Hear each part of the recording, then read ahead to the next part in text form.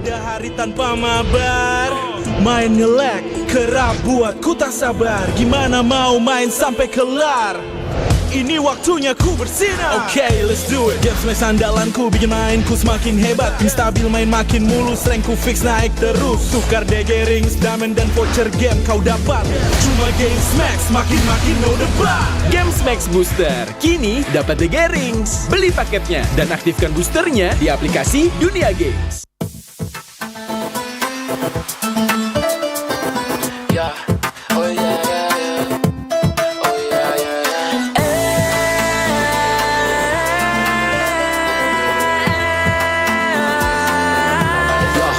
Get it together, let's get it together. Satu Ramadan berlipat kebaikan. Get it together, let's get it together. Peluk dan maaf di hari lebaran.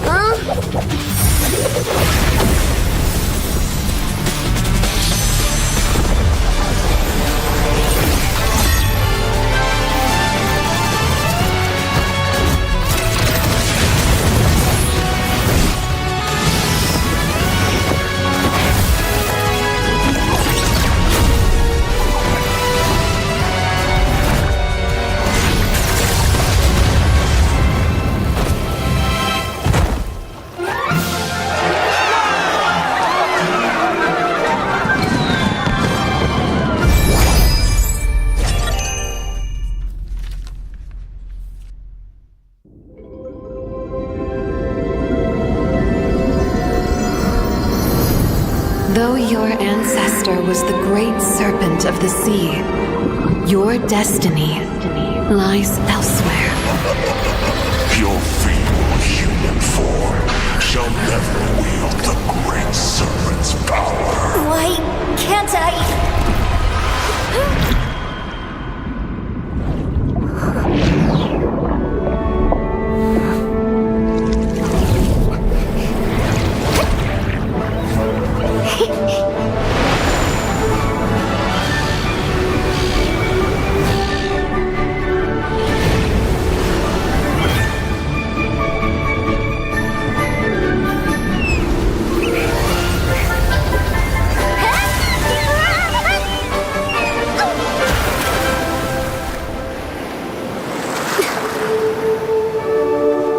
The great serpent's power. Only weaklings live on land. Born with this awesome tail, but stuck in this plain body. That's me, the great serpent's heir, Kalea.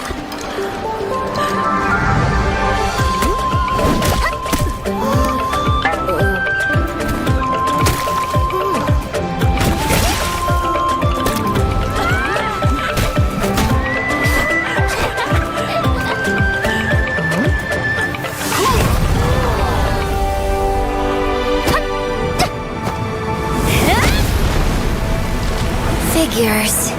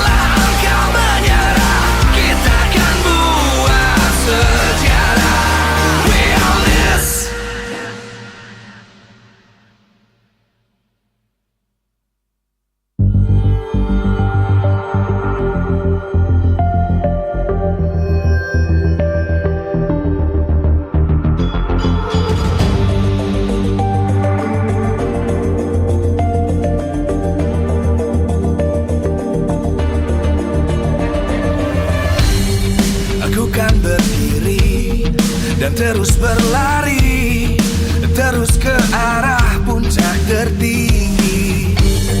Ku takkan berhenti, hanya sampai di sini. Kemenangan abadi menanti. You know we won't miss if we unite our focus. And if you haven't noticed, we all live. Nyalakan apimu, hadapi semua. Hello, ladies and gentlemen. Welcome to the M-Watch Breakdown right here, where we take a look at some of the spiciest clips from last week's MPL ID Season 15. It's been a crazy season so far. I'll be your host, Arashi, right here. One of the first times we're going to have a M-Watch Breakdown here on the English stream. But yeah, there's been a great deal of big plays, big moments, and interesting moments overall in the season so far. It's been an interesting meta as well, with a lot of shifts coming in from different rosters, and also a lot of different, qualities of performances for different teams as well. So let's take a look at some of these clips right here immediately. Taking a look at the game earlier, I believe it was day 2 between Onyx and GeekFam, where they initially started with a very interesting draft. It really seemed like Onyx kind of got the better of GeekFam again and again. But afterwards, soon after, we thought that, okay, this isn't going to work. And then eventually GeekFam, after this performance where they try to go for a split push kind of approach, they're going to change some things up. It turns out, game number 2, they go straight back to the same exact draft. And Coach Adi of Onyx obliged them immediately. Bluffzy and Adi both just going at it. And you can see here, we thought it was going to be the same rehash, especially because Onyx actually got ahead in the second game. But it turns out GeekFam were able to execute the game plan even neater than they did in game number 1. And Onyx actually failed to punish Chidera enough to actually stop him from actually gaining enough traction. And of course, right after that, we take a look at this moment here by RRQ, where Edok initially started off this play. It was a catch initially from the players of Team Liquid ID, but look at that. With one single play there from Edok, kind of stops the whole tempo. And even though it seems like Team Liquid ID were gonna find a moment right there, the fact that Team RRQ were able to actually get such a big combo and they have so much more mobility tools allowed them to actually get the better of them in that fight. And here, of course, that crazy moment right there. If you paid attention, you can see that Key actually was able to set that up by actually going for the stun onto the jungle right there, and that allowed for that big moment of a steal from Erlan. And of course, soon after that, you can see this moment where we thought that RRQ were going for a late game strategy. They have that Sicilian in the hands of Rins. We thought that Rins' aggressiveness is going to hold him back playing these long-range backline heroes. But actually, with the great setups made by Edok here, you can see, even when the fights are this chaotic, you can see that Rins found a way to stay in the back, and his team were able to actually just take away all the attention away from him. And slowly but surely, I think Rins snowballed up to a 7 kill, 8 kill snowball lead. And there was this one moment where it was looking so sketchy right here. This might be the chance for Team Liquid to actually come back, get a big combo. But watch what happens here. They all funnel through. They all try and get the kill onto the members right in front of their eyes. And as a result, you can see Rins stay in the back, just outputting bat impact after bat impact again and again. Still Toy getting triple kill, but that's kind of sealed the deal there for Team Liquid ID. At that point, that was the one moment they were waiting for to really try and get something decisive, something that can flip the whole game on its head immediately. But unfortunately with RRQ, just being so prepared for the possibilities, always aware of the comeback potential of Team Liquid ID. This was the rematch after all from the grand finals of last season. We were really expecting a massive showdown, but it seems like RRQ were just so much more ahead, at least when it comes to the strategies, when it comes to the understanding of the meta as well. And that was a very clean 2-0 performance from RRQ. And it wasn't even that close. There were some moments where it seemed kind of interesting, or it seemed like anything could happen. But overall, it was still a very solid performance there for RRQ. So definitely one of the teams that are being looked at right now. And Team Liquid has this week to actually prove themselves, perform better, shape up when it comes to the strategies. But that was, for the most part, the big moments there, the interesting moments that you guys might have missed from MPL ID Season 15, week number 2 there. The Lord Steel, the draft showdown, and also the great rematch that turns out to be a bit anticlimactic. But again, it's only week number 2. So now, going into week number 3, who knows what's going to happen? At this point, I feel like the teams have shown great potential when it comes to adjusting, when it comes to just applying different strategies. And even now with the new patch rolling in, interesting few changes to the emblems, interesting few changes to some of the key heroes as well. I think there's going to be a lot to look forward to when it comes to week 3 right here. So soon after, we're going to enjoy a great day of Mobile Legends gaming for sure, but keep your eyes open for those new heroes making it through. The new hero, the literal new hero, won't be available just yet, but ladies and gentlemen, that was it for the M-Watch. Enjoy the rest of the matches today.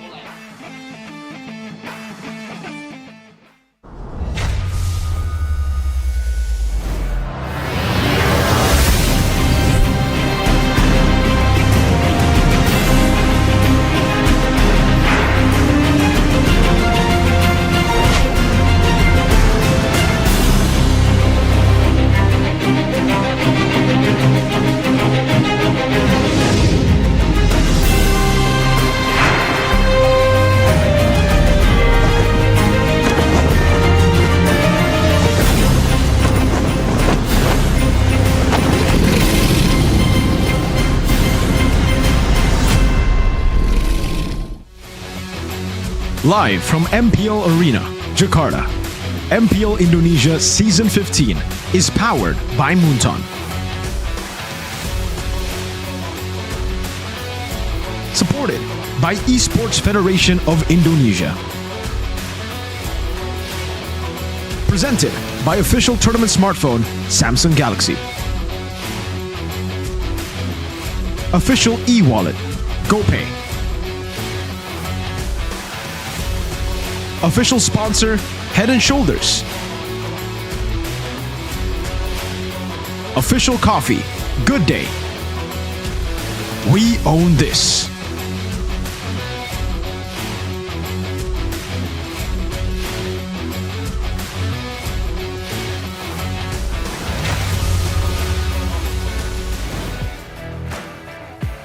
Selamat datang semuanya ke MPL Indonesia season yang ke-15. Dan di sini kayak ada yang baru ya. Kok kayak nggak di meja caster ya? Oh iya, soalnya aku hari ini akan menjadi reporter magang kalian. Tapi nggak itu doang loh guys yang baru, karena di week yang ketiga ini sebagai pembukaan ada beberapa hal yang baru yang pengen kita diskusi nih juga sama kalian. Udah siap? Oke, kita panggilkan langsung ya, kita diskusikan langsung karena selain ada patch baru yang baru hit di week yang ketiga, kita juga kedatangan player baru jauh-jauh dari Filipina. Jadi kalau itu kita langsung aja sambut Ryota, welcome. Dan di sini kita juga ada Watt untuk diskusiin patch yang terbaru di week yang ketiga ini. Jadi Ryota, udah bisa ngomong bahasa Indonesia? Belum ya kayaknya. Oke, Ryota, how are you? And congratulations and welcome to MPL ID. How are you feeling? I feel excited right now. You feel excited? Because it's my first time to play here in Indonesia. Okay. How have you adapted coming into Onyx? Are there shakeups? Are there challenges for you so far? I think the language first. I just need to learn the bahasa. Learn the bahasa. Okay, it's okay. I think Kyrie will help you. He's actually here in the corner. You guys can't see him, but you'll see him later maybe. So Ryota, you're going to be playing now for Onyx as the EXP lane. Now, untuk what? Nih, ini kan kita ada kedatangan player baru untuk Onyx. Kira-kira itu bisa menjadi hal yang baru nggak sih atau tantangan baru untuk Watt sendiri? Yang pasti tantangan baru sih. Soalnya change roster kan. XP ya lumayan ngaruh sih menurut. Lumayan ngaruh ya. Kira-kira challenge apa? Karena kita nggak punya info tentang Ryota kah atau apa? Ya mungkin infonya minim sih. Infonya minim, oke. Nah untuk masalah patch baru, so there's a new patch that hit. What do you think will be the impact of the new patch, especially for Onyx? Again. How do you think the new patch will hit for Onyx? What do you think will be the implications of it? I think what's this? I forgot. the new. Do you think it'll help Onyx? Because right now we know that Onyx is at a 3-match lose streak. Jadi sekarang Onyx ada di match lose streak yang ketiganya nih. Do you think that it'll help Onyx or do you think it'll be another challenge for Onyx? I think it will help Onyx. Help Onyx? Yeah. Ooh, can we know what way? No. No, okay. You can see later. Okay, we'll see later. what do you think will be the impact for Dewa? For you, what? Kalau buat aku pribadi sih, Jadi challenge baru nggak lumayan sih? challenge baru juga. Karena bakal ada berubah emblem gitu-gitu, hero-hero baru juga. Mungkinan nanti bakal muncul sih. Kesulitan nggak sih coach? Jadi sendiri gitu kan biasanya kan kalau kita lihat dari tim-tim lain selain Onyx sama Dewa kan ada beberapa orang ya di coaching staff. Tapi kalau Watt sendiri gitu ngeliat challenge baru, patch baru, kesulitan nggak so far? Untungnya sih enggak ya, untung anak-anak juga pada ngasih masukan juga karena mereka pada ngerank. Dan ya menurut aku lumayan ngaruh sih dari anak-anaknya juga ngasih info ke kita. Sama-sama Jadi sharing kerjasama ya. Oke, kalau gitu. Jadi untuk match pembukaan, kalian ada message nggak sih for each other? Do you have a message for each other? Maybe Ryota for Watt, Watt to Ryota? Kita mulai dari Watt. Buat message-nya ya good luck Evan aja, kasih yang terbaik lah. Kasih game yang seru kita hari ini. Oke, do you have a message for Watt? Good luck and give us the fans good game. Good luck, alright. Jadi thank you so much Watt, thank you so much Ryota. Kita akan lempar untuk pembukaan dari match yang pertama di week yang ketiga ini. Bude Clara, are you there?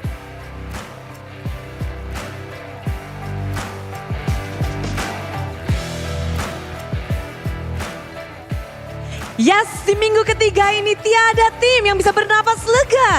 Dan kita sudah melihat bahwa semuanya harus cepat beradaptasi karena patch baru telah hadir. Dan khususnya di minggu ketiga ini ada match pembukaan antara tim Onyx dan juga Dewa United. Kedua tim ini memang cukup unik karena mereka memiliki solo coach. Dan ini akan menjadi tantangan besar bagi para coach yang berjuang sendirian untuk timnya. Dan mereka harus bisa mendapatkan kemenangan demi kemenangan. Dan kalau kita lihat bersama-sama, Bude pun juga penasaran. Kalau tadi di belakang Eterna sudah ngobrol-ngobrol sedikit, di sini kita akan lebih ngobrol banyak, lebih dalam lagi tentang patch, tentang match ini dan berbagai macam hal dengan dua expertise yang akan muncul di panggung ini. Mari kita sambut bersama-sama, inilah Oji dan juga Mirko.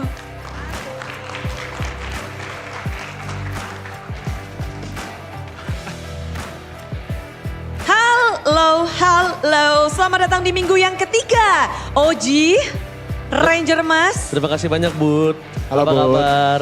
Baik dong, gimana minggu ketiga ini? Alhamdulillah baik, menjadi pembuka hari ini alhamdulillah. Baik, kalau dari Mirko sendiri minggu yang ketiga, apa yang kamu ekspektasikan nih? Exciting banget sih Bude, apalagi dengan patch baru ya. Mau lihat hero-hero baru akhirnya. Nah, tadi patch baru udah dikit-dikit dibahas, kita bakal bahas lebih dalam lagi, kita butuh insight dari kalian. Kalau menurut Bude sih kayaknya ini bakal jadi hari yang barbar gak sih untuk tim-tim? Betul sekali, pertama hari yang barbar untuk tim-tim karena lot dari awal udah harus diperebutkan, udah berbeda sama lot sebelumnya. Hero juga banyak yang di-update, apalagi sekarang gold crab kalau kita bilangnya itu turun beberapa persen Bude. Jadi untuk ada patch-patch terbaru gini untuk para tim tuh gak boleh panic attack. Gak boleh panic attack?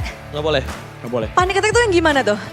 Panic attack itu ketika mereka ini loh, kalau ada patch baru mereka nggak bisa adjust, terus akhirnya jadinya super panik mainnya. Oke, super panik. Tapi kalau ngebahas tentang Battlefield dulu kali ya. Battlefield adjustment yang terjadi di Land of Dawn. Banyak banget perubahan dan mungkin kalian bisa jelasin gak sih apa sih yang benar-benar harus diperhatikan, yang berubah dan terpenting?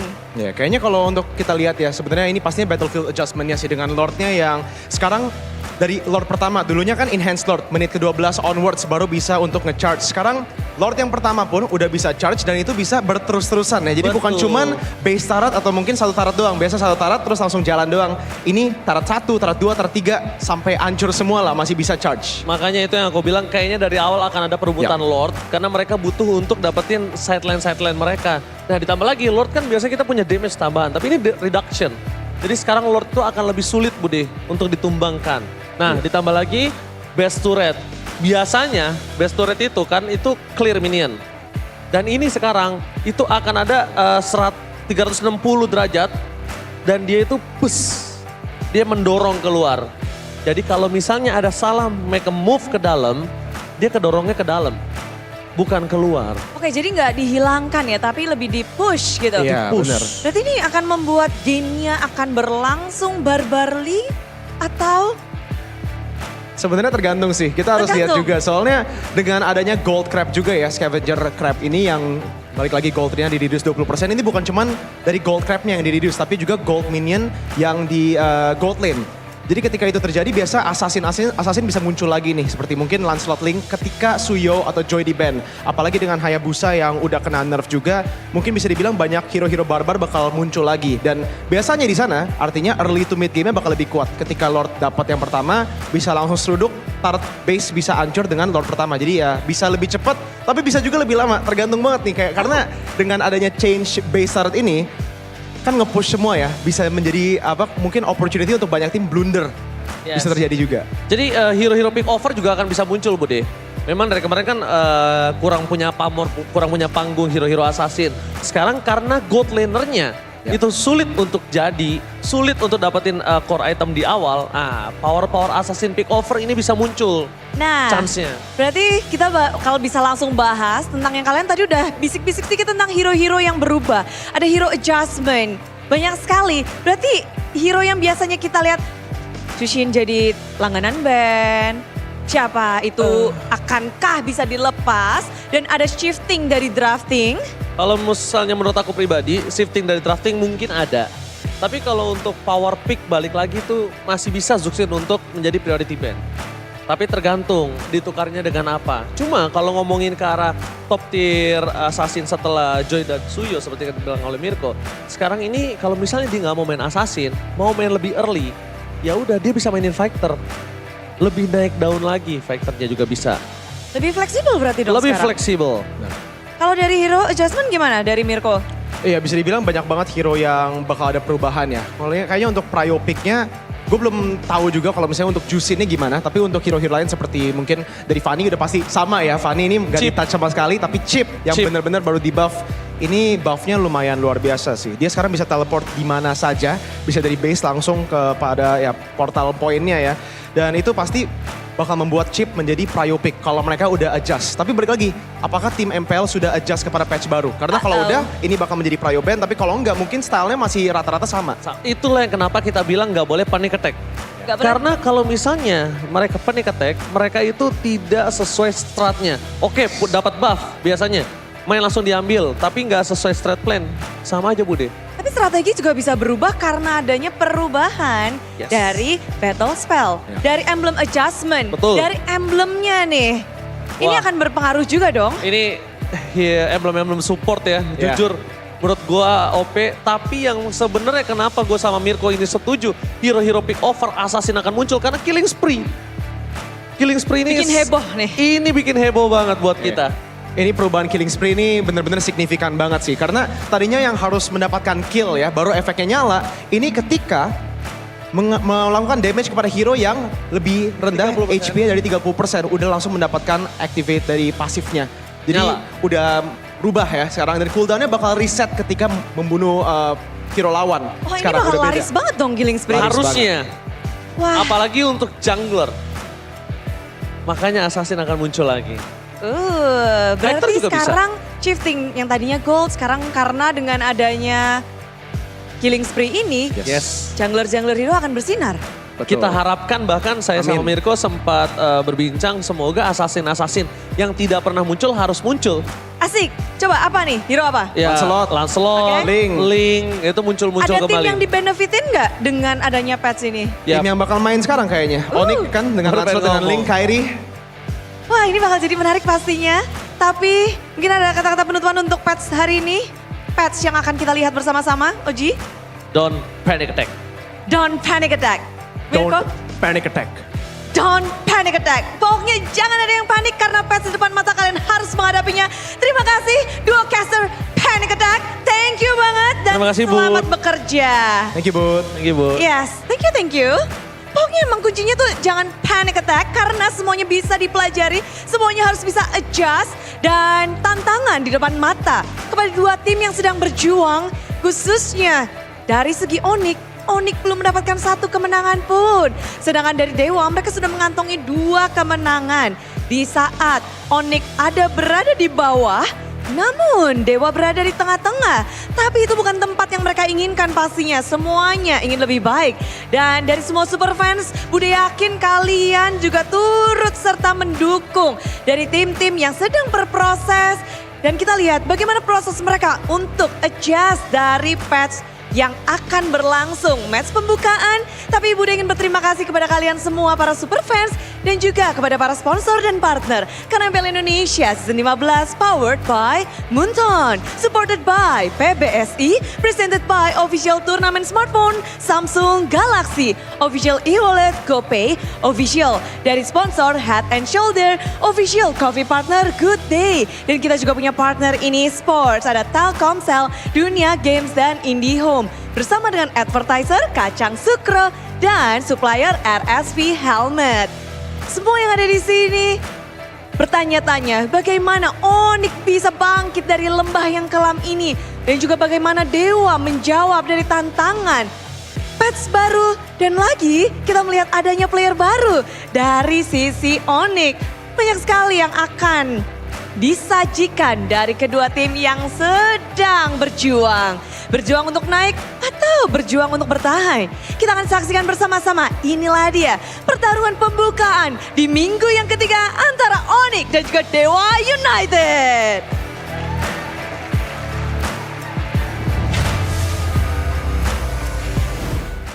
The patch just dropped, ladies and gentlemen, a few days ago, and these teams will have to adjust. Don't panic is the big title right now as we get into week 3 of MPL Indonesia Season 15. With the new patch, it has brought, I would say, a few big changes here and there. The Lord is now new. Yep. We got a Killing Spree revamp, and it's amazing for the Assassin users out there. Welcome, ladies and gentlemen. It's your boy, Mirko, together with Mr. Realize here, and Arashi to accompany you throughout day number 1 of week 3 of MPL ID Season 15. Guys, how are we feeling about this new patch? Lancelot links, come out, right?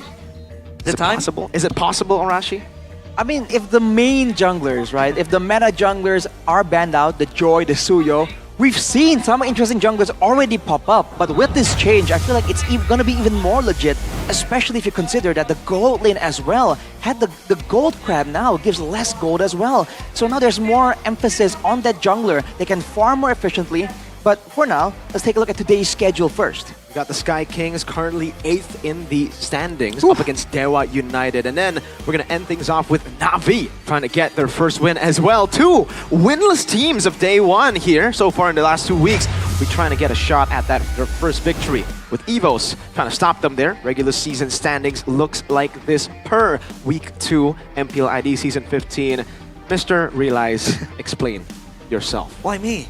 Onyx is down in the dumps, man. I mean, yeah, this is, again, a sight that is very strange for Onyx fans. Again, like I said, not the Sky Kings, but for now, we are still the Sky Peasants, unless we get a win today. I guess this is the greatest opening we have against Na'Vi, a winless team as well. And Ryoda now entering, reinstating himself into that roster where he was not apparent for the last 2 or 3 games. And then tomorrow, we're able to add Lutfi and Savero.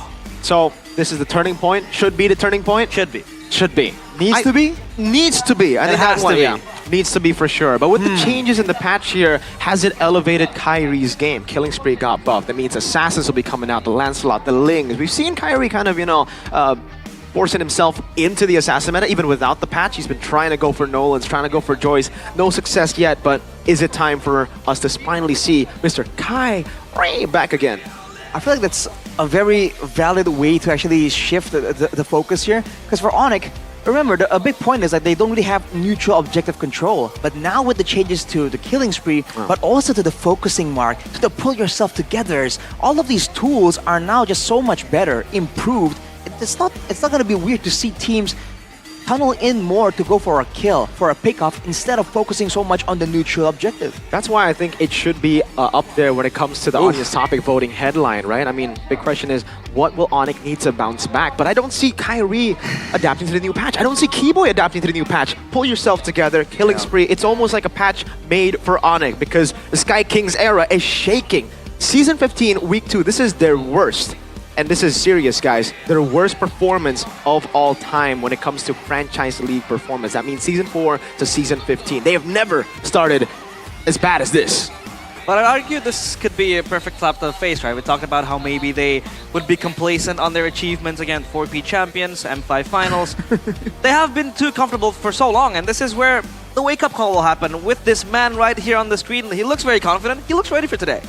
Definitely does look ready. Onyx, second PH player. Here, 5th to 6th place, MPL PH Season 14 Smart Omega. First place at the 32nd SEA Games as well. A gold medalist. Even though he didn't really get a chance to play in that SEA Games, he was part of the substitute. He did go through, the player selection. So Ryota here, he's got some mad skills, Arashi, but is it going to be enough to take Onyx back to the top? I feel like right now, we shouldn't focus too much on getting to the top immediately. They should focus on actually turning the franchise around real quick because, they can go back up or they can follow the Indonesian stock market and just keep going down, brother. Whoa. Let's see what the audience have, voted on here. What should Onyx do to bounce back? Number 1, wait for Savero Lupi. That's 25%. Start playing Ryota is 57%. So I believe they're going to try to do what you've asked them to do. But we might just see Nile and XP again, I'm just saying. Yo, start playing Ryota might just be the answer. We talked about this backstage the last time an Omega PH player joined Onyx. You know what happened? Kelra went to Onyx PH. And Onyx PH ended up winning M Series. This might be the turning point for Onyx Indonesia as well. Bit of a tall order there. Hey, one man can dream. One man can when dream. Kelra joined Onyx PH, it didn't take a season for him to, That's true. It took him 2 seasons. So maybe you're saying he's gonna get it done in a week. Nah, he's gonna do it better. Technically, M7 will be next season. I The see the timing vision. is there. I The see the timing vision. is Arashi, I got a question for you though right now. For right? me? Kyrie versus Retribution, the fight for carry dominance. So far, Ray's had a better season, I would say, right? Teamfight participation, Lord secured, all higher, but Kyrie's still been deadly on those assassins. So Ray, I believe, really surprised us on that match with Bigatron, right? Where he was able to just demolish Annabelle in the neutral objective game. But this is exactly what we're talking about. If the game shifts over to kills, right? And so the advantage Ray has so far, it's kind of negated. Because Kyrie, I believe, looking at some of his moments, he still has the killer instinct, man. He can still go for those, those opportunities. And with the hero pool opening up a bit more potentially, there's so many more ways Kyrie can do unpredictable things. And that's the best thing that Onyx were able to get out of him. Killing spree back. Both these junglers known for their assassins. So we're talking a lot about Onyx here, but Dewa United, I think they'll also benefit a lot from this change. Mueza is an amazing moment maker, playmaker as well, especially when you give him something like a Tigreal. And I think we might see the rise of the Tigreal back again in MPL with the changes of Pull Yourself Together, guys. Now it starts at 12%, no longer it's 15% base, 12%, and every kill and assist stacks up for another percentage. 1+1 every single time. Max at 8 stacks, that means you can get a maximum of 20% cooldown reduction on your battle spell. Hollow Legends inductee though, let's talk about Mr. Kyrie, the god in the jungle. Yeah, the man with a great amount of accolades to his name so far. But in the season, it's just a bit different. Although to be fair, he's still the number 3 jungle with the most total turtles. Yep. But, Albert, number 1 right now with 20. So he's definitely not really shining as the jungler of Indonesia. But again, it's a team game, right? With the changes to the EXP lane, that might change. And we'll have to see what kind of game is being played here. Is it going to be kill-centric or is it going to be neutral objective focus? Because if it is, then this change, bringing in Ryota, might just be game-changing. Isn't it crazy that Albert, the guy at number 1, was a bench warmer for Onyx just last season, Mr. Realize? Again, that's true. It feels like he's broken free from the shackles. And now, of course, Retribution standing in front of Kyrie's way. Again, I'd argue that Retribution, of course, Ray, even if he is indeed so, apt in terms of the Retribution and the Assassins. I know you're very, very happy seeing Annabelle right there with 10 Lord kills. But Ray has been very methodical in the Lord approaches compared to Kyrie, who is really cold-blooded. He just wants the kills. And maybe the Lord takes does happen when he has support behind his back. I think, again, it depends on the strategies here. And of course, it starts with the drafting phase, right? Yeah. Now, this is where it gets really fun because now the coaches have a lot of tools to play with. Not just more heroes that can actually fit into the meta, right? But also more threats that they can use for mind games. And we know Onyx has been great at drafting so far, but with Coach Adi at the helm, a lot of people have been saying that it's been a bit more straightforward, and sometimes straightforward isn't always better. Most of the time it's not better. Well, so far it has not been good at all, right? I mean, maybe one game it's been good. 0-3 is the current standings, guys. And finally, I guess we will have to see Dewa and Onyx coaches battle 1v1. This is Dewa United with their roster still the same lineup. No changes. Ray, Octa, Moeza, maybe, and So Rizzo. Man, this team, they've done so much. They've improved so much as well. We have to see how they can methodically deconstruct the plans coming in from Onyx. The gods with the veterans on the helm. It is, of course, Dewa United. Dewa United, an early top performance from this team. Something that most people didn't expect. They've been able to exceed a lot of our expectations. Will they be able to beat Onyx? It's funny how we still put that in, right? This is currently one of the top teams in the standings versus the second worst team in the standings. But it's always the Sky Kings having that aura, that boss of ID aura. Hey, an old king, a retired king, was still a king, and he got there for a reason. He got there because he was the man to be feared. So you can never let your guard down when an ex-king is in the building. And speaking of the ex-kings, it's Ryota making his debut in Season 15 of MPL ID. The Sky Kings with Ryota. Can they rebuild what they lost? Backup has arrived to guard the long-lost throne of the Sky Kings. Please welcome Onyx Esports. The dark times for the Sky Kings currently, as their kingdom has been shattered, taken down many times by Geek Fam last season and by three different teams this season. Let's see if they can actually rebuild. Ryota, another foundation that they lost with Boots back in the day, with Lutpi, with Rez. I don't know, Rashi. I'm kind of nervous for Ryota, man. I am too. But for the rest of the team as well, you know, they've been through tough times. As a wise man once said, tough times never last, only tough people last. And Onyx has proven that time and time again before. So let's wait and see what they want to bring to the table here as we welcome, as always, the brains, the CPU behind the entire operation. It's no longer them being outnumbered. It's a mano a mano, 1v1. Coach Adi and Coach Watt, solo coaches in the season. And our Marshal, Gary, who has a very notorious curse. Gary, where are you going? Hopefully not in the Sky Kings corner. Because, is that bias I hear? No, not bias. They need a win. They need a win. True. You know, their momentum flowing, and then... Gary's going to the left. Where's he going? No, he's going to Onyx. Ladies and gentlemen, Gary. Well, oh no. His side has never won. This is a weird coincidence. Is it never? One time. Evos got beat by Alter Ego. That was the one time. He was on Alter Ego's side, and it didn't work out for Alter Ego. But for Onyx, I don't think they rely on these curses. They rely on their keys to victory. By the Samsung Galaxy S25 series, Chip is not cheap. Contend as a high-value hero with the changes now. Chip with the improved mobility, it's gonna be a lot more dangerous, especially with a team as experienced as Onyx, and be more adaptive. Don't be swayed by ego in the drafting phase. That's a big, a big point for Adi to take note of. But we'll have to see. Can Watt actually outsmart Adi in the drafting department? Because for the keys to victory for Dewa United, is denying the high ground hero from Sans with the improved Farsa right now, giving more visibility, having more ways to be useful in a big team fight.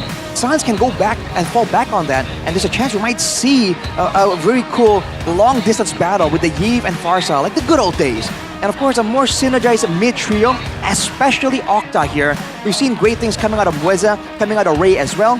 Octa is the one person from the mid-trio that a lot of people have had critiques for, but you know, when it works, it works. When it doesn't, not so good. So he needs to kind of clean up on that and really pick the right moment for the right play. I think he just needs to learn how to be selfless, right? Because a lot of times when he was in RQ as well, he wants to be the carry, he wants to be the damage dealer. We've seen that here for Dewa too, saving his flicker for a big play that will, get him highlight, but then as he flickered forward, he dies. So, for Octa, clinical decision-making, clinical also playmaking needs to be there for them.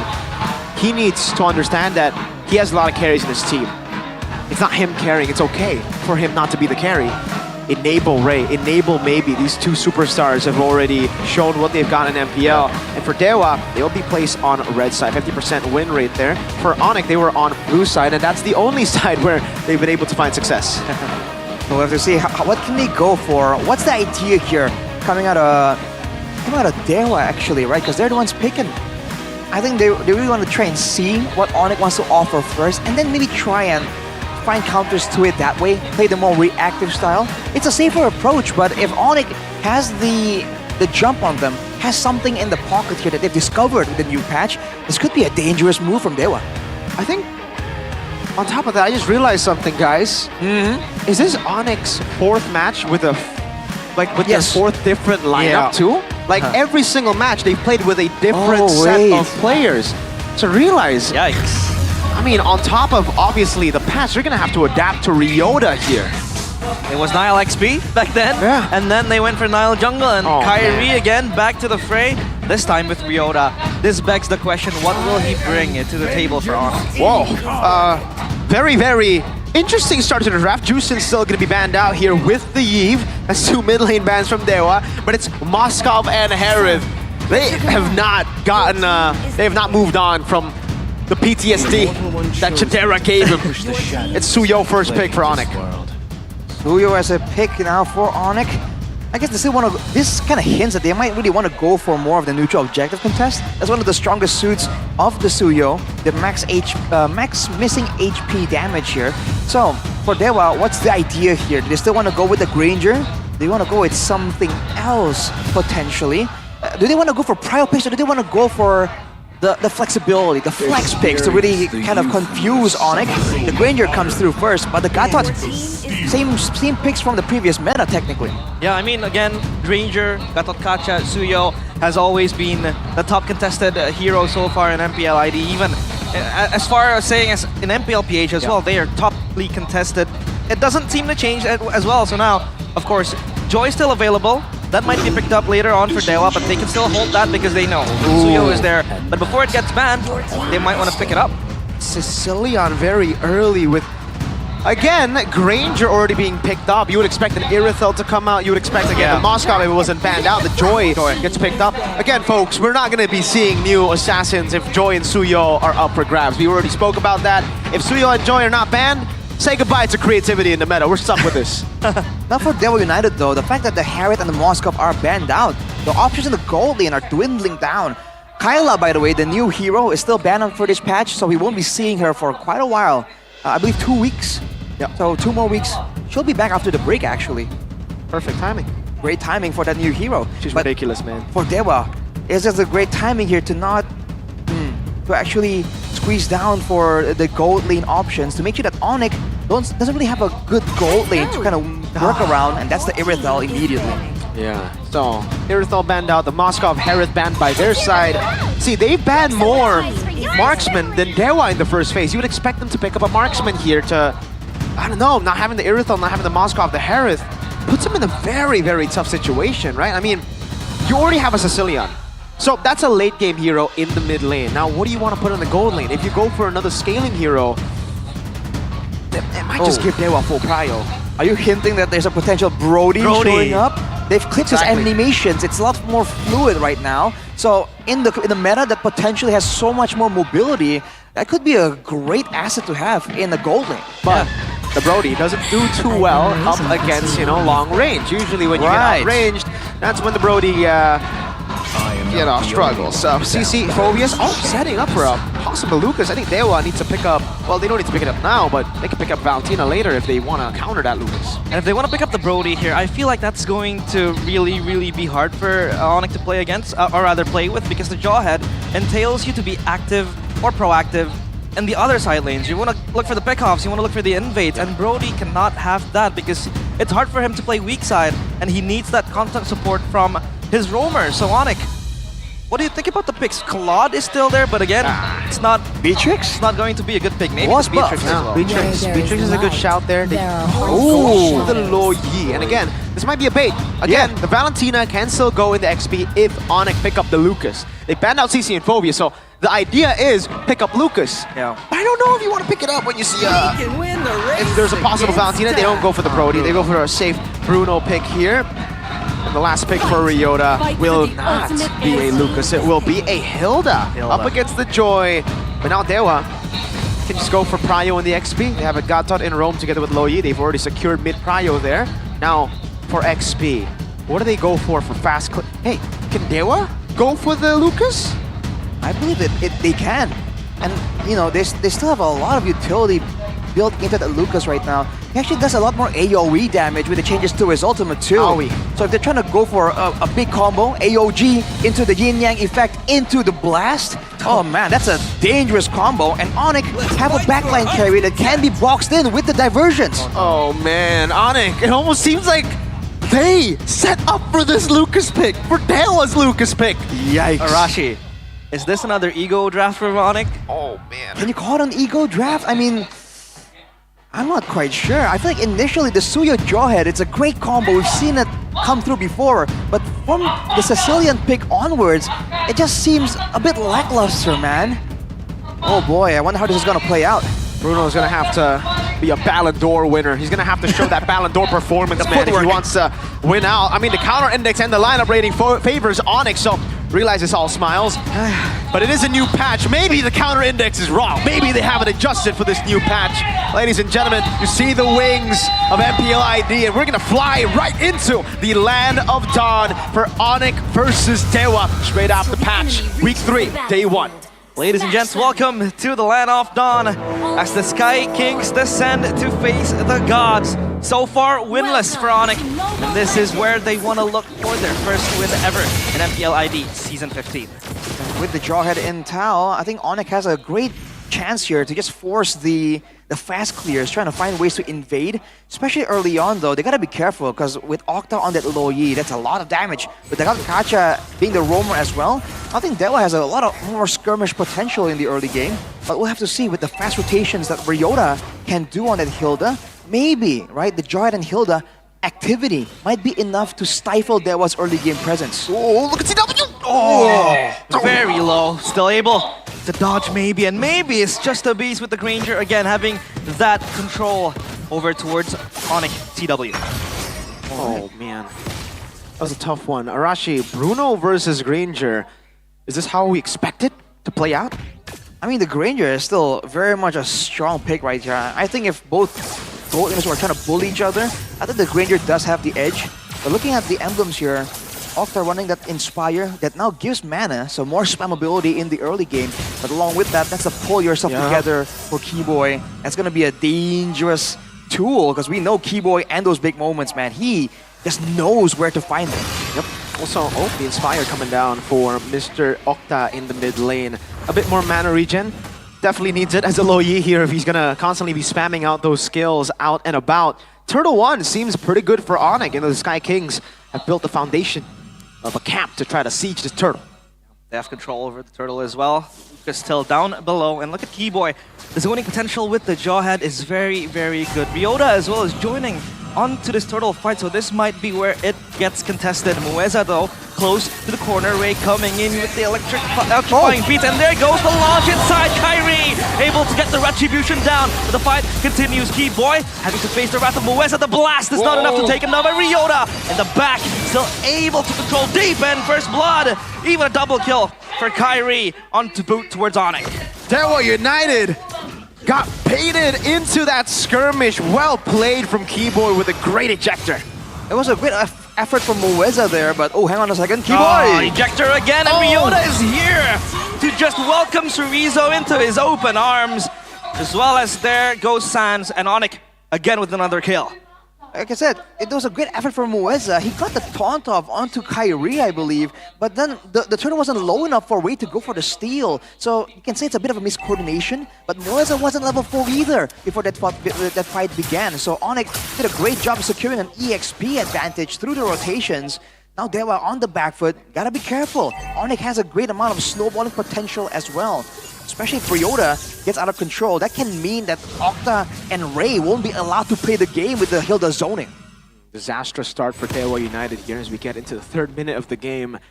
It's interesting to see that Dewa wanted to contest for the neutral objective despite it being a Suyo Jawhead, despite it being, you know, pretty bad on their front for the contest, and especially because Octa just recalled.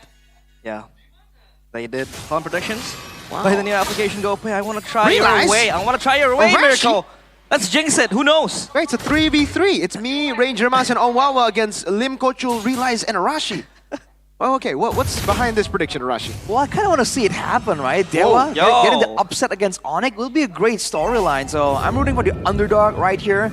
But, you know, if Onyx makes a recovery, by all means, they also deserve it. They're going through a lot right now. The underdogs, or as Moreno would call them, the underground. The underground? Up top, though, you can see that maybe spinning up in lane, but that's a 2-level lead on the Sky King. Another rumble in the jungle. Ryota again behind the bush. He controls it deep. Mueza wants to zone out Onyx. This turtle still up for grabs. Chorizo, though, has Prio from behind. Let's see. Turtle being contested again. Oh, man, maybe. Double lading now. Unstoppable force down below. Big ults used. They have control. Ryota just jumping from the back. Oh, the Sanguine Claws.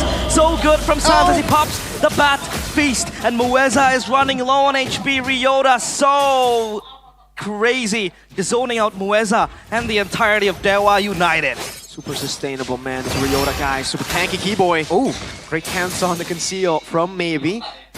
And Maybe is the shining glimmer of hope currently for Dewa United. They got to play for Maybe. They failed 2 neutral objectives. If they double down again on the next neutral objective, Arashi, Maybe's gonna lose out that window to even snowball. Diversion play from the back. This might be a call to arms. Tans is there, and Ryota again just putting it out. Onyx, they have their guardian angel, and that man is Ryota. That went to the skies, Arashi. That's unfortunate, man. Octa stepping up forward ahead from the team, not lending the yin-yang effect that's required to start off that fight. The lack of engagement was really harming Dewa. Onyx are just sitting back, waiting for a big moment to arrive with the ejector and the Sanguine Claws. They don't really have to force anything, but Umuesa stand by here. Here they go. Oh my god, there goes the unstoppable force, but maybe picks up a kill. Ryota dives from the back, and TW is given on a silver platter. That kill towards him, and Sans gets the turret. Onyx pounced back. There's no trade. Onyx made sure of it. Kyrie made sure of it. Down below he goes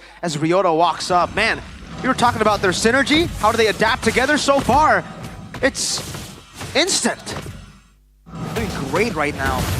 Actually moving in unison, but look at CW. Oh, he's very low. CW has to run, but no, he wants to play football. But Chorizo says no. And there goes Mueza with the AOG as Onyx. They disengage, and Dewa might second chance this. Kyrie in front, not going to re-aggress any further. They might have to look for more though. With the turtle spawning in 9 seconds here, Dewa has used 3 ultimates. They gotta try and use this momentum when CW isn't on the field to try and find something. Because otherwise, it really wasn't as impactful of a pickoff. Oh, Ryota so deep towards Dewa's faces. Keyboy might come to the backup, and no. Just trying to toss Ryota back, and another turtle dance on the cards for both teams. Look at how fast Ryota just gets back to full again. Kyrie's second item picked up. That's the War Axe on top of the Hunter Strike. And I think Onyx have already neutralized Dewa's poke. Maybe can't really poke on Ryota, right? I mean, you can constantly just regen. Dewa, despite all of our warnings, they still want to go Turtle 3. Running in too deep is Ryota again. AOG to the back. It's going not to hit anyone, but Ray gets Ryota. CW still dancing. Keyboy as well, just joining up the fray. And there goes CW hitting the balls left and right. Chorizo has to run for the hills. The blast only to zone out CW. Turtle again, so clean for Onyx. That's Ray taken out as well though. Onyx should be able to get this turtle no problem at all. Dewa, despite having the right tools, the right burst, you can see that Keyboy did not last long at all, but they're really struggling to find the right targets in these fights. And they have not been able to use the diversion as efficiently as you would expect. They need that diversion to come through right now if they want to try and overturn this game against Onyx.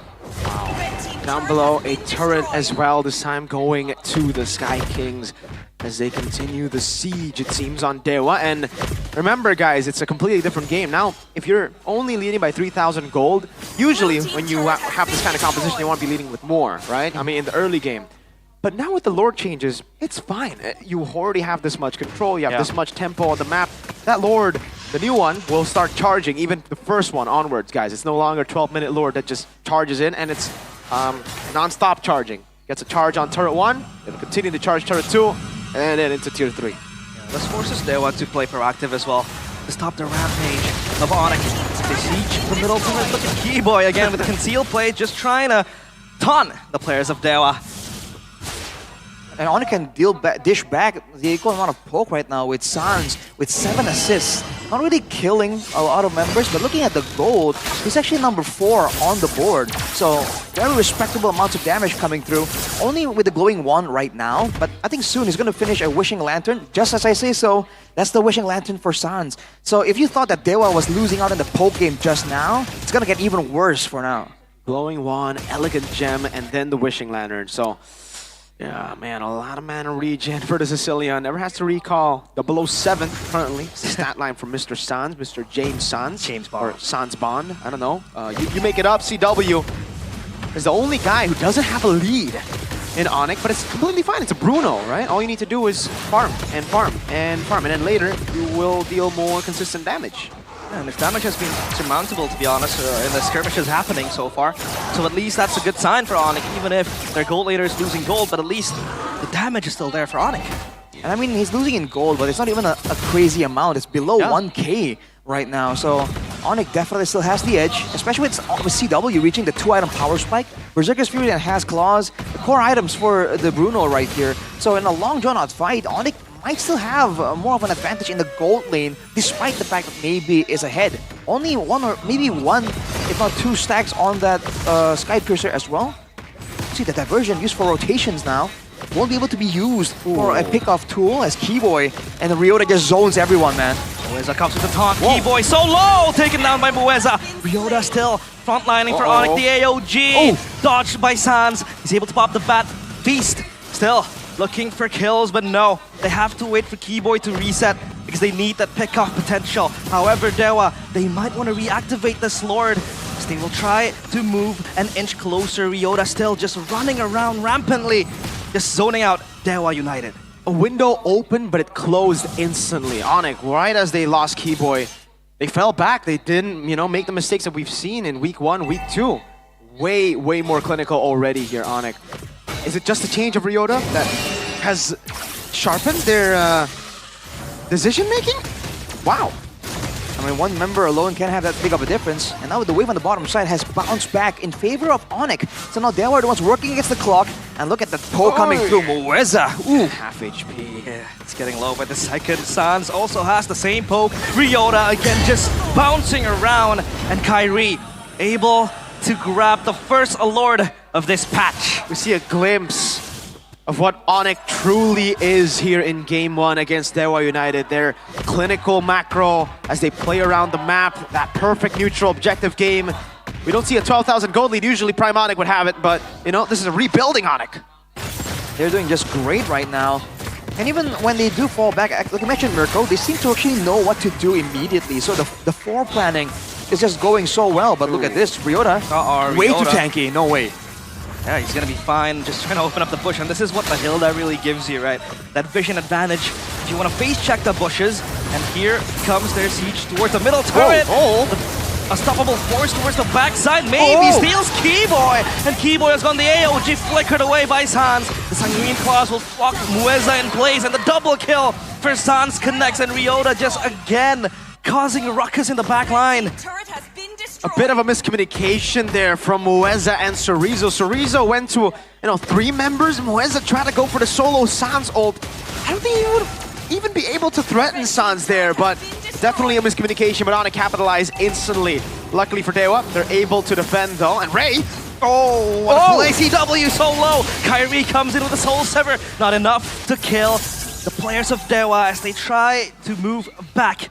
Defensive maneuver from the gods. All right, knowing the new Lord, Arashi, was that value with the new Lord, or is that not value? I feel like they could have gotten more value. The fact that they were able to hang on to all 3 of their base turrets, despite being at a gold deficit there, I think it's still very good for them. So Onyx, I feel like that initial fight was kind of rash by Keyboy, but because of the reaction of Dewa, like you mentioned, maybe overextending a bit, they were able to actually be fine off the back of that play. But if they want to get a clean finish on this game, they gotta make sure that they're on the same page right there. And maybe rely more on San's poke instead of Keyboy's pickoff. Because he just picked up a lightning truncheon, man. He has a ton of damage right now. And even CW, right before the previous fight, has already picked up a Malefic gun. So when they want to play this slow, long, drawn-out range game, Onyx has an abundant advantage right now. Oh, 226 stacks as well. Got the roam boots too there to, you know, add on to the goal that you get with the assist. He got 7 already, so I mean, that's quite a lot of value that he's gotten with the roam boots. Lightning truncheon now to add on to the list of items that he has. I feel for Mueza and Cerezo now, man. I mean, what are you going to itemize for? He has an Athena, he has an Anti-Curse, and now he's like, I got to get a Blade Armor too. CW is dealing so much damage. I got to get a Radiant to deal with late game Suns.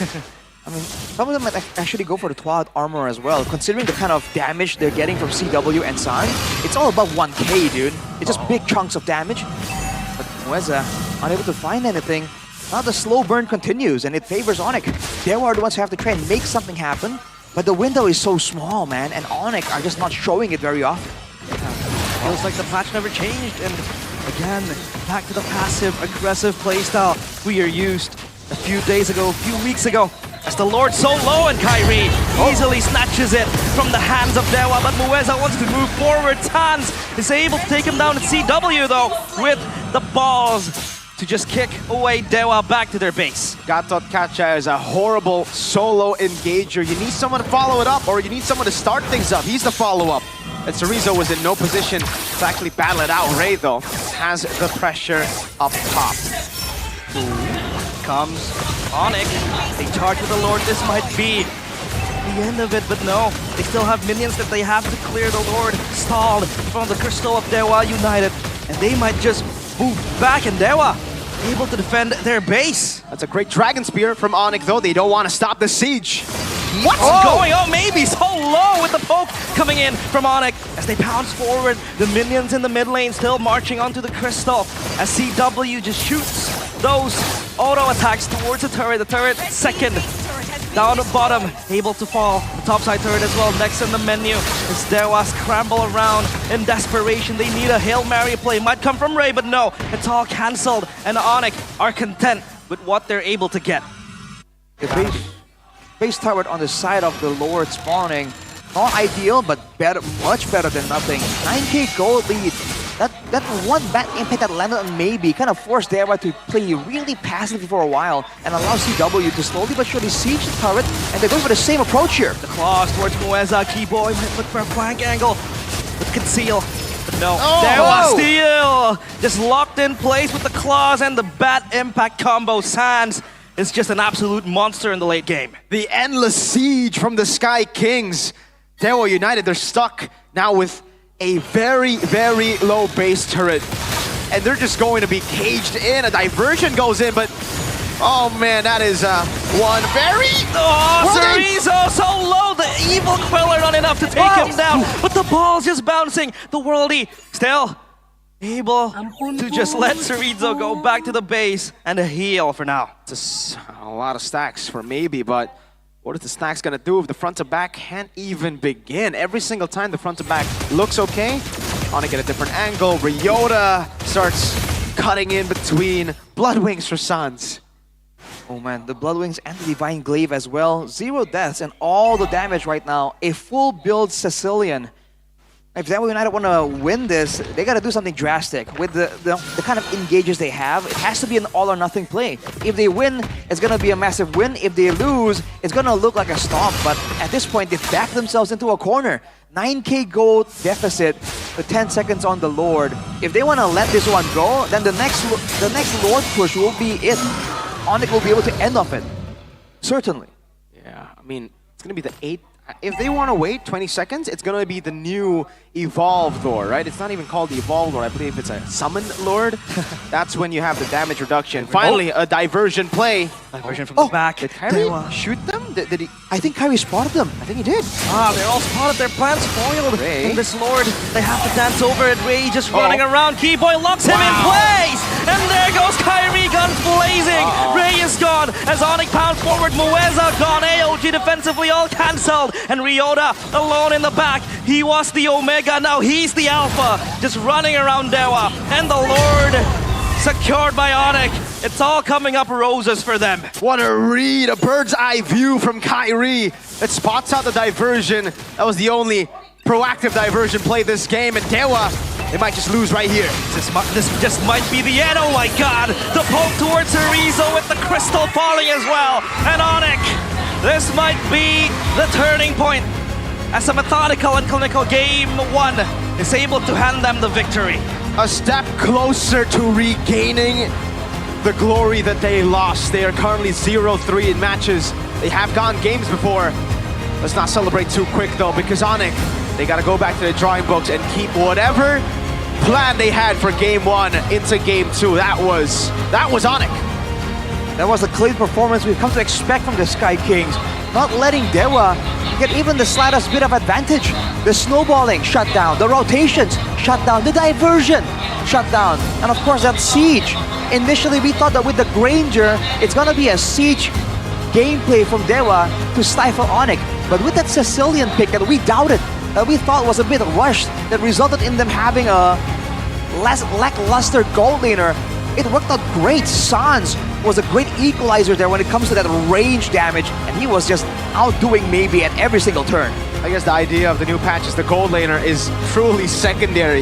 You can pick whatever you want in the gold lane. It's not gonna carry you until what? Like we get to super late game, maybe 19, 20 minutes. But man, the gold reduction on the minions in the gold lane and that gold crab, usually the Granger would be online so much earlier. But in this game, we saw the patch just play in, play for the neutral objectives, play for the trio mid, and so far, Onyx have been, they've done their homework. Yes. Very nice. Still game number 2 though. You predicted 2-1 Dewa, so I'm just trying to jinx it. Are you a believer? I'm trying to absorb Mirko's, whole Curse? trait. Okay. Interesting. His whole troop. Is that how it works? It's transferable? Maybe, I don't know. But again, you pointed out, right, Mirko? Gatot Kacha is not a good solo engager. Nope. So the question now becomes, was that a misdraft from Dewa? I think it was a miscoordinated play a couple of times, right? I mean, Chorizo walked in, but Mueza wanted to go for his own pickoff. Like, I mean, there was a play up top, I think, around orange buff, where Chorizo got 3 guys. Mueza tried to jump in on Sans alone, so he's trying to make these solo plays that obviously doesn't work out as a Gatot Kacha. You want to be the guy that follows up. But also the Lucas was late to the first turtle, was late to most fights. There was the EXP disadvantage. Gatot was level 3 in the first turtle fight as well. It feels like there was potential for this composition to work out. It's a Granger just bullying everyone with the range, and then whenever Onyx tries to make a play, the Gatot comes in, the Lucas comes in, and kind of turns it back around. But first of all, Onyx were able to get the Sicilian and win the long-range battle, and then they're able to get the control advantage as well.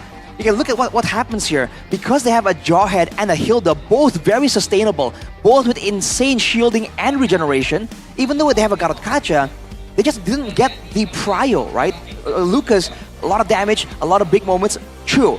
But the Lucas can't tank damage the way the Hilda and the Jawhead can. So they're winning the long-range battle through attrition, by out-sustaining the damage. Keyboy is our player of the game, MVP, presented to you by our official tournament smartphone on the Jawhead. Pull yourself together. We definitely got to see that, man. We got him on 8 stacks for sure. He has a total of 12 KDA, so we got, if there was 12 stacks possible, he would have gone all 12, man. Highlights here. Let's take a look at what Keyboy was able to do with the new and improved Pull Yourself Together. I mean, look at what he's doing here in these team fights. He's frontlining, but he's also taking away a lot of attention right there. Like the fact that Chorizo uses the blast onto Keyboy, right? He just made sure that the calculation was just so precise. And with that combo, the Sanguine Claws is an underrated setup tool. And even whenever he gets punished, whenever his life gets taken, his teams make sure that they will pay the price for it afterwards. So Keyboy is very happy to do this. Throw his life away for the team. This is exactly what Keyboy is known for. And with the zoning, with the better engage tools, even if Mueza wants to try and match him, wants to try and fight him for control, you can see that it's just not enough. In order to secure a kill, they need everything, including the yin-yang effect, including the Lucas diving in. And it's just not enough. And the coordination like you mentioned, Miracle needs to be a lot better right here. When they're going in segmented like this is not what the composition is meant to do. When we saw it and said it has potential, we were talking about a wombo combo. But Onyx weren't allowing any combos to happen for Dewa at all. The spacing and control was so good because they have two frontliners, and because of that, they're getting the information battle in their favor again and again every single time. So even the diversion play just wasn't available to Dewa at all. And at a 10k disadvantage with a full build Sicilian stacking uncontrollably, that was just the end of it for Onyx. For Dewa. Was it just a tough game, Arashi, for Lo Yi, or did Octa just not find those angles, you know? Because we only saw, what, 2 diversion plays, proactive diversion plays, and even then, one up top went with, you know, a miss Yin Yang reaction. The one in the bottom lane was read out by Kyrie. Was it too easy to read? I feel like the fact that they weren't really using it a lot made Onyx kind of very aware of it. You know, they're always on the map. So the moment they all disappeared, now they're like, okay, wait, they're gone. Right? This is very different. There wasn't any mind games here where Dewa would dip out of vision, you know, just to spook them and come back. They were very straightforwardly on the map, and the fact that there was only 1 or 2 attempts of a diversion made it so Onyx can kind of relax. Right? They don't really have to be worried about the threat of the diversion. It's not constantly weighing on their mind. Not to mention, like you mentioned, Mirko, they have a Gatot Kacha as the main engager. Okay. So what are you gonna do? Send Gatot Kacha with the Joy and get a pick off that way? It's not enough damage, especially with the frontliners that Onyx has selected. Right? That's why the Hilda and Jarhead here comes in so clutch. I do agree as well. It feels like even if you want to create a diversion play, there's just not enough, I'd say, capabilities, you know, in terms of the burst damage, in terms of the pick-off, and as well as the, you know, the stuns. It's just not coming to fruition for Dewa. Yeah. So even if they want to proactively look for, you know, teleport plays here and there, it's just easily read out by Onyx because number 1, they're able to win out on the sustain if the long-term fights does break out from that diversion, or number 2, even if they want to pick off, it's just, you know, Gatot Kacha with the instant taunt, and that's it. If you want to pop the AOG, that's much more telegraphed. So the question then becomes, if they picked maybe another, you know, hero that could support the Gatot Kacha and the engages, if they want to create those diversion plays, then maybe it might be a different story. I'm thinking if they go for something a bit long range in the mid lane, then they can really force Onyx to try and engage on them and then use the counter engage that way. The fact that it went for a Lo Yi that with short range is part of why they were losing the long range battle. On top of that, I felt like in the early game there were moments where Dewa really could have won, where they had the burst damage. We saw CW chunked out, I remember, very early on. So Octa had some damage, especially in the early game with the Lo Yi, but it really wasn't used to its full potential. Exactly. And part of that, I guess, is also the Sicilian with the underrated wave clear. I mean, even when you use the Lo Yi, the spammable bat impact means that Sans can clear so much faster sometimes, especially if the Gatot Kacha is stuck trying to help around somewhere else. So you really saw Octa also struggle to find the window to try and go for the diversion plays, not just the location. He was so focused on bullying the Sicilian that right as we got closer to the turtle spawning, he had no mana, so he was forced to recall, forced to come in late. That's with the new fight. Inspire, by the way. That's with the new Inspire, and yikes. yeah, so I guess resource management comes into play as well for Dewa United. They gotta be aware of their resources, man, because again, with this kind of composition, you'd expect to have, I wouldn't say an advantage over the Sicilian early on for the Lo Yi, right? You have that burst, you have that mid-pressure should be, but we didn't see that at all in game number 1. Now, game number 2, maybe stick to easier picks, right? We have never, I think this is the first time we've seen Octa on the Lo Yi, and yeah, I mean, it's a very difficult hero to pull off because execution is pretty high. You gotta be very, very creative. But realize, does Onyx stay with the same draft again? Like the exact same draft again? Nah, you gotta change No, it they gotta up. change it up? Even after the win? I mean, you know, keep the core, but again, don't be too, how do you say it, too, you know, clear cut. We're gonna throw over to our home team benefit. Halo guys, balik lagi sama aku Eterna dan maafin aku Ji, aku nggak bisa pantun, aku belum siapin hari ini, tapi aku janji next time kita pantun ya. Nah, pas banget tadi Onyx baru menang game yang pertama dan hari ini kita ditemenin sama BA dan juga talent dari Onyx nih, ada Melati sama Pion. Halo Kak. Halo guys. Hai, jadi kalian apa kabar dulu nih pertama-tama nih? Baik, kakak gimana? Aku, lucu banget sih ditanyain balik, jarang loh. aku baik Melati gimana? Aku baik. Baik. Luar nah, biasa. Bagus. Nah, kalian katanya mau cerita sesuatu nih tentang Onyx Supply ya? Ya, aku mau cerita tentang gebrakan baru Onyx. Apa tuh? Onyx itu emang gak berhenti-berhenti bikin gebrakan ya kak ya. Jadi kali ini Onyx ada koleksi baru namanya The Mighty Onyx. Itu temanya tuh dari kata The Mighty-nya ya. Jadi artinya orang yang punya kekuasaan besar dan kekuatan yang besar. Itu emang tujuannya biar teman-teman itu punya pengaruh yang besar juga ke teman-teman lainnya. Ih keren banget. Terus isinya apa aja tuh koleksinya? Nah koleksinya ada banyak ya guys ya. Ada t-shirt, ada pants, ada topi, ada jaket juga. Tapi udah sold out jaketnya. Iya. Bentar-bentar, bukan jaket yang racing itu kan? Racing juga udah sold out. Semua udah sold out. Terus kalau misalnya aku mau gimana dong? Tapi tenang, Iya. Onyx Supply lagi restock lagi, bisa Benar, PO. Itu bisa langsung ke Instagram Onyx Supply ID atau ke booth Onyx langsung. Betul. Ada juga koleksi baru nih. Jadi Onyx itu ada kolaborasi sama brand streetwear Bandung. Namanya itu Mounly. Udah dikenal juga di Indonesia. Nah kolaborasinya itu gabungin stylenya Mounly sama semangat juangnya Onyx. Namanya itu temanya bentar. All victories must be celebrated. Keren kan? Berarti pas banget dong. Nah bener. Nah temanya itu ada nih mau kasih sesuatu pesan buat Onyx di rumah. Buat Sonic. Jadi mau bilang ke kalian semua kalau misalnya apapun yang progres yang Onyx lakuin itu harus dirayain. Kalau yang ini ada hoodie ya, ada jersey, ada t-shirt juga, ada banyak t-shirt deh juga. pokoknya. Banyak banget. Pokoknya langsung cek aja di Instagramnya Onyx @onyxsupply.id. Onyx aku size-nya S ya by the way. Mau satu? Size-nya S ya. Langsung dikirimin ya, yang ini gak pakai ngantri ya. Gak pakai ngantri ya. Alright, terus kalau misalkan ada promo-promo gitu ada nggak nih? Nah ada diskon, kita tuh diskon up to 65% sampai 27 Maret 2025. 27 Maret berarti hari tanggal berapa ya? Tahu hari ini tanggal berapa? Hari ini tanggal berapa? Intinya masih ada waktu. Pokoknya Hamin 1 sebelum lebaran ya? Iya. Kalau nggak salah tanggal berarti 28 masih lama. kan? Benar. Iya. Mungkin kalian lebaran pakai baju itu aja kalau nggak ada baju. Aku mau lagi. Ya lucu ya. Nah mantap, beli semua. Alright, nah pas banget nih kan kita udah 1-0 nih buat Onyx. Dan seperti kita tahu Onyx tuh lagi nggak baik-baik saja dalam puncak klasmen. Boleh dong dikasih semangat buat Onyx-nya? Semangat woy. Semangat Onyx. Semangat guys. Kita go Onyx Pasti gak sih? bisa. Kita go Onyx. Oh iya, yel mati yel. Boleh, yel. Semua teriak ya, oke? Oke, 1, 2, 3. Di atas langit ada Onyx. Mana suaranya? Di atas langit ada Onyx. Onyx. Di atas langit ada Onyx. Go! Onyx. Go!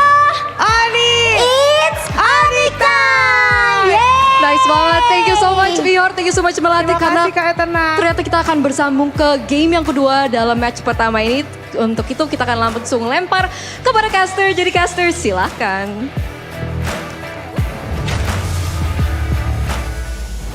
Thank you so much to our side stage reporter. Side It's not stage. side court, right? We don't have Right. a court. It's a side stage. Arena side reporter. Arena side Arena reporter. side, Thank I you like so that. much.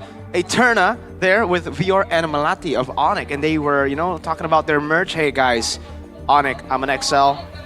Here, what's your size? Hey, if Eterna can do it, we can do it too. What's your size? I have all the apparels already, so I don't need them. Really? Fine. I'm an L, so I'll take it. So go. Forget about real life. Thank you so much, Onyx. I love your merch. Onyx Supply is the best. Onyx Supply, maybe. And actually, Onyx Supply is great, but I got something a bit better, maybe for me personally. I use this all day, every day, and I don't need to change it. Like clothes, you gotta change, you gotta wash, right? But for this right here, I use it to set my alarms. I can always just say, awesome intelligence, yo, set an alarm for 12, set an alarm for 11 a.m. And then it'll just do it. You can just do it. Hold it here, and boom. See that? Your new AI assistant. Interesting. Gemini Okay. or Gemini. What do you Gemini? say? Gemini or Gemini? Gemini? Or are you a G? Are you a Jod or God kind of guy? I'm a GIF kind of guy. All right. Well, Gemini. for you guys, go ahead, check the smartphone because Mr. Realize here will tell you all about it. It's very, very good, of course, because the smartphone Of course, for gaming, it's very nice. It's the latest Samsung Galaxy S25 series. It is so powerful. For gaming because it's equipped with the Snapdragon 8 Elite for Galaxy processors. It is also built on a cutting-edge 3nm process, making it the fastest processor in any Samsung Galaxy device up to date. With such awesome specs, it is able to run any type of game, especially MLBB on Ultra Max HD 4K settings. Lag-free, by the way. And it doesn't overheat, by the way. Don't forget that. It does not overheat, which is cheating. When I play, I don't have a Samsung just yet, but when I play games, right, it just heats up. It's the way it is. That's how phones operate. But this phone, Mirko was showing me something. I touched this phone. It's like, dude, there's no heat whatsoever. And it's so I hear it's because of the vapor chamber they got. They have a bigger vapor chamber. Even though they have a 5,000 mAh battery that lasts all day, actively, like you can play games on it all day and it lasts that long, it doesn't overheat. On top of that, I mean, you guys, a lot of the gamers will say, all right, smooth performance, it's all that, but what about the battery life? Usually with a product as beefy as this, battery life isn't that great. Well, I'll tell you, 5,000 mAh all-day battery for Mr. Samsung S25 Ultra here, plus that vapor chamber, the larger vapor chamber. It keeps the battery cool so it doesn't run out really quick. Usually you have a big, mAh capacity, but it's overheating and it, gets drained out very, very quickly. Here, it never happens. And for you guys, again, the Galaxy AI-powered features that make life easier is so, so amazing. If you want efficiency in your life, get a Samsung S25 Ultra, all right? Take a look at this camera. It's very cold. Slide over here. It's very cool. Get a selfie with Mr. Rashi. Very nice. Get a selfie with Mr. Realize. You can take a selfie with people on stage as well. Exactly. Because you got that zoom, bro. Zoom. That is true. Those features, man. Look at this. Look at the quality. Look at the image quality on this. Look at that. You can see my pores. You can zoom in all the way. You can see Arashi's pores. Look at that.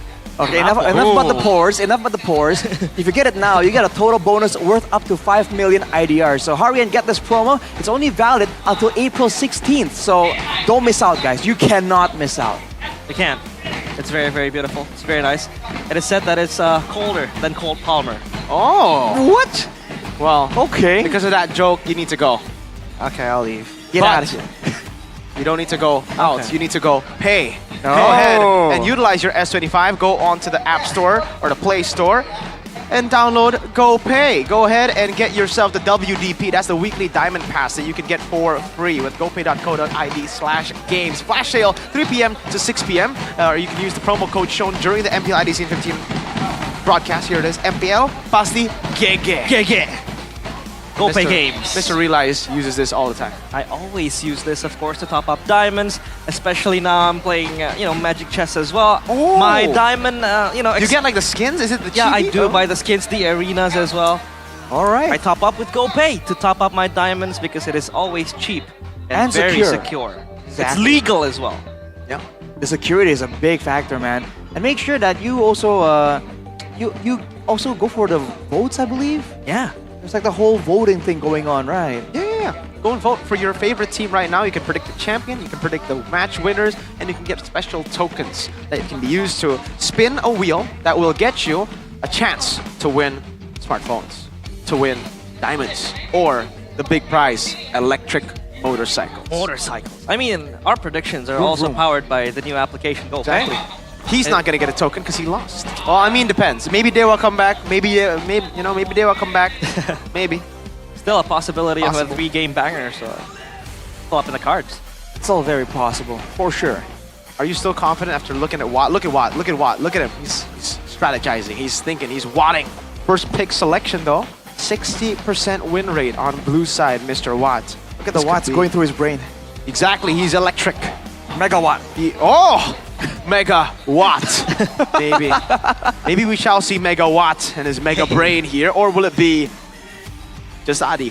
0% second pick selection win rate is definitely concerning. I think, especially when Gary's there. Gary! Oh! Sonic fans are angry. You're angry with us.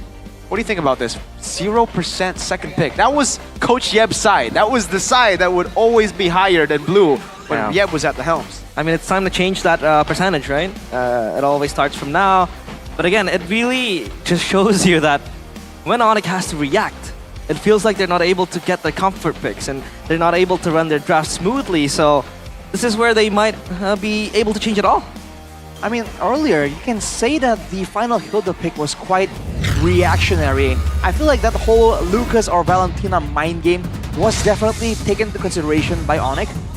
But ladies and gentlemen, drafting phase number 2 and already quite a few differences, I think.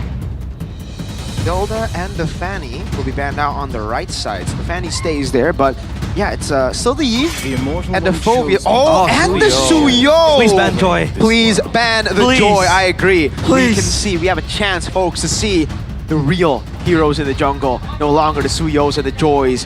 The reign of the Suyo Joy might end here. Finally, please, Onyx! But, you know, to be fair, they also have to get rid of the Juicin if it's not.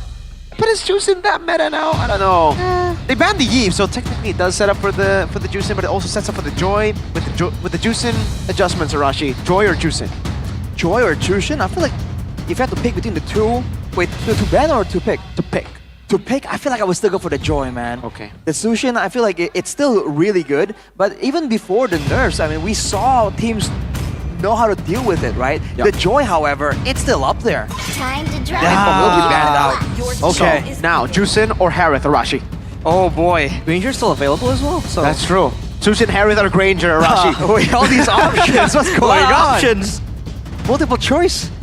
I feel like I think Final the exam. Tushin would be, because the Granger and Harith are open, I feel like the Tushin would be the right choice here, right? More exclusivity in that sense. But you know, Onyx can very easily go for the Farsa with the Yi respected. The Sicilian is still on the table as well. So it's not a death sentence by all means. Yeah, I mean if they pick up the Juicin here, that's a possibility where they might pick up the maybe the Granger as well on the side, but they go for the Harith. So a Granger Juicin might happen here, but ooh, that's I don't think that really synergizes well because you know you want Poke and Farsa might be good there, but yeah, still a lot of options for Onyx. Yeah, I think they go with. I think the Farsa is actually a pretty good choice to go for. But they go for the Juicin. Usually we see the Farsa up against the Harith, but I guess, yeah, Juicin is still too expensive to give over towards Zewa with the Harith. That is a Hilda, though, that will be picked up. They will save the Granger for last because it's not going to be contested here. So Dewa, do they now pick up a jungler? And if they do, what jungler? Are we possibly going to be seeing a Lancelot, a Ling? Is that in the meta? Ray Ling? Oh man. Scratch the Hayabusa got a bit of a change as well, if I'm not mistaken, so got nerfed quite a bit. It's there, but it's not really super prio, I feel like. I don't know, Mirko, you are a more avid jungle player. What comes to mind right here? The Alpha, maybe? If I don't play Suyo, I don't want to play the jungle. You don't even go to the jungle. Dragon is ready. Cho. Oh, and still the Haya. So they still stick with the Haya. It is the Cho in the mid lane. Still wrong. They won't have them. There you go! Let's go! There you go! That's what we're waiting for. Kyrie on the Ling! Okay, Ling is back, baby, with the new killing spree, I believe. Kyrie will try to utilize it. Now, you get the benefits of the killing spree as you deal damage to the a hero on the enemy team with 30% or lower HP. So, and it resets, the cooldown resets per kill. Yeah, per kill. Kyrie, the god in the jungle, please. But does this mean that the gold lane isn't as prio anymore? We don't care about the gold They lane. picked the Ling over the Granger. And I don't know if they will even want to ban that Granger still. Because of the synergy with the Jushin. Exactly. Remember game 1, Arashi. Realize, remember, they didn't care about the gold lane. They're like, yeah, go ban that carry. Go ban that Irithel. Go ban everything. 5 bans into the gold lane. We'll just pick Layla and play safe. We have Kyrie. They picked the Bruno as well for CW. Thankfully, that's still able to really cause a lot of issues. But now the question becomes, does the Ling really want to play proactively to the kills, maybe ganking the Harith? Because maybe going for the Harith kill early on is not going to be a wise choice because of how defensive the Harith can be. If you want to go for the XP kill, the XP is pretty tanky. Mid lane? Or are they going to look for kill threats here and there for the Ling? Well, basically, what Onyx are saying is go and pick that Sicilian or Farsa. You want to try to counter Juicin? Go ahead, go ahead. We have a Ling to deal with you. You want to pick Sicilian, the Ling will dive on you. Farsa, Ling will dive on you. They get rid of the CC, and I think, yeah, it's a great choice. The CC is one of the picks that can actually deal with the Ling in the side lane if you choose to get some side control with Ling. To see the last ban from Dewa though, what do they fear more from Onyx? Is it the split push threat? Is it the pick-off playstyle coming back from Keyboy? Right? I mean, if they want to ban some more roamers here, it makes sense. With the Chushin and the Ling being so important to the composition, the roamer here needs to round out this composition and allow Onyx to at least use the Tushin's aggressiveness to try and get something, to get info, to get pressure. There are no shortcuts. And it's gonna be the chip. Hey, Invented one. I didn't expect the chip to come out with a Ling. That's an interesting combination. But for Onyx, they need a roamer and a gold laner. I mean, the Brody does pretty well against both Harith and Haya, right? And they just got buffed. And they do have a Ling, so the kill pressure that you can have in the gold lane could work out. And then you have a Jawhead, or is this time for Tigreal against the Haya? Keyboy, pull yourself together! I like that angle. I mean, back to old school Keyboy. Kacha again being picked up for Keyboy. Interesting. Okay, going for the Gatot. They're sticking with this template of good sustain. But now they can pressure with the Tushin and then use the Gatot to stop the all-ins, because that's how you do with a Tushin. Don't let her stick the lantern in your face, jump on her. Now if you jump on her, there are taunts coming in, there's the Avatar coming in. Now for Dewa, they're doubling down on the all-in, bro. Badang and the Lunox. Wow. Dewa United, they're challenging Onyx. The Granger was left up for grabs the entire time. I have gotten so used to the Granger being banned out in first phase or picked up in first phase that whenever it comes to second, I don't expect it. Granger, last pick. Welcome to the new patch, ladies and gentlemen. A new change already. What do you think about the drafts, Mr. Relies? I don't know. I mean, it's so weird to see Granger being last picked. The Lunox might be a curveball as well, as it makes its a debut pick. An MPL ID Season 15, we'll just have to see. Oh, what about you, Arashi? I feel like the pressure is on Dewa to make the game work in their favor. If they're able to actually get ahead, they have a ton of good pick-off tools, and they have the damage, especially with that Lunox, to melt down these beefier frontliners that allowed Onyx to get so much control earlier in game number 1. But if the game kind of defaults back to a standard, a long, slow burn, Onyx will get this one again, dude. Let's see if the Sky Kings can get their first match victory here in the land of Dawn. Ladies and gentlemen, welcome to game number 2. Onyx versus Dewa. See how this one goes, man. Onyx will definitely be the ones aggressing here. You can see Sans already being pesky with that lantern flare. I think the side lanes have a lot to do with the success rate of this game. But for Dewa, they're the ones who want to be proactive here. They want to use that Cho, they want to use that Badang and find moments. But if they're not careful and they get roped into fights that are a bit long and drawn out, that's where that Tushin, that Gatot can just do so much more. Dewa needs to kind of get a clean, clean play. Get it in, get it done, get out. Take a look at the emblems, Mr. Man. Sans focusing mark, Juicin. Okay, the new changes for the focusing mark. Now, why has he gone for focusing mark? Oh, whoa, hang on a second. Chorizo, so low, fist crack. Rather, fist break open. And Finch poised defensively. Ryota again just wreaking havoc. Opening up spaces for Keyboy to enter the fray. Alright, so the focusing mark Tushin tech. First of all, it's focusing mark on the target you're lifting makes sense. It synergizes well with the playstyle of the Tushin. On top of that, now it gives you movement speed, 10%. That can be used to go in or get out. So for the Tushin, it's just more mobility, more chase. So it's a great take at the mobility style of the Tushin. And the audience predictions, they seem to like Onyx situation a lot better. Yep, I mean, after winning game 1 in such a dominant fashion, does seem to be a-okay. And again, oh dude, focusing mark on Juicin is so easy to put down, right? He's like, yeah, this one. Knock him up, and then the entire team gets the benefits here. So, Turtle 1, some rotations here and there. Onyx definitely first, again, to rotating. Ryota's gonna hit level 4. Sans, though, is actually not going to.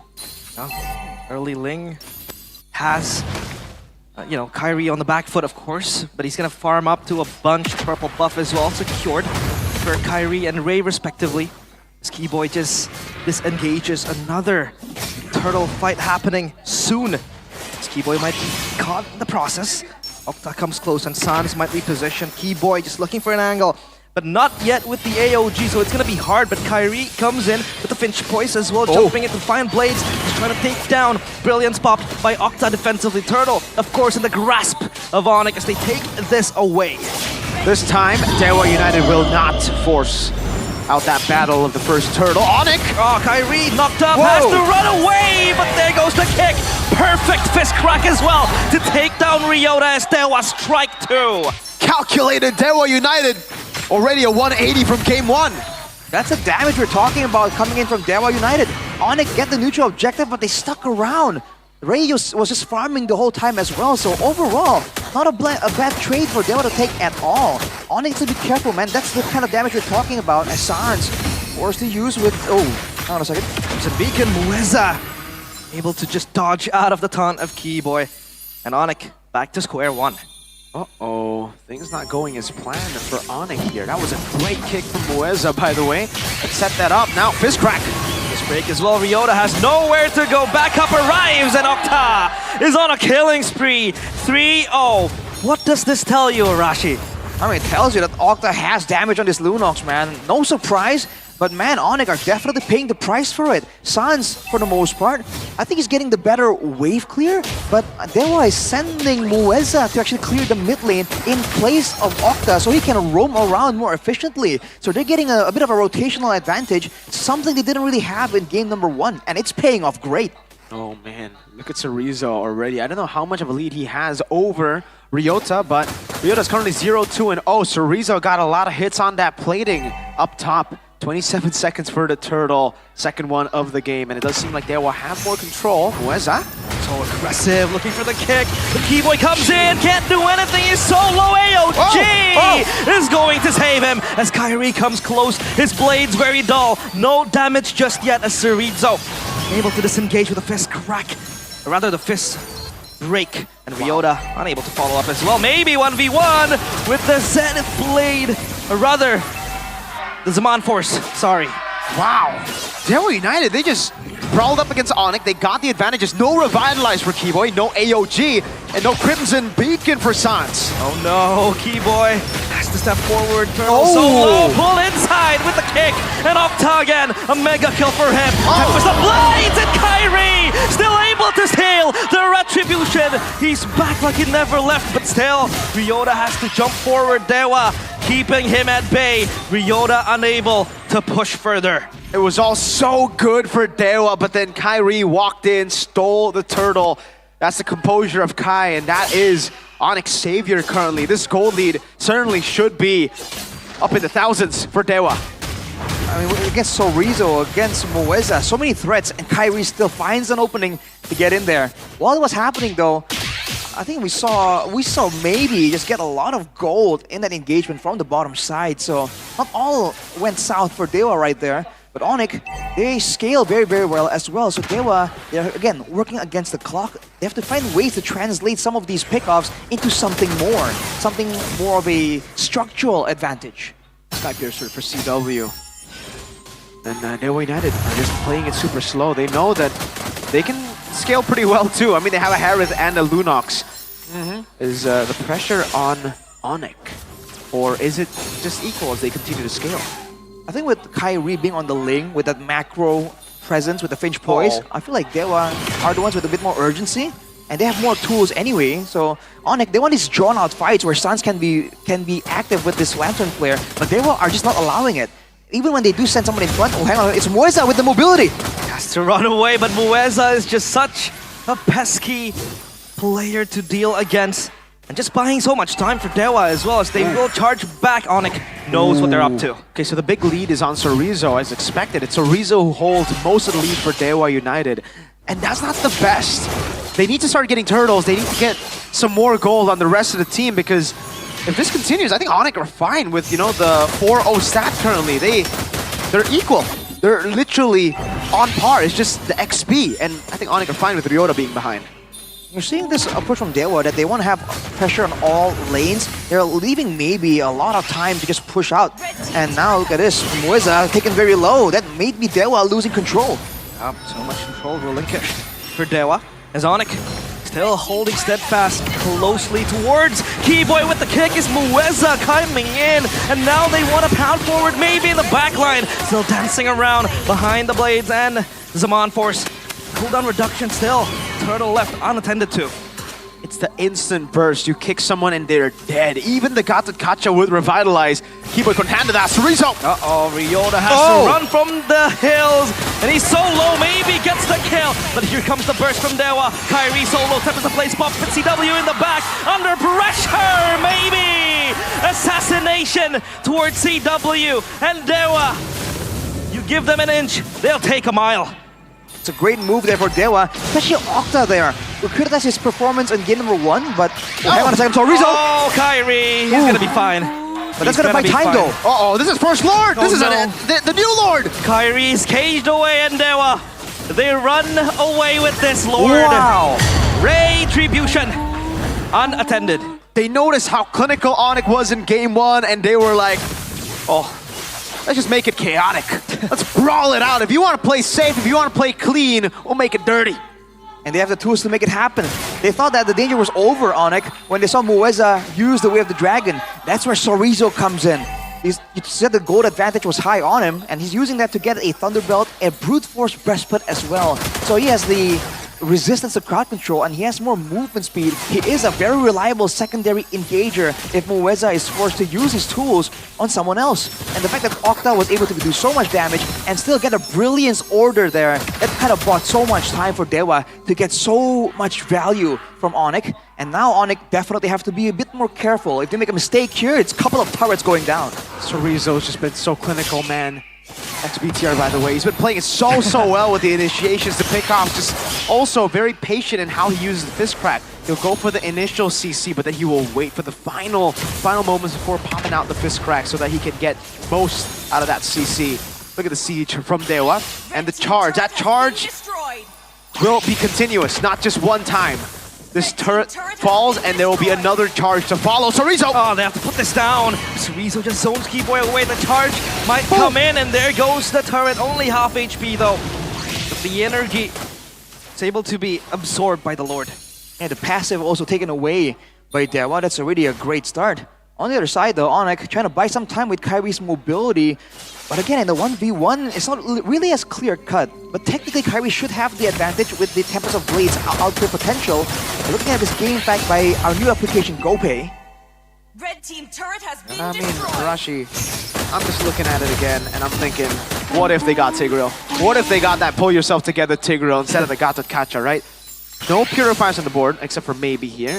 Would it have stopped a lot of the initiations from Dewa, or is it just not a good pick here?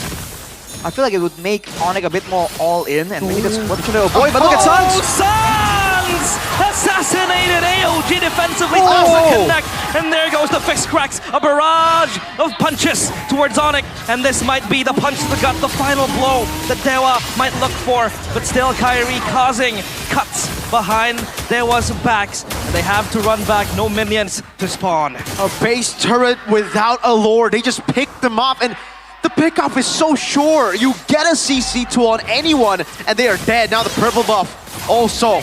Kai, wow. Oh. He gets it. Quick hands. Quick hands, but 30 seconds. Lord, Dewa had the tools to burst it down. They have a Lunox.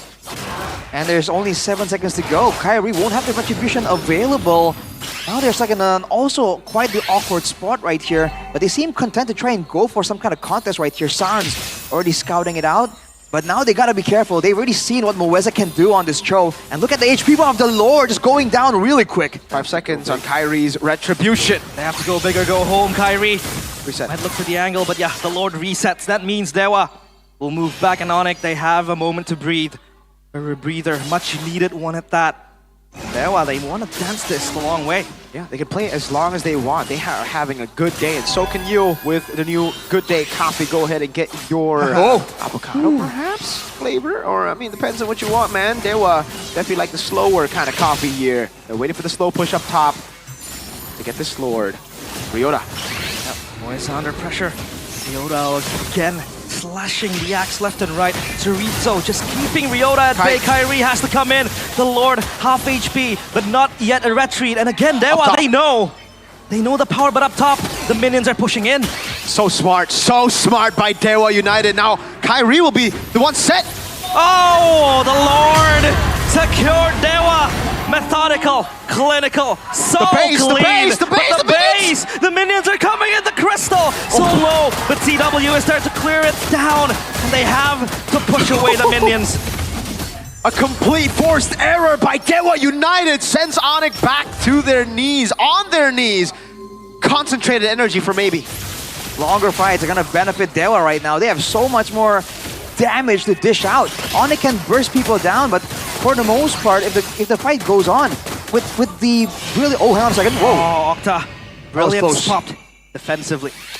As long as the fight takes place in the middle of the Zaman Force, in the middle of Octa's Chaos Order, there's just way too much damage, and that's a Divine Glaive as well. One more item to go for Octa to be full items. Look at Dewa grouping around the Lord. What can they do with it? Dewa. They grasp this with 10 fingers, both hands. CW kick to the back. The Lord is going to march in. Crystal has to be the priority as Keyboy in the back, assassinated by Maybe, and now Dewa want to come in with the assault. Onyx has to defend this, but will they be able to? So low, Kyrie still dancing, but the Crystal falls. And Onyx again hits the floor as Dewa equalize. Right as the Sky Kings start flying again, they get dragged down to the ground by Dewa. It's not as easy as that. Not in Season 15. Onyx still winless, and Dewa want to continue this streak of good luck, of good fortune in the early weeks. Dewa 1-1, the equalizer. Ladies and gentlemen, we have a Game 3 on our hands. Dewa is getting outplanned, outsmarted in game number 1. They come back with a messy yet clinical approach. Messy fights, clinical macro, the forced errors, the wave manipulation, the decision making on the neutral objectives. This is a whole different Dewa, man. They are doing amazing right now. Man, it's just... We were criticizing the Gatot Kacha from game 1, and game 2 was the same thing again. It's the Soul Initiator, and it's nothing as a Soul Initiator. The GK... Oh man, both games when he doesn't have, someone to follow up, just falters completely. And Adi took a page out of Dewa's game 1 book. Dewa took a page out of their trump card book. They were like, you know what? I'm done playing video games. I'm gonna start playing this new free edition of the video game, which is Chaos. Chaos Dewa. I like it. Oh boy. So clean, but so chaotic as well. Sequel. A lot of upheavals happening. They're able to pull Onyx to just play their game dictated. And again, John Lennon's song plays in my head. Imagine if Onyx picked up the Tigreal. I'm not familiar with that song, actually. You don't know that song? John Lennon! I do not. You don't know? No, I heard he's a pretty interesting guy. Very interesting guy, Arashi. You know what? You're pretty interesting. The game's pretty interesting. Why don't you interesting out the interesting game? What? I don't know, but crucial moment. Indonesian English. Crucial moment for sure. Man, it's just the engages, right? The synergy. Whenever a team has a great synergy between the roamer and the EXP laner, this is exactly what you get. The opposing team not really quite sure what to expect at every single turn, and today is no different. This is the MVP. Player of the game, it's back-to-back Roam MVPs. Game 1 was Keyboy. Now it's Mueza. Amazing performance by Mueza on the Cho here. Wow, the kicks, the setup, clearing mid, getting pressure all around the board. Let's take a look at it in the highlights presented to you by Samsung Galaxy S25. I mean, it starts here with the fight that Onyx technically won, and they were sticking around thinking, you know what, we're fine, right? What could possibly go wrong? 2 kills almost immediately. And the early game, Octa is just way more aggressive, way more efficient right here in game number 2. And that was a big problem for Onyx. In fact, Sans was the one that got kind of shut down. And because of the all-in nature of the composition of Dewa, it's just Onyx forced to go into all-ins again and again. And they want to play the longer fight. They want to let CW poke. They want to let Sans lift members up one by one, but it just wasn't allowed. Every single time Ryota or Kiwoy gets stuck behind the walls, gets stuck in the way of the dragon, it's a death sentence, man. There's just so much damage. And every single member from the side of Dewa have like an individual solo playmaking tool. So even when Onyx are looking for a chance to try and find something, they can't really compare to the individual playmaking potential from the members of Dewa. So they just keep falling short. And again, man, I think even the Granger pick now, as we take a look at it, right, really lacks synergy with this kind of composition. It's a dive comp, and the Granger wants to play at the back with the front. There's no front. The front is too far front for you to back it up, you know? So CW ended up just being a minion wave clearer. That's it. Like, all he did was just defend, and then, you know, he finds some bullets on these targets. Yeah, I don't know. If they really wanted to go for this kind of kill pressure dive comp, what could have been the better option? The Moskov was banned out. No, Irithel? The Irithel could have been another good option. Heavy as crossbow, well. that's a thing. Yeah, I don't know. Let's take a look at it again here from the emblems. Nothing too crazy from Dewa's side, right? No, nothing really too crazy at all. I really feel like the big issue right there was the fact that Octa on the Lunox, first of all, is able to neutralize the same strategy that Onyx were abusing in game number 1. The Gatot, the Hilda, no problem, melted through like butter in the face of Octa, especially because early on he was able to pick up several kills. If Sans was maybe on curve and they were kind of, you know, head-to-head, maybe it would have been a different story. But the fact that Octa was essentially snowballing means that immediately the front line of Onyx are just irrelevant. So now, if there was already a lot of kill pressure because of the Badang and the Cho, now with the Lunox snowballing, it's just elevated even more. And because of that, automatically, right, Sans just lost all purpose in that game. What was he doing there? He wasn't able to do some damage because he was out-damaged back. He wasn't able to get close and use utility because he gets bursted too fast. And he loses out in utility anyways compared to the Cho and the Badang. So Sans was completely irrelevant in this game. So what's the strategy there? You're playing without a mid laner. That was, I mean, focusing mark. Focusing mark. You put the focusing mark down, Rashi.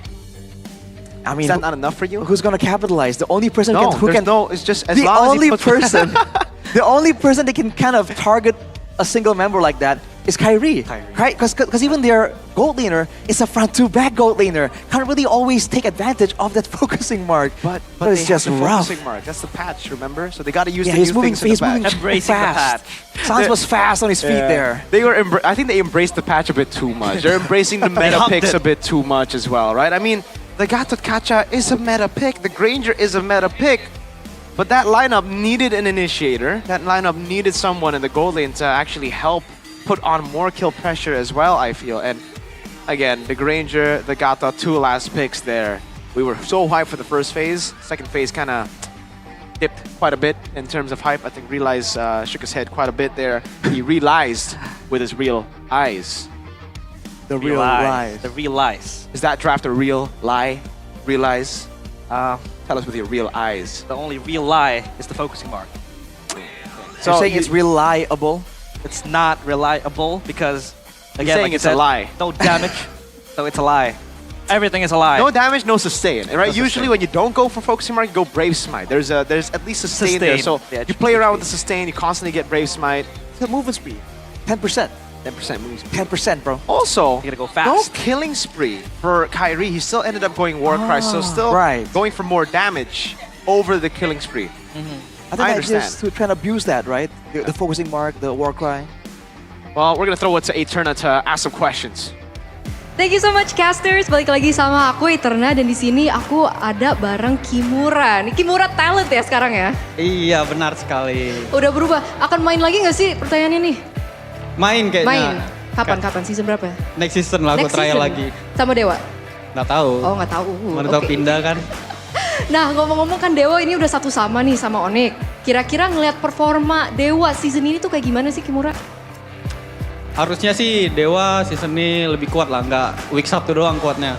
Harus pastinya karena sekarang kan kami juga udah impor pemain luar kan, kayak dari PH, cuman belum nons saja. Tunggu aja besok nons. Hah maksudnya? Ada pemain rahasia besok. Pemain rahasia besok? Ya. Bisikin dong siapa sih? Oh dia. Iya. Oh menarik nih. Ya TTA. Iya TTA. Nah sekarang ngelihat Dewa performance-nya udah cukup kuat ya kata Kimura. Menurut Kimura sendiri, what menjadi coach? Itu kamu nyangka gak sih? Nyangka sih. Nyangka? Karena emang di sebelum main juga dia kayak udah ada sosok kayak leadership-nya lah. Jadi emang bakal ngarah ke sana juga feelingku karena dia juga udah lama lah di Mobile Legends sebagai player kan. Jadi pasti dia nggak lama lagi jadi coach, nggak Jadi analis atau apa. Berarti cocok ya? Cocok. Cocok seorang Watt dari player menjadi coach. Kalau misalkan player-player baru, kan ada beberapa rookie nih yang ada di lineup Dewa sekarang. Contohnya Maybe deh. Maybe gimana performanya menurut kamu? Kalau Maybe, kalau aku lihat dia kan sebelumnya dari Dewa MDL ya. Memang bagus, dia kan kayak gendong-gendong gitu kan di MDL-nya. Jadi waktu trial juga gendong-gendong juga lah waktu trial di MPL. Jadi feelingku juga dia memang udah pasti naik sih ke MPL, Maybe. Berarti bersaing lah. Bersaing Soalnya kalau kita lihat dari data, dia deket banget loh datanya sama cewek. Seorang cewek loh. Berarti emang jago ya? Jago. Dia jago. Oke. Nah aku mau nanya lagi nih. Udah siap belum tapi? Siap ya. Melihat performa Onyx season ini. Kan kita lihat ya performanya naik turun. Sekarang klasmennya ada di bawah. Bisa dibilang nggak? Berarti era Sky King itu sudah tiada. Kalau menurut aku Onyx masih penyesuaian. Tapi aku yakin juga Onyx timnya tim yang bisa improve cepet lah. Soalnya juga mereka kan sekarang bawa SP baru kan Ryota. Kayak dari PH juga pasti bakal lebih kuat lagi ke depannya untuk Onyx. Kan kamu dulu di EXP juga nih. Ngeliat Ryota gimana sih performanya tadi? Oke nggak? Oke. Bagus. Dari 10? 9 lah. 9 dari 10? Oke. Cukup tinggi ya dari Kimura ya? Oke. Bagus Om. Kamu ada pesen nggak untuk Dewa yang sekarang lagi berjuang untuk mendapatkan kemenangannya mungkin di atas Onyx di game berikutnya? Buat Dewa ya, gas aja game 3, nggak usah pedulin gameplay musuh, kalian fokus gameplay kalian aja, pede sama gameplay kalian sendiri. Yang penting jangan terbawa suasana aja.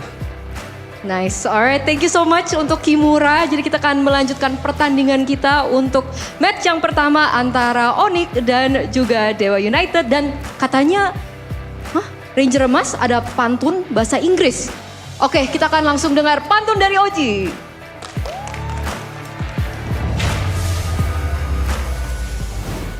Well, apparently, Ranger Emas has a poem. A poem. In Like one of those English. rhyming poems. Like Yeah. in English. It's a rhyme. In English.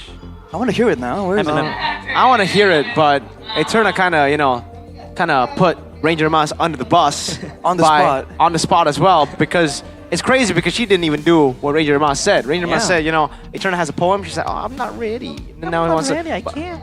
Is Ranger Emas doing it? No, you. Oh no, I don't know if Ranger Emas is doing it, but folks, we're currently 1-1. Dewa versus Onyx. Is Dewa doing it? Is Dewa doing it? Is I don't Onyx know. doing it? I don't know, guys. 0 and 3. They are going to match Na'Vi in match rate, in match win rate. If this is another loss, and it's another possible reverse sweep. This is what happened against Geek Fam too. Remember, they won game 1, lost game 2, and then game 3 they got stomped. Is this the same pattern? Realize, come on, you're the Onyx fan here. I mean, against Geek Fam, they played the same draft almost. At least this, we're able to see some variety. But in that game, they were winning. That's like true. 3,000 goal at least at the start.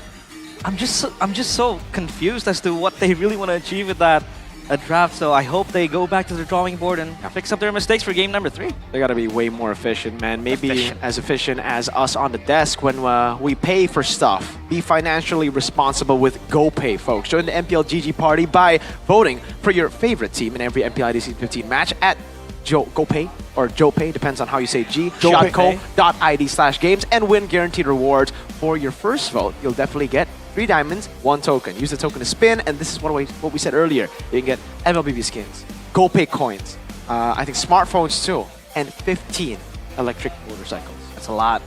So do you say good game or good game? I say good game. That's why I say GIF. Not GIF. No. So you say Gigi. It's like GIF. Huh? So you say Gigi, not GG. That's a different language. Oh. Yeah, it's Indonesian. We're GIF, speaking not a GIF. English right now. GIF, right? Huh? GIF, not GIF. Or GIF. Is it GIF or GIF? We have so do you spell? Is it you pray to God? I pray to God. There you go. So GIF. He got me there. What are you? Are you a GIF? Are you a GIF? Or are you a GIF? I don't know why you would spell that. I mean, all of us may spell or pronounce GIF differently, but you can all do the same thing, which is go to gopay.co.id/games or open GoPay app and select the top-up game icon. You know what GIF stands for? What? GIF. GoPay is fun. Oh, GPIF? GoPay is fantastic. It's fantastic. Fantastic. Exactly. After you go and click on the top-up game icon, click on the trophy icon in the top right corner, click vote now to get a token, click vote for your champion, and enter the winning team and the final match score as well. We, you gotta match our predictions too. We're put on the spot for this, so will you. And collect as many tokens as possible by playing Vote Your Champion and spin wheels in the gift arena to get all those free prizes, man. Wheel of life always You know what? wins. I'm trying to figure out what to say, and honestly, I don't know what to say. I'm lagging. Me too. Yeah. We're all lagging here. I'm lagging too. And the quick solution, if you guys don't want to experience what we're experiencing, this lag, would be to go and get yourself the Packet G2-1. Yes, the Packet G2-1, 100 Mbps, so you won't see the slow-moving FPS, low FPS connecting, buffering kind of deal. Don't let lag cause you to lose your rank or look stupid. Look smart and win in your rank games, especially because it's a new rank season. You guys need the better connection. Only 375,000 IDR for the 100 Mbps. And all you need to do is go and download the My Telkomsel application, or you can visit tcell.id/nacional. You know, that guy who speaks on a delayed voice, like he goes, hello. Yeah, I've seen that. Yeah, he goes, TikTok? Yeah, it was on TikTok. It's everywhere, right? He goes like, hello. Yeah. Yo! I didn't see your lips move. How do you do that? GG. Oh, sorry. He said it first and he's gonna... Well, Arashi, that is because of lag, Maybe if you had a Samsung S25 and you had Telkomsel, then you wouldn't be lagging. Maybe you would just be in the Galaxy Zone with these ladies right here. We got Lydia, we have Fior, and we have Melati. Sheffin is currently in the building, and it's strange because usually he's in the building for Head and Shoulders hair cam. Now he's in the building for the Galaxy Zone too. He's upgraded. He's upgraded. His phone. We all know why. Mr. Sheffin is in the building. Sheffers. I think everybody at home are currently in the... No, they're at home. They're at home. They're not in the building. They're home. Which one's your favorite? The S25? White one? The other colored ones, Which one? Because mine, I like the... What color is this called? Is it space white? It's more of a blue color. We'll have to check. Blue? Blue? It's blue. Are you... No, it ain't. It's no blue. Folks. Azure blue. Folks. What? We might have to diagnose Lafel has buddy. a companion. Our buddy here on the desk. How is I this have blue? problems with my glasses. Is it blue? It is blue for me. You need one of them Logan Paul glasses, bro. Wait. Am I colorblind? It looks azure blue. I don't think so. It looks white to me. Snow blue. I don't know, folks. When you said white, I was like, isn't that bring me the phone. Bring me the phone. It's not this kind of white, no. I'm just saying, but it's similar, compared to like Head and Shoulders blue, Yeah, I mean, we've seen blue before, and Onyx are not blue. They are yellow. So that we agree on that, or is it a different color? This is orange. Oh my god. Okay, I think I'll have to go to the doctor after this. I don't think you need to go to the doctor. I think we can diagnose you on the spot if you think that's orange. But for Onyx, they gotta diagnose some of those problems too, man, in game 1. Game 2. Yeah, with the... I mean, I feel like we were sort of underestimating Dewa, at least in the beginning of the game. And that's just deadly, man. You can't really afford to underestimate anyone right now. And to be fair, that's kind of what happened with Geek Fam as well, right? Same drafts exactly. Second game, with the exact same drafts, different conclusion despite having an early lead. Yeah. So I feel like there's definitely a bit of overconfidence coming into it. And in a way, you can kind of understand if that is the case. We're theorizing here, but this is no longer the same Dewa, man. These guys are dangerous. I got some good news. I got some bad news. Okay, what's the good news? Good news is Onyx are back on blue side. Yeah. Bad news is they are still winless on red side. So, again, this pattern will hurt them a lot as we get into the next few weeks and the next few matchups. But for Dewa, they're going to have to deal with being on red side. Watt seems confident. Ray is all smiles, all laughs right now as well. They are enjoying their time, and it seems like they're ready. They're ready for whatever Onyx want to throw their way for Game 3. I mean, Adi and Kyrie were also laughing, so At least that's a, you know, kind of a positive overlook of what's gonna happen. But again, Onyx, now I want to say they're on the back foot, to be honest. They're why they have the grasp on this game. So Onyx again, blue side, hopefully everything works in their favor. Oh, hopefully. I guess you would say that, realized. You know, it is what it is. It's easy when our team is up there. I mean, you know, that's the truth. That is the truth. But I think we all would agree we want a close match right here. Let's get one that's, you know, intense all the way till a bit later. Onyx back on blue. Ladies and gentlemen, welcome to Game 3's draft. Chusin, Yves, Dewa are going for the same bans. Onyx R2. We might just get a replay of Game 1. And it is the Fanny, the same bans from Game 1. If this is a Suyo pick, I'm a genius.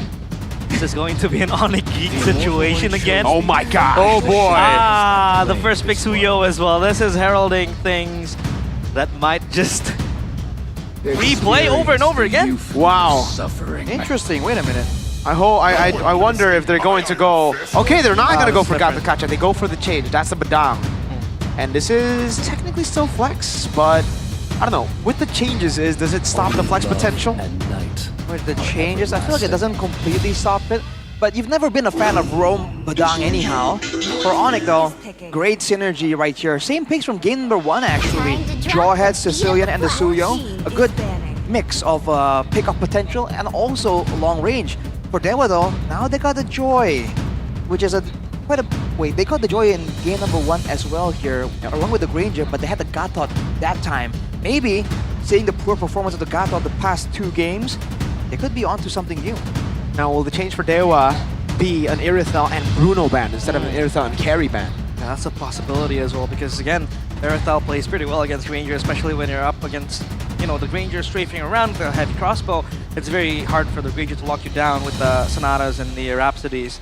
So that's a good ban again, but I mean, CW can run back to Bruno. It did wonders for him. Difference though this time, there's going to be a Badang locking him down, so he has to be wary of that as well. Irithel ban, again, just trying to tone down the pressure that Onyx can bring if they pick up the Irithel later on. Okay, that's a Cho ban coming in from Onyx, so already a change as well. In game 1, they banned out CC and Phoveus. Here they banned out Cho. So, what's the next ban going to be? Is it a Gatot ban? Because technically they will already have initiation. Phoveus actually will be taken out by Dewa, so they're not concerned about the Bruno. But for Onyx, it should be another engage setup roam. The Tigreal we've been heralding since game 2 might come through right here because they have the Badang already, such a reliable tool with so much prio. The last thing they want is to give Mueza another tool that they have to kind of split their focus on. So Tigreal it is indeed. Finally banned and respected, because to be honest, we haven't really seen much of Mueza in the Tig. It's much more of a key boy pick, right? But again, you don't really want to have another follow-up to what the Badang can do, and then the Tig can just jump in the midst of the chaos as well. So they ban it out, and now Dewa, up to them on what they want to pick. Still open though. Roam and XP. I mean, the Badang can still be flex as well. Mid lane, rather. Sorry, excuse me. I think showing mid is a better idea here. Keep the flex potential alive and get something good for Octa. Or maybe they want to give Octa something later as a last pick to ensure he gets a good matchup. Because it feels like he's less consistent right now, and he's back on the low Yi. Risky. Let's see how this plays out, man. If they're able to get something from Mueza to amplify the dangers of this low Yi in the early game, they might have a chance here. Okay, so Jawhead, Sicilian, Suyo. Onyx need an XP lane in the gold lane. I think the Bruno will serve the same purpose here, right? I think it has equal amounts of value to game number 1. But they still want to go for the Hilda. Ooh, just like in game 1. Game 1's draft was Suyo, Jawhead, Sicilian, Bruno, Hilda. Not bad at all. Good sustain against the Granger as it was in game number 1. Is this the same draft again? Could be. From Coach Adi, maybe he wants to run it back one more time. No, they changed a bit. This glue will now be picked up for Onyx, and Dewa now have to decide, will the Badang go roam or XP? Yep. Interesting indeed, man. This kind of guarantees that Dewa can't really move forward if the glue is zoning away the whole backline. But with their composition right now, if they can get some kind of lockdown, I think it can still be a significant enough burst threat, even if the glue and Jawhead walks up. It's not the same kind of situation like the Hilda in game number 1. is it too crazy to go for something like a Terizla? Something that has in the past been a way to deal with the glue, and then up against this kind of composition, maybe you initiate first on the Jawhead and then it loses its value. I think something with more spammable would be great. The Terizla is cool and all, but only the ultimate as a playmaking tool ain't enough. The Guinevere is gonna be with the spatial migration. Okay, I mean, same idea. You want to go in first. Guinevere, roam, Mueza. We saw Guinevere roam earlier this season. It was Baloyski who picked it up. Didn't get a win on it. Mueza, an ex-Geek Fam Junior player, wants to try the same thing. Still possible to make plays with the Gwyn as well. For sure. Pickoff tool as well is still there with the Requiem. So again, a lot of potential playmaking tools in the hands of Mueza, and that's what you really want to give this guy. Not to mention the clone left behind. That can take away some of the heat-seeking missiles, some of the bat face damage. So some extra advantage right there. I think now it's a lot more even though. They will actually have the diversion and they actually have burst damage and the tools to set it up. Welcome to the Land of Dawn for one last time in this matchup. Onyx versus Dewa. Will the Sky Kings keep their 0-win streak? Or will it be Dewa United crumbling, giving Onyx first win in Season 15? Well, the O in Onyx stands for 0. 0 Nick still a possibility, and Dewa might just stop them in their tracks. Ooh, well, let's see, man. Keep your eyes open for the roamers to make a play though, and especially with this mid lane. We've seen Octa try and bully Sans on the Sicilian before. Didn't exactly work out. Now, technically, Mueza won't be able to help with the wave clear as well, so we'll have to see if Onyx can get the lean prio. But look at the damage from Maybe though. That's some real damage. But two pull yourself together for the side of Onyx, by the way. A lot of priority in the flicker availability for Sans and Keyboy. They've really studied the patch. When you pull yourself together here for both of them, yeah, again, safer for Keyboy. Mueza so low has to be able to run away! The Queller quells down Mueza. First blood for Kyrie. Great start for the Sky Kings, but it's as expected. A similar start to game 1. Will they keep the lead though? That's the issue, man. You get the playmaking tools, but you lose the tankiness. And for Dewa, that's dangerous. Onyx winning across the board right here, but Keyboy wants some more. Cerezo flickers backwards defensively, able to dodge the onslaught of Onyx coming to gank him down. Great start in the game. Oh! Flicker from Maybe. Respecting CW. Interesting right there. We know the Bruno has almost a bit of a better all-in due to the empowered basic attacks, but I think there's still quite a generous window for Maybe to escape right there, so that was definitely interesting. But the turtle is up right now, and Dewa's jungler isn't nearby. Try on the hands of Onyx. Again, Ryota just on the block. The pass connects. Mueza able to spatial migration his way out of that threat, and turtle confirmed for Onyx. So, Onyx are trying their best to try to invade here, but Dewa are keeping him at bay. Cerezo so low. Kyrie looks for the Soul Sever as Ryota comes in. First blood, or rather another kill for Onyx as Mueza runs away. Only a clone in his hands with the impact. Connects towards Mueza. Kyrie might want more, but no. No overcommitment from the Suyo. They're getting everything. Onyx now running the game completely. Just winning it all across the board. Audience prediction is actually quite even by this point. But Dewa, they gotta really respect the pickup potential. This is that Suyo, Jawhead, Sicilian combo we've been talking about. Oh, they're making a play onto the glue of all things. Not ideal, but at least they're doing something. Oh, Maybe under pressure again. Keyboy might fall. At least Maybe is able to pick up the kill, but Kyrie will secure himself as well. This is a massive lead building for Kyrie. He's gonna give CW everything to all of the gold. Up top, Ray trying to go for the invade. Ryota is just so calm on the glue as Ray is able to steal that away. And Ryota, one thing I want to highlight is the fact that he's able to dodge the fist breaks with his pass, so at least he has that get out of jail free card to dodge the engages from Cerezo.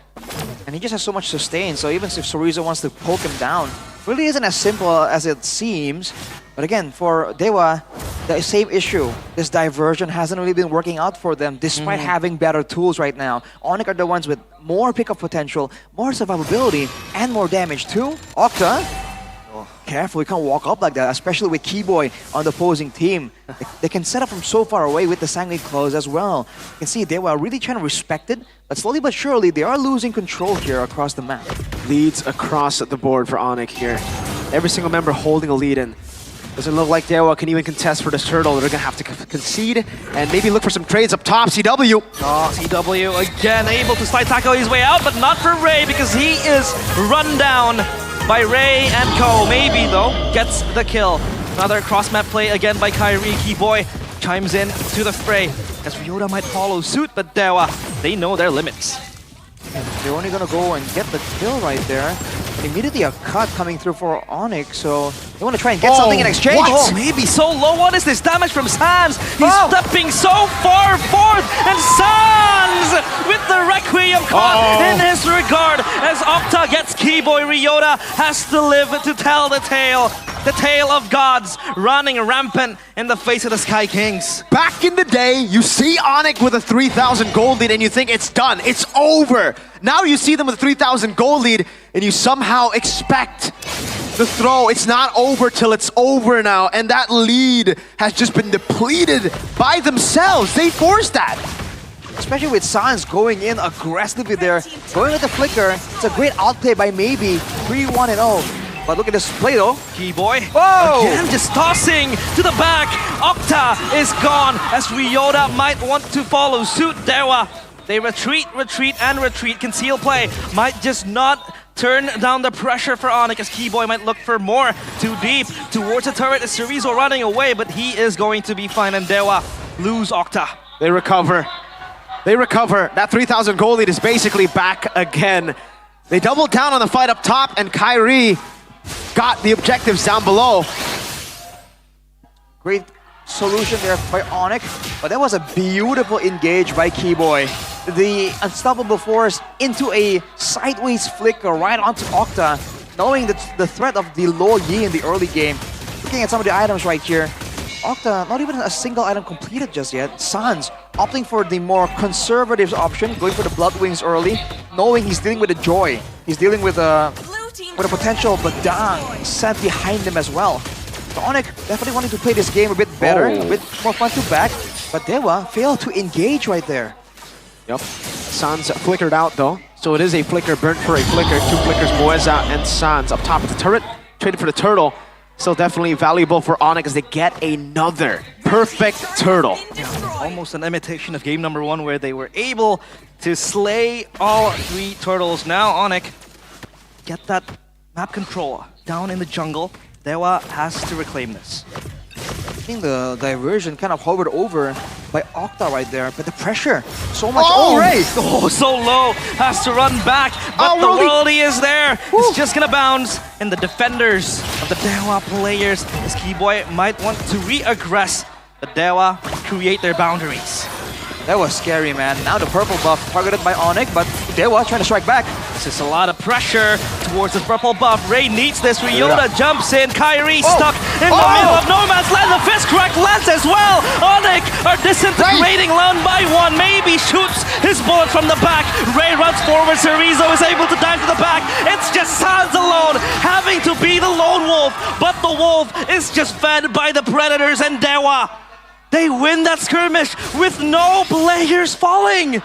The Sky Kings thought they recovered, but again it happens. The curse of the Sky Kings continue. Every time they're in the lead, they walk up and they get punished. Dewa playing now in the mid game with a choke point, with their win condition. It was just pure AoE in that brawl. For Onyx, they have the pick-off advantage and they've been using it beautifully throughout the game. But right there, with a 3k gold lead, they went for a fight in the nooks and crannies of the jungle against a Lo Yi, against a Guinevere, against a Joy and a Badang. So much AoE, so much setup, and that was the wombo combo that Dewa were waiting for.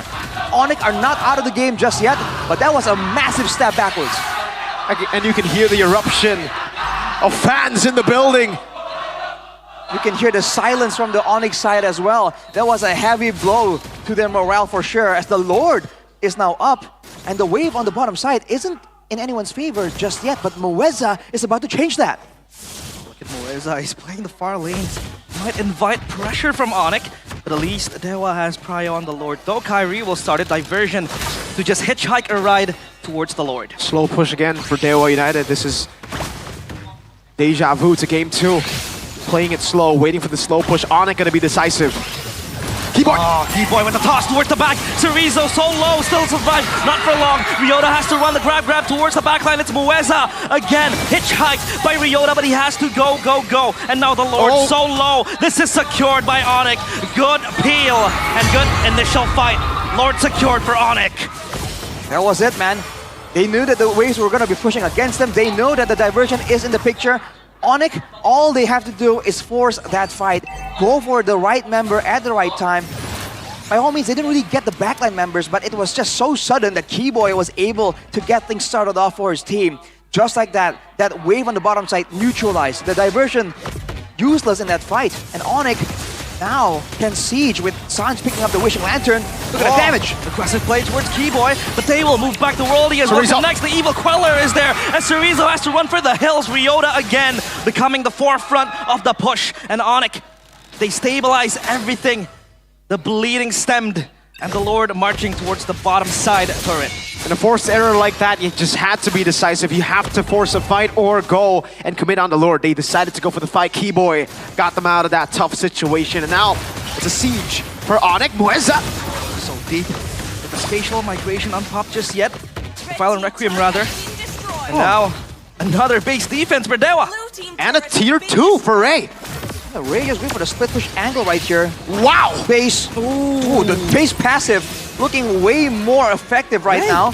Wait, Ray, wait a minute. He's gonna get the Holy Defense as well, so it's 1-for-1 Holy Defense. Oh! What is this macro coming out from Dewa, dude? And the diversion to the back. This might spell trouble. Ryota is not even aware of this. He's oblivious, and the fist crack connects. Ryota is gone, as now Moeza jumping around Zansing. It takes 2 to tango, and Sans wants to ballet his way out of this fight as Octa advances forward. Maybe still chipping the damage. Sans so low, and Onyx rumbling one by one. Kyrie has to survive. The remaining Sky King has to run for the hills as Cerezo chases him down, but the pursuit is over. Once again, the Sky Kings have to bank on Kyrie to save the game. What a play by Dewa United. And they're gonna get a few turrets off of this one. 11 minutes, but it feels way longer. This battle has gone on for such a long time. Let's take a look at that replay. What happened? Diversion into the instant pickoff of Ryota. No frontline available, no frontline for the backline member to Sicilian, for the Bruno to allow for the damage. Dewa just went for this messy super fight and it paid off. Maybe it got taken out as well, but considering what was, what the context was, there was a value play for Dewa. Now with the control, with 20 seconds to go, they can once again set up for the diversion play, set up for that macro angle. And now if Keyboy wants to try and make a play happen, they're going to be ready. Much more ready because they've seen it happen before. They're going to set up for the slow push again. This time, I think they're just going to make it push a bit quicker than the normal slow push. They've set it up and they have a diversion. So it's a forced error again for Onyx. How do they respond? Last time, they got a get out of jail free card with an amazing initiation, amazing pickoff from Keyboy. Can they do it again? Especially with the flickers down on Octa and Maybe, there is still a window for Onyx to do the same thing. But for now, Dewa are the ones playing it kind of slow. They have to wait it out. But they've seen Kyrie. Oh, Onyx so quick. Moeza with the Requiem connects, and Onyx again falling like flies left and right. CW stuck in a rock and a hard place as Ray just dances in the back, and Kyrie still surviving for so long. CW gets a shutdown, and the Lord reset. It's a 2-for-2 trade, but who won? Who won? I think Dewa still has the favor right here. Oh, the Lord so low again, just dancing! Kyrie gets the kill, or rather the Lord and the kill as well. Moeza gone, and Onyx still clenching their fist and holding to that thin thread. Oh boy, if Ray was able to secure the kill onto CW there, that was it, that was over. But CW survived with a sliver of HP, and with that, they show the composure. They get the Lord in the midst of the chaotic fight. Now Dewa on the back foot. They've done a defense before, but can they defend now in this later stage with an even stronger Lord? The diversion is available. But Moeza doesn't have the flicker for that surprise play anymore. This pillar of Onyx just never crumbles. Kyrie at the center of it all, holding the roof from falling, from collapsing. Now Dewa back on the back foot. The Sky Kings marching to the realm of the gods. The gods, though, still just holding their ground. Turret taken down. Moeza again with a Hail Mary play to the back, but still just dancing around. Onyx with the poke as able to get down Moeza, but Chorizo chimes forward. The Sans gets the kill. Kyrie as well with the Queller connects, and again so much damage. Crystal focus, but Sans takes down Maybe, and Ray is going to be the savior, but not for long. The Crystal is in their eyes as Onyx secures their first win in MPL ID Season 15.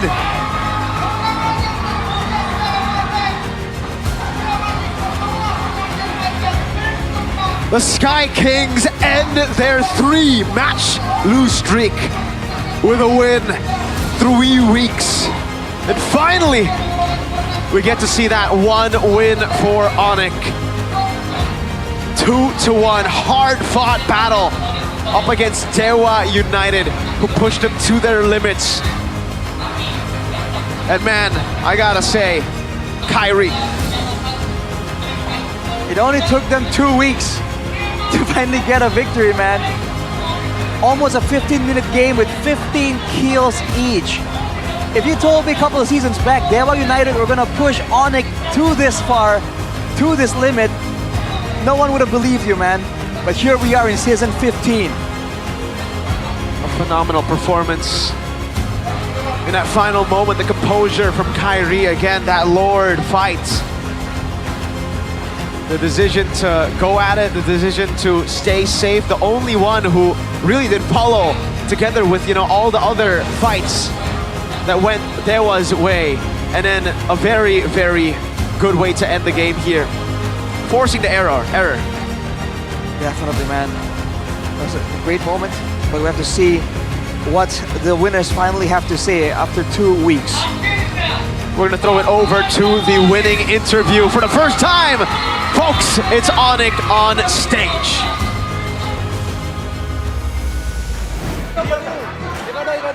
Dan akhirnya kita akan tumpengan bersama dengan Onyx. Kemenangan pertama, akhirnya yang dinantikan. Nah, ngelihat perjalanan kalian, ini kan banyak banget nih yang mempertanyakan akhirnya kalian menang hari ini. Heboh semuanya ya, heboh. But you bring luck for Onyx. Is it because of you? Onyx gains 1 win? Yeah, I don't know. You're the lucky charm? I think, yeah. What do you think about MPL ID, Ryota? It's good. The fun is so wild and it's very fun to play here. Dia bilang dia seneng main di sini, fansnya seru banget. Dan do you feel any pressure because you come here for Onyx and they didn't get any win at all? And do you feel that you have to bring a win for Onyx? No, my mindset is I just need to do my best. Pokoknya dia nggak ada pemikiran apapun, dia nggak ada mungkin burden atau apapun. Yang penting ngelakuin yang terbaik. And is this your best? Is this already your best or you have something more for us? Belum. Udah bisa bahasa Indonesia Bang Ryota? Dikit. Siapa yang ngajarin? Who taught you? Who teach you? Kyrie. Oh, Kyrie. Are you happy playing with Kyrie again? Are you happy playing with Kyrie again? No. No. Kyrie is my enemy. Musuhnya frenemissnya. Tapi Kyrie, bisa kamu jelasin ini? Akhirnya kamu ngedapetin kemenangan. Biasanya Onyx tuh di atas terus. Gimana sih kamu menghadapi posisi Onyx yang bisa dibilang hampir masuk UGD nih, cengap-cengap? Sorry. You always have a good time in Onyx. Start strong. And this season is different. How do you face this new reality for Onyx? Biasanya sih kita nggak terlalu mikirin regular season. Yang penting kita bisa improve setiap game. Yang penting bisa improve setiap gamenya. Jadi bisa dibilang ini apakah hasil improve kalian? This is Onyx improvement? Ya. Iya. Is it hard to compete in this MPL season 15? Ya susah sih, soalnya semua tim sekarang jago. Semuanya jago. And how about the patch? I heard from Ryota and Eterna, this patch will benefit to Onyx. So is this for you or someone else? Or I think something it's else? kayaknya buat Ryota. Buat Ryota kayaknya. Buat Ryota? Ya, karena dia suka baca patch. So this patch really helps you, Ryota?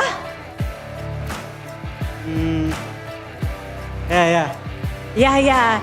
You read all of the patch, and now who do you think that, what is the strongest point of Onyx now against Dewa? Semua. Tau gak sih dibisikin Kairi guys. Tapi Sans, kita pengen denger juga dari Sans dong. Sans, berseason-season berjuang dan pada akhirnya ngedapetin kemenangan pertama di minggu yang ketiga. Pernah kamu bayangkan akhirnya kamu ngedapetin kemenangan itu sekarang? Lengah aja sih, lengah. Jadi kayak alhamdulillah udah ngerasa menang lagi. Jadi udah enak aja rasanya. Udah enak aja. Kalau dari Sans sendiri gimana sih caramu untuk benar-benar nih Onyx menahan minggu 1, minggu kedua? Oh, seperti yang biasa coach kita bilang, reset aja, nggak usah pikirin apa yang udah terjadi sebelumnya, kita fokus ke depannya. Fokus ke depannya. Ya. Dan itu yang kalian lakukan? Iya. Bisa dibilang kan ini dari Onyx berganti-ganti. Tiap matchnya kayaknya kita line up, terus-menerus diubah. Iya. Apakah ini strategi dari kalian masih mencari komposisi terbaik atau bagaimana sih Sans? Kalau itu terserah dari coach sih, karena kita banyak player juga kan. Jadi ya mungkin coach Adi mau mainin semua, jadi makanya ganti-ganti. Makanya ganti-ganti. Ya. Dan kalian pun cepat beradaptasi. Ya bisa dibilang kayak gitulah. Tapi menarik dengan adanya banyak sekali yang bisa kita saksikan dari Onyx tadi 2-1 game ketiga. Gimana sih cara kalian memenangkan game itu? Kita ngeliat tuh back and forth banget loh. Ya kita dari hero kita emang mainnya di mid game, late game kan. Jadi emang kita harus cukup sabar di gamenya dan main rapi aja. Tapi Sans ngeliat Dewa season ini beda nggak? Atau sama dengan, atau apa yang kamu lihat dari Dewa di season ini Sans? Yang sebenarnya bukan Dewa doang sih, semuanya tim yang pastinya udah pada ngejar semua. Jadi ya kita saling ngejar, pokoknya udah pada bagus semua lah mainnya. Makin ketat kalau di MPL ini Indonesia. Kita tahu banget ada yang namanya anak baru juga, ada yang namanya anak lama, ada veteran, ada rookie. Dan kalau dari cewek sendiri, kamu harus menghadapi satu nama, satu player, young blood, maybe dari Dewa. Gimana sih cewek menghadapi satu player anyar ini? Apa ya? Ya yang blood aja kan aku juga masih young. Oh iya, dek cewek gimana tadi? Oke sih, bagus main. Bagus main ya? Iya. Kalau sekarang gold laner tuh lagi bisa dibilang lagi persaingannya ketat banget. Dan maybe masuk radar cewek nggak? Ya season ini menurut gua yang paling banyak rookie-nya di role golden sih sebenarnya. Ya, jadi ya golden rookie-rookie bisa ini sih. Bisa ngasih lihat lah ke yang ini. Kemudahan-kemudahannya bisa ditampilkan. Tapi kalau dari cewek sendiri menghadapi player veteran dan menghadapi player rookie, itu ada pendekatan yang berbeda kah? Ada cara yang berbeda kah dari cewek? Sebenarnya sama aja sih kalau mau rookie atau enggak. Yang penting kita oke. Yang penting Yang penting kita ini sih kayak fokus ke tim kitanya aja sih. Gameplay tim kita gitu. Gameplay tim kalian yang dicari, apakah ini menurut cewek yang kalian cari? Permainan seperti ini dari Onyx? Sebenarnya masih proses sih, cuman kan emang week kan bertahap kan. Jadi ya kita prosesnya bertahap lah gitu. Proses terus bertahap. Tapi kalau ngomong-ngomong tentang patch, tuh biasanya yang paling pusing adalah dari roamernya. Boy, pusing nggak Boy? Udah nggak menang-menang, harus menghadapi patch baru. hadir di minggu yang ketiga. Kiboy, ubannya nambah? Lumayan. Gimana Boy menghadapi minggu ini? Dengan ada kalian belum menang, terus ada pets juga. Ya yang pertama pasti lumayan shock lah karena nggak pernah kan. Terus cuma lama-lama jadi kayak ya pengalaman aja sih. Terus kita juga jadi jadi banyak belajar juga sabar. Dari kekalahan mengajarkan kesabaran. Sabar, lagi bulan Ramadan. Tapi cukup sabar ini, kalian mau disabar-sabarin terus? Oh, udah enggak dong. Udah enggak? Sekarang harus bangkit lagi. Bangkit. Dari pets ini sendiri, kamu tentu yang mempelajari bisa dibilang tugasnya banyak banget. Kamu harus makro segala macam. Jadi menurut Kiboy dari pets ini, apakah dari Onyx sudah bisa beradaptasi dengan pets baru? Kalau soal pets, gue yakin kita pasti bisa lah. Soalnya kalau soal adaptasi, kita bisa banget lah. Oke, tapi kemenangan pertama kalian. Kasih tahu dong, kunci kemenangan pertama dari Onyx nih yang dinantikan. Apa nih, kalian bisa menang hari ini dari Kiboy? Kurang PH-nya kan, ada 2 PH sekarang. Oh, oke. Nambah 1, jadi makin mantap kalian. Baiklah, ada nggak sih yang ingin kalian sampaikan dengan sekarang komposisi yang baru juga, kemenangan baru, kemenangan pertama. Ada yang mau disampaikan? Yang paling ya cuman pantun sih dari cewek. Pantun dari cewek, pantun dari cewek. Nggak ada. Nggak expect menang soalnya nggak ada. Waduh, duh. Nggak apa-apa, ubur-ubur ikan lele. Nggak ada Bude. Nggak ada. Puisi. Paling mau ngucapin buat Sonic aja sih. Boleh. Thank you semua yang udah support kita, yang di stage maupun yang di rumah. Ya mungkin nih kemenangan pertama kita setelah 3 week. Ya kita baru buka puasa lah. Puasa kemenangan maksudnya. Puasa kemenangan sudah dibuka. Thank you semuanya.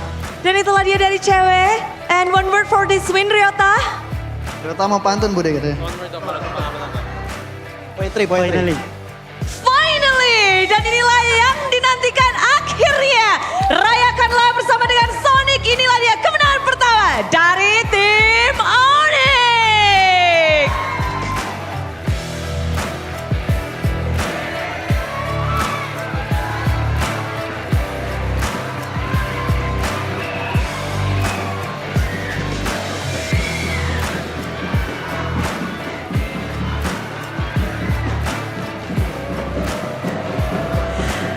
Sonic di sini pasti lagi pada kepengen tumbengan karena pada akhirnya yang dinantikan datang juga dari kesabaran mereka mendapatkan kebesaran, menang 1 poin. Dan sebelum kita memasuki match kedua ataupun break, Bude akan bagi-bagi nih bersama dengan GoPay. Ada GoPay hadiah GG.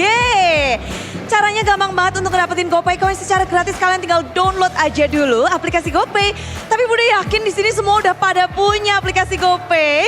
Jadi siapkan semua device kalian untuk bisa mendapatkan GoPay Coin secara gratis yang bisa kalian gunain untuk apapun. Mau buat apa aja itu bisa. Jadi caranya akan Bude kasih tahu nanti, dan nanti ada kode yang harus kalian masukkan secara cepat, tepat, dan pasti dapat. Udah pada siap nih? Siap. Yuk, jadi sekarang kita akan kasih tahu bagaimana cara ngedapetin GoPay hadiah GG. Dan caranya adalah yang pertama pastinya buka aplikasi GoPay kalian. Lalu klik icon voucher saya, lalu masuk klik ke daerah voucher. Semuanya tinggal diikutin aja ini yang ada di layar.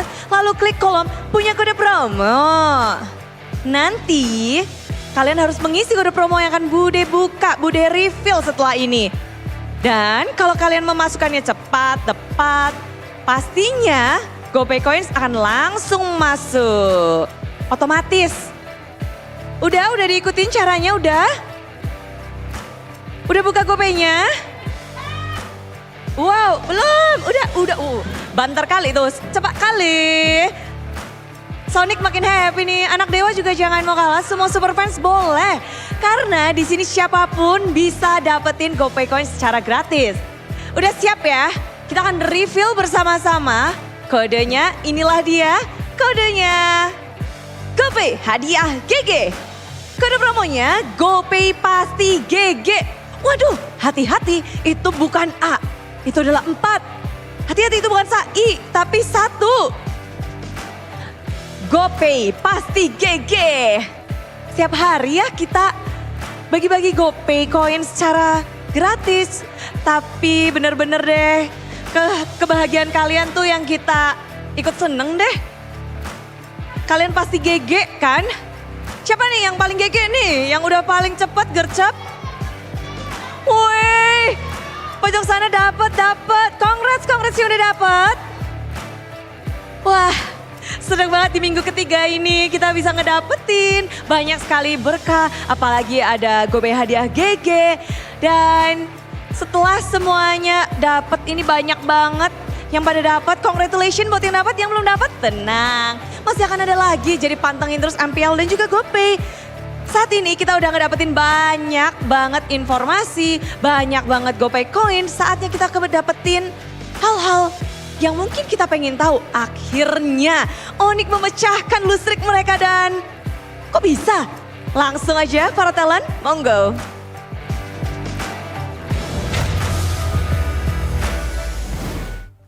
Congratulations to all you Sonics. They did it. They got their first win. And realize he cursed Dewa, I guess. You ready? Call your families, call your friends. King Onyx is back. I mean, another Sonic also had strong words, man. I believe he said, look, man, it's over. Now Onyx will stay undefeated all the way until the end. Maybe this is claim. This is the power spike. Maybe this is why Onyx decided, you know what, guys, our fans kind of need humbling for a bit. Let's not win the first 3 weeks. Because even Kyrie said, you know, regular season, it's whatever, as long as we learn from the game. So I guess they're not taking regular season seriously. But still though, they need wins, right? Like, it doesn't matter. I mean, you could say that, but if you don't make it to playoffs, then regular season does matter. Exactly. They have to actually be in the safe zone to say things like that. But the fact that they're not really tunneling on their mistakes, they're actually improving a lot. I think it's a great, approach. But look at who it is. The god in the jungle, 8-1 and 4. Oh man, Kyrie's back. Kyrie's back. I'll say that. I'll say Kyrie's back. I don't think Onyx back just yet. Their members need to improve a lot. A lot of repeated mistakes, man. So many times. Like, I think here? No, not here. Up top and then here later on in the purple ball.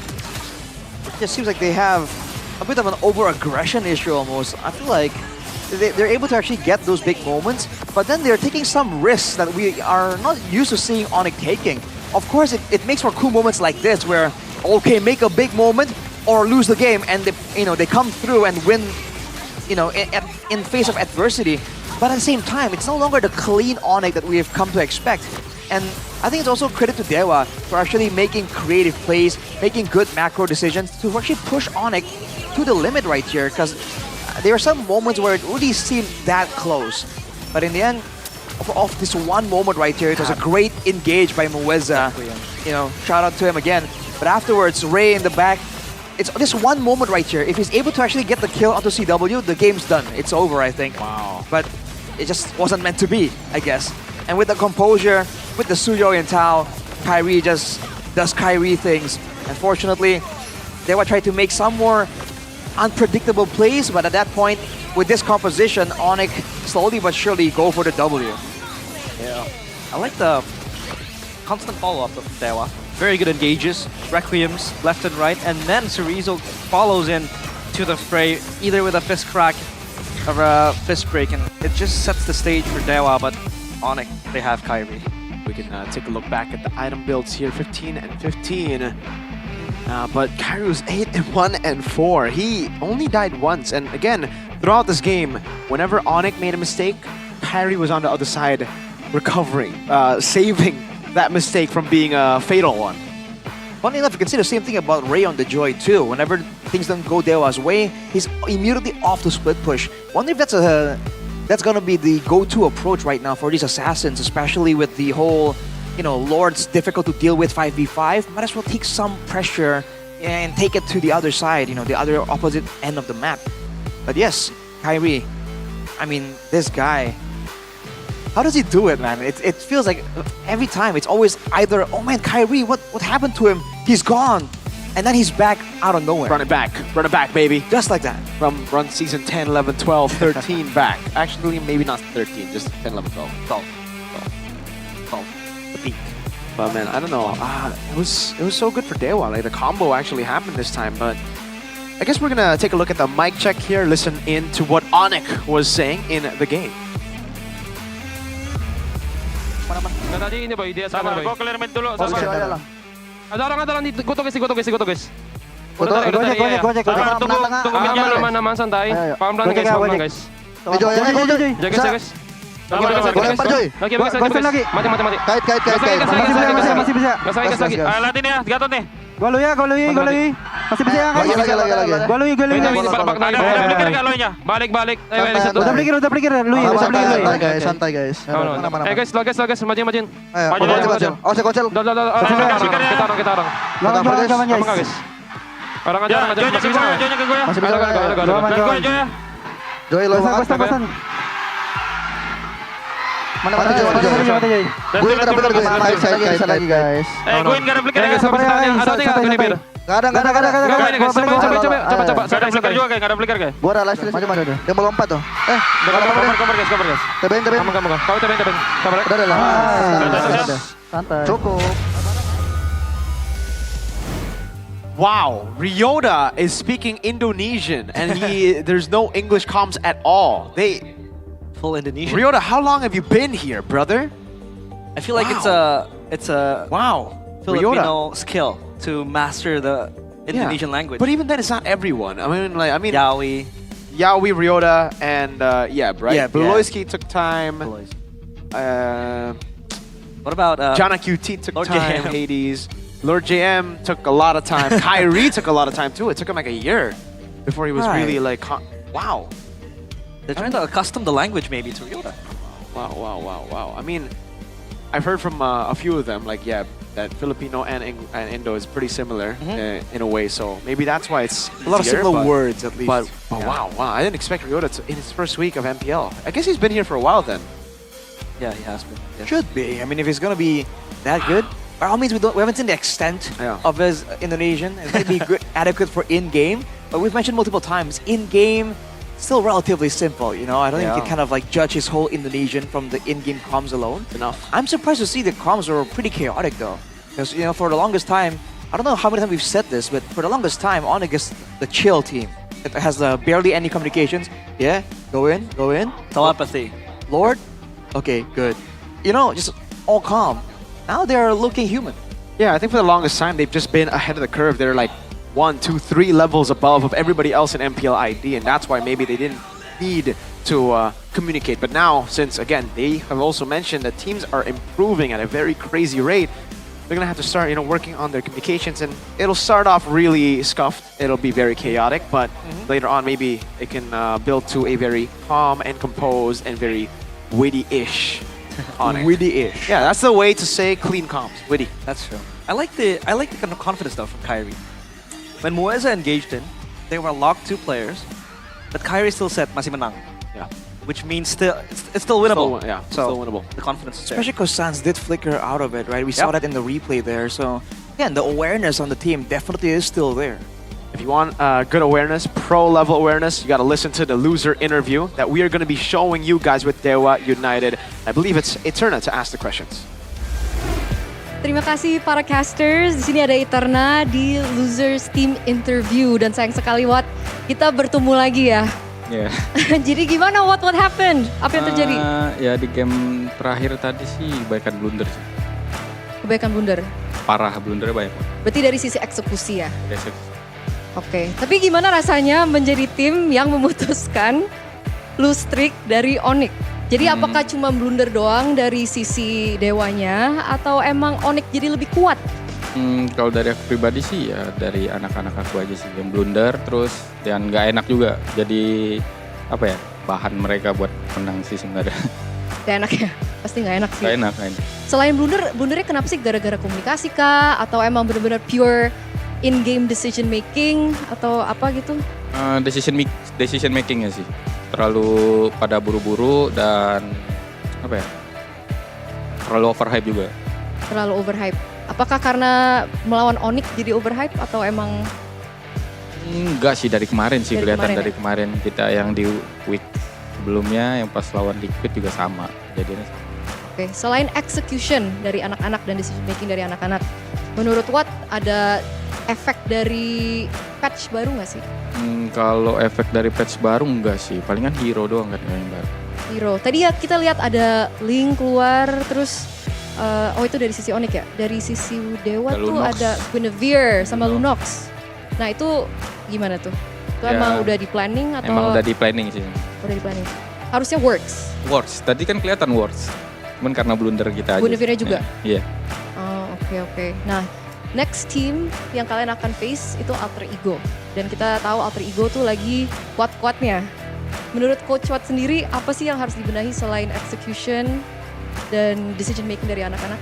Ya paling ini sebenarnya chemistry anak-anak sih kalau dibilang nyatu udah nyatu. Cuman ya itu decision making sama pada pengen buru-buru cepat end aja sih itu yang buat masalah. Oke. Aku mau tanya juga dong, kata Kimura ada player baru kah yang akan terjun? Apakah itu juga akan menjadi senjata rahasia Dewa untuk next game-nya lawan Alter Ego? Ada. Ada player baru? Ada. Player baru, oke. Mungkin nggak gitu. week ini, mungkin nggak week ini. Nggak week ini, alright. Berarti kita tunggu ya gebrakan baru dari Dewa untuk next match melawan Alter Ego. Dan itu aja dari aku, Eterna dan juga Watt. Jadi kita akan langsung balik lagi ke para caster. Silakan.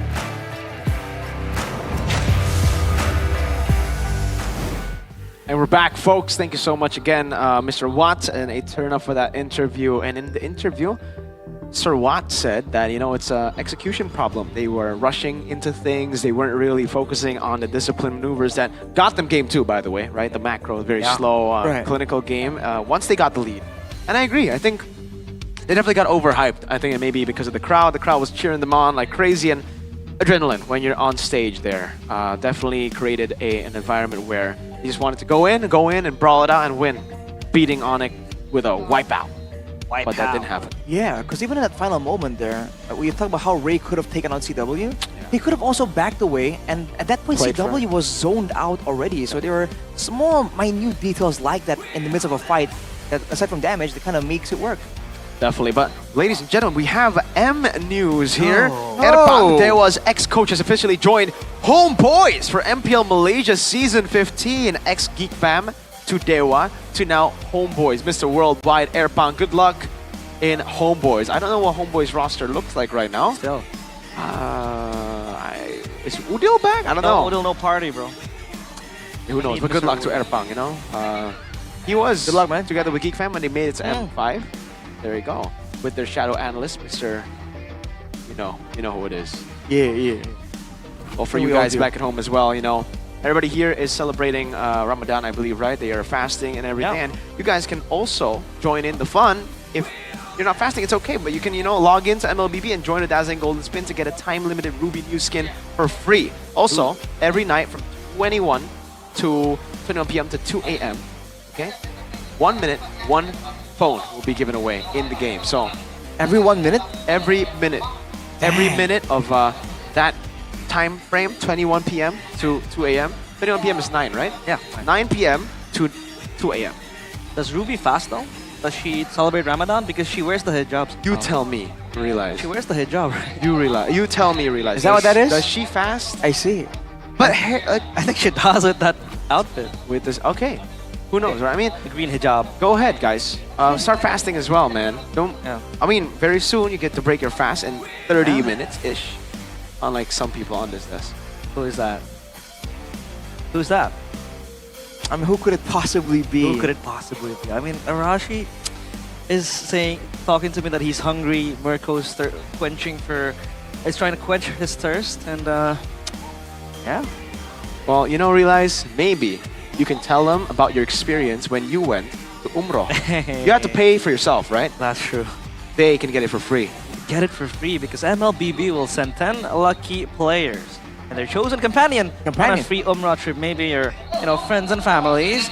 How to join that is very simple. You can post a video or a picture about your Ramadan daily life. Any kind of good content works. Don't forget to edit it out, make it as exciting as possible. And don't forget to use the hashtag Hadiah Ramadan MLBB in your post. And that's it. Everyone has a chance to win. Everyone has a chance to step their foot on the Holy Land for Umrah.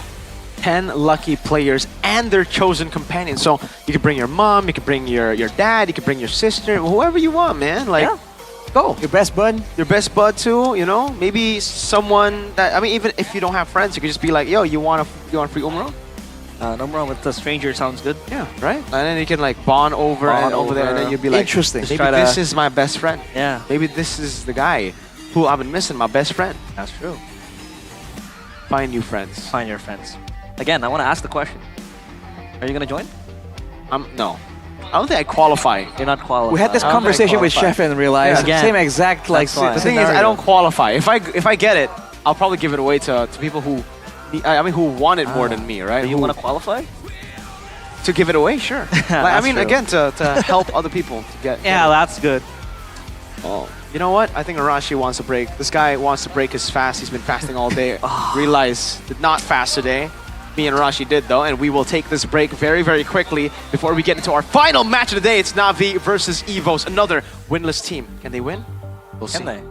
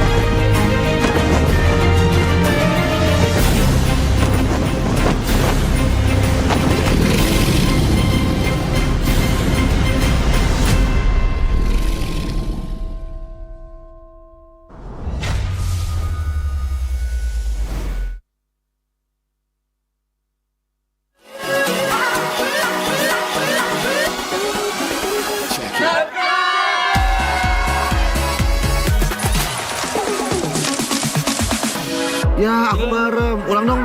Gak perlu.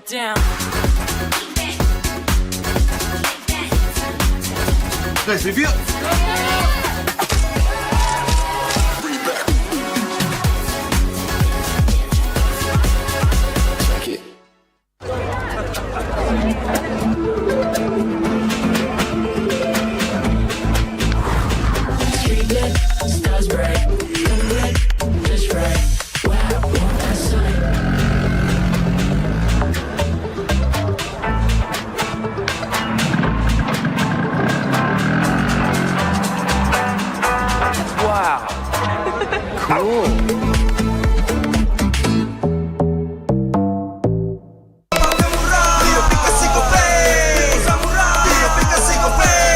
Walau yang lain terus berubah, Gope konsisten, kasihnya pasti murah. Tagihan murah, di aplikasi Gope transfer 100 kali per bulan. Download aplikasi Gope baru, nggak pakai lama. Dompet andalan gamers banyak damage-nya.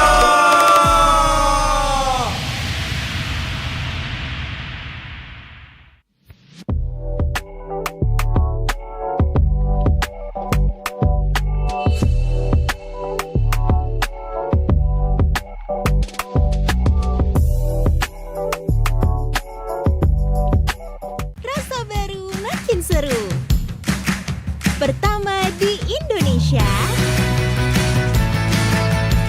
Kopi susu rasa cookies. Always ready, warnai harimu. Good Day Groovy Cookies. Nikmati sensasi asyik kopi cookiesnya.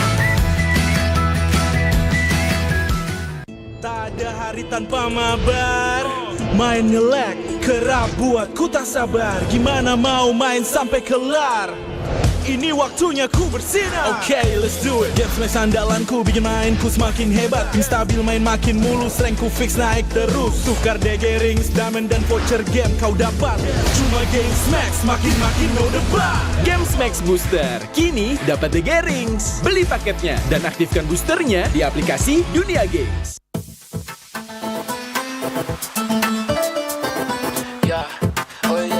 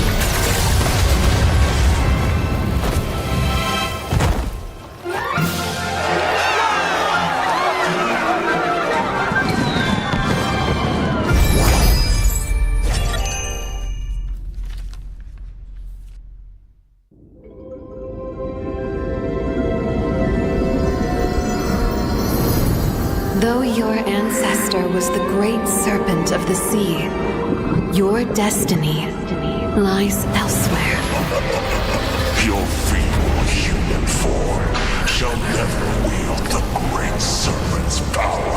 Why can't I?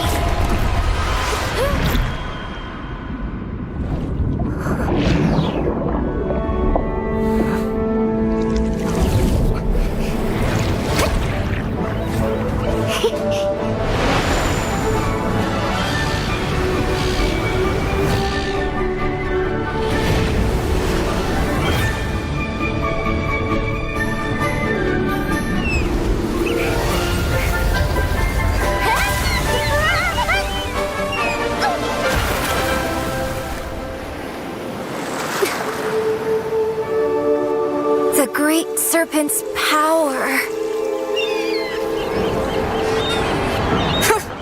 Only weaklings live on land. Born with this awesome tail, but stuck in this plain body. That's me, the great serpent's heir, Kalea.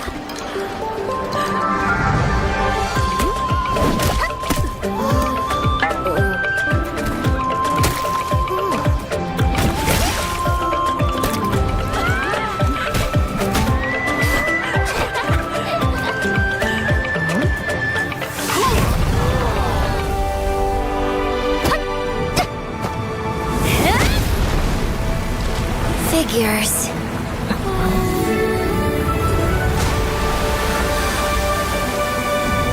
These things are pretty handy after all.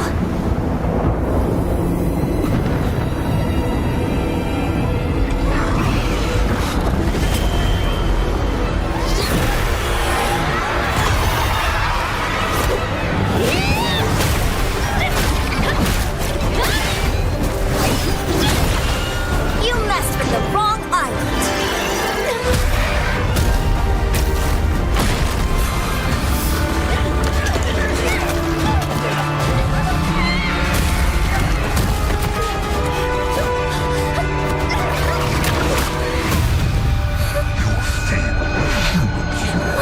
Shall never wield the great serpent's power.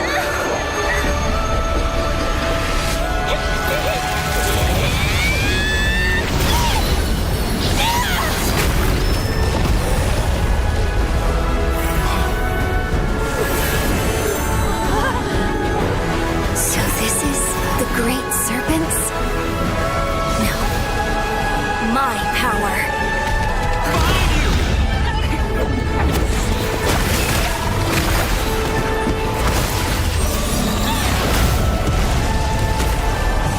Let me show you the real me!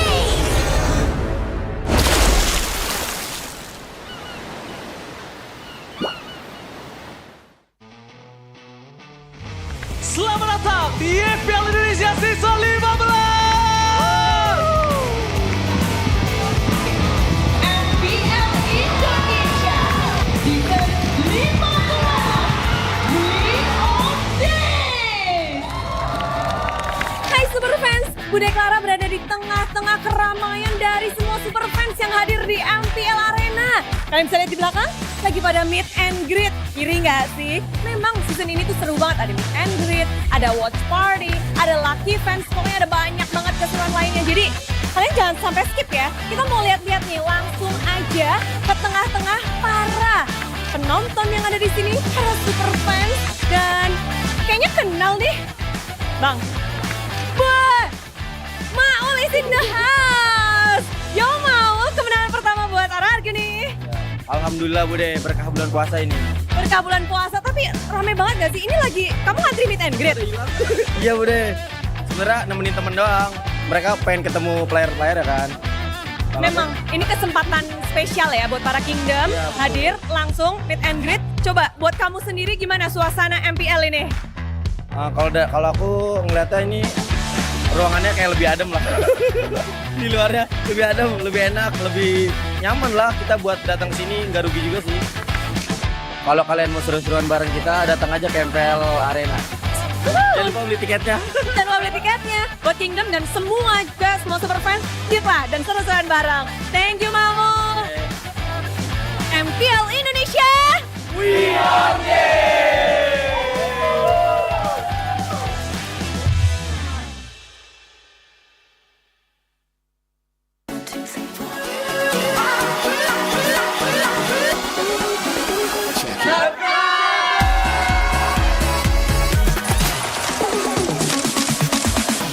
Ya, aku merem. Ulang dong. Gak perlu.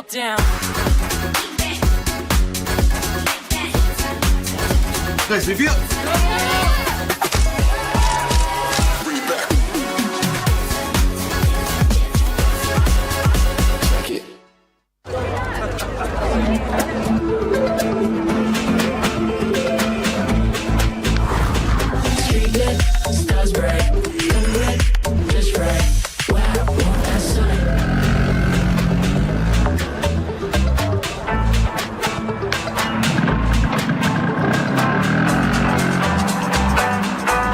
Wow. Cool.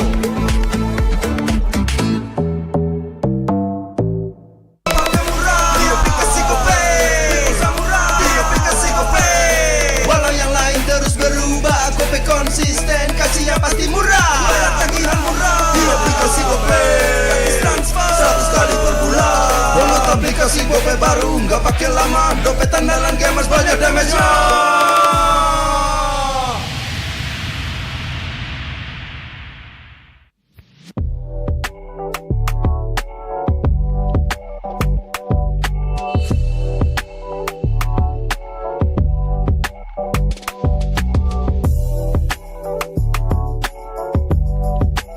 Rasa baru makin seru.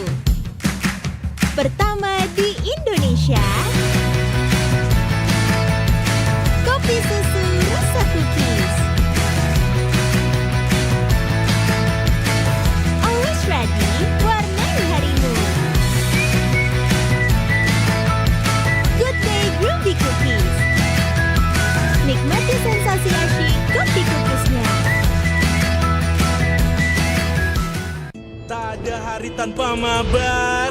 Main nge-lag, kerap buat ku tak sabar. Gimana mau main sampai kelar? Ini waktunya ku bersinar. Okay, let's do it. Game smash andalanku bikin mainku semakin hebat. Tim stabil main makin mulus, rankku fix naik terus. Tukar DG rings, diamond dan voucher game kau dapat. Cuma Game Max, makin no debat. Game Max Booster, kini dapat DG Rings. Beli paketnya dan aktifkan boosternya di aplikasi Dunia Games. Yeah. Oh yeah, yeah, yeah. Oh yeah, yeah, yeah.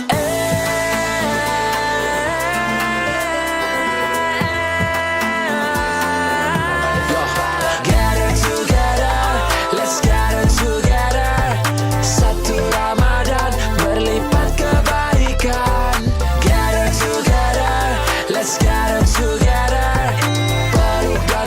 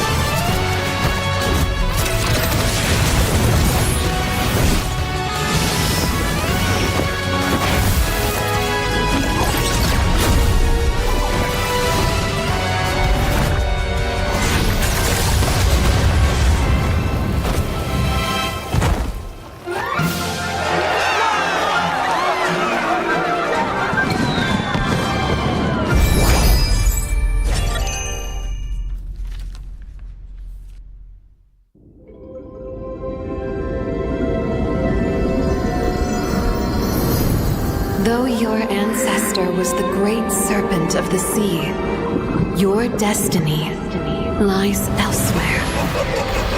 Your feeble human form shall never wield the great serpent's power. Why can't I?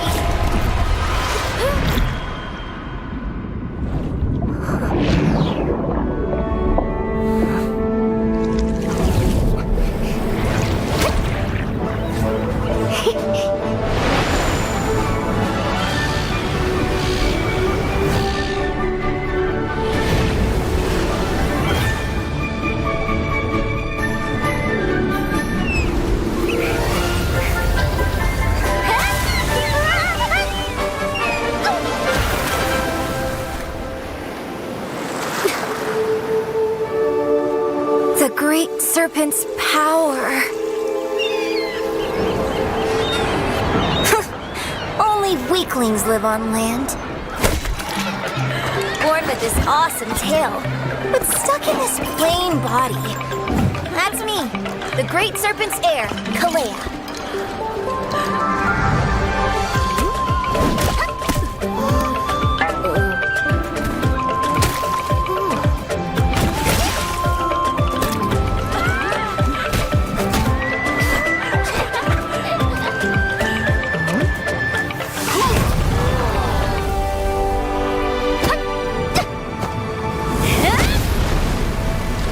Figures.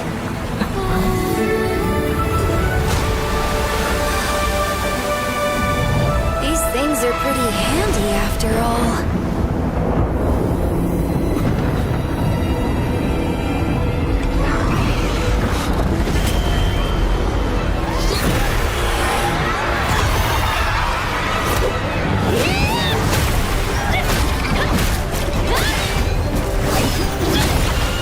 You messed with the wrong island.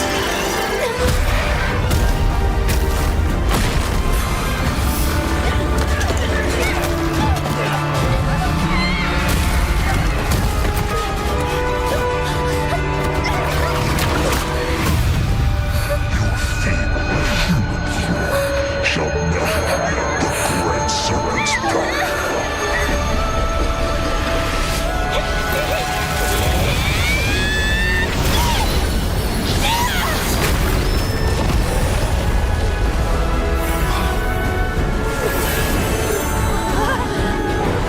So this is the great serpents? No. My power.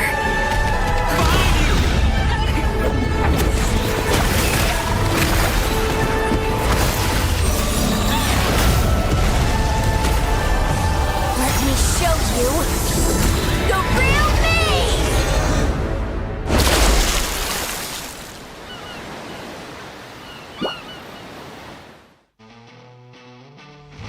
Selamat datang di MPL Indonesia Season 15! MPL Indonesia Season 15 Queen of Days.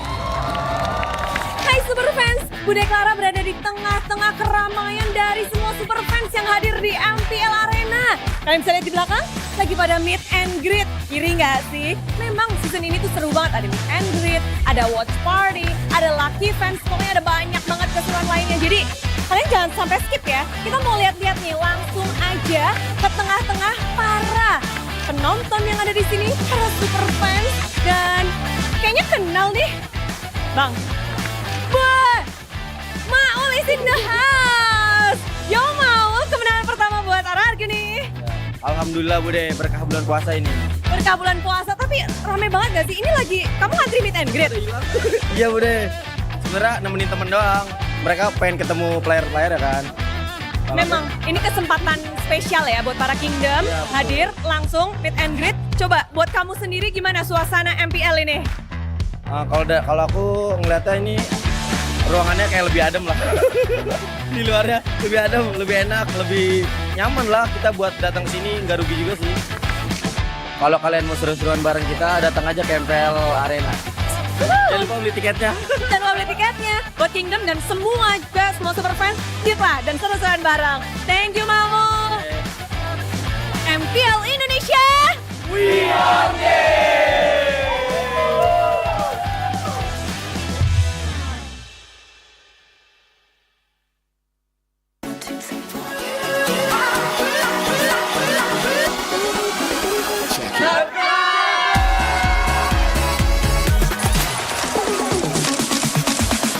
Ya, aku merem. Ulang dong. Gak perlu.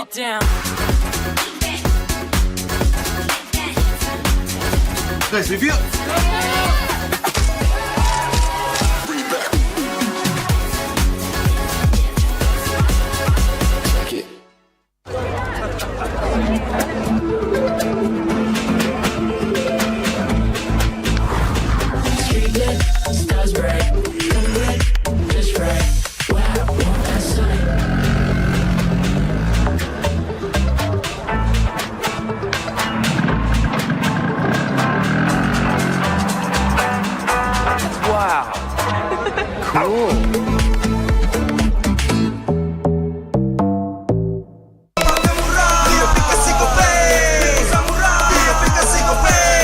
Walau yang lain terus berubah, GoPay konsisten, kasih yang pasti murah. Bayar tagihan murah di aplikasi GoPay. Transfer 100 kali per bulan. Download aplikasi GoPay baru, nggak pakai lama. Dompet andalan gamers banyak damage-nya.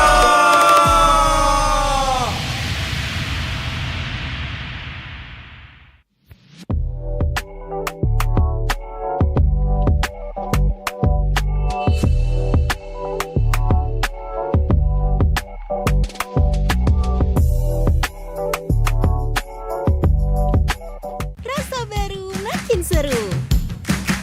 Pertama di Indonesia. Kopi susu rasa cookies.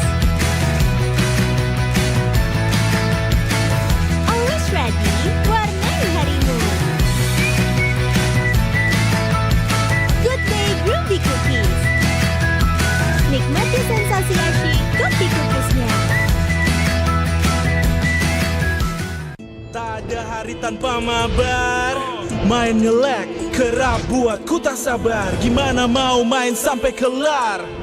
Ini waktunya ku bersinar. Okay, let's do it. Games main sandalanku bikin mainku semakin hebat. Pin stabil main makin mulus, rankku fix naik terus. Tukar DG rings, diamond dan voucher game kau dapat. Cuma Games Max, makin-makin no debat. Games Max Booster, kini dapat DG Rings. Beli paketnya dan aktifkan boosternya di aplikasi Dunia Games. Yeah.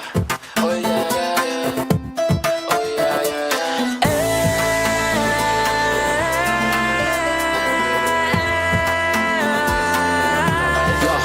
Gather together, let's gather together. Satu Ramadan berlipat kebaikan. Gather together, let's gather together. Peluk dan maaf di hari lebaran.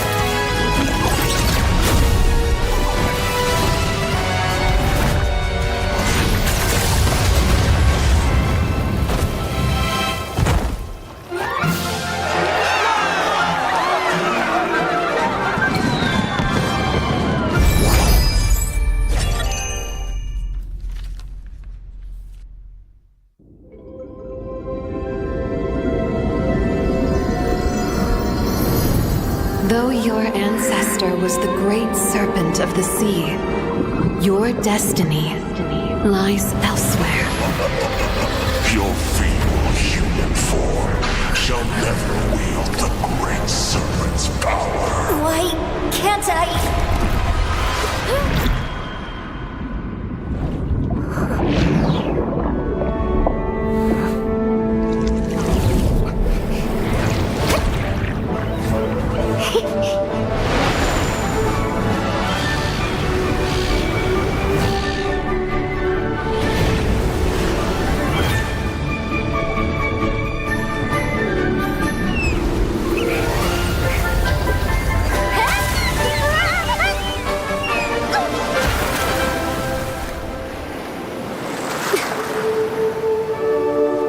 The great serpent's power. Only weaklings live on land. Born with this awesome tail, but stuck in this plain body. That's me, the great serpent's heir, Kalea.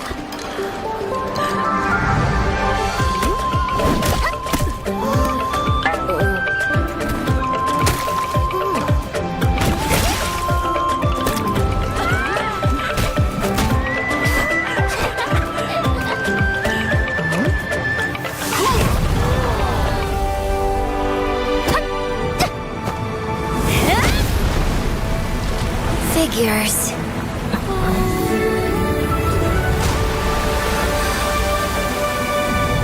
These things are pretty handy after all.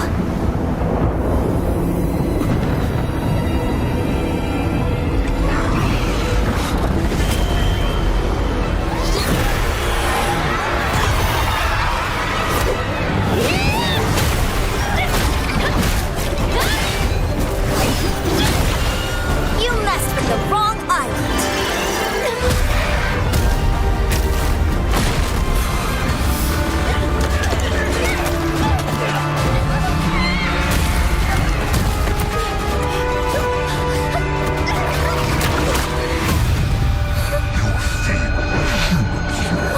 Shall never wield the great serpent's power.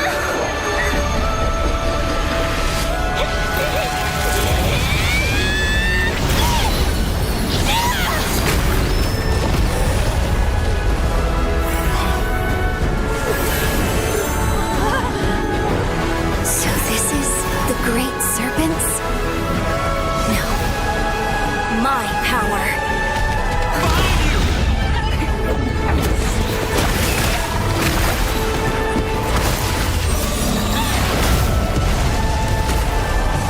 Let me show you the real me!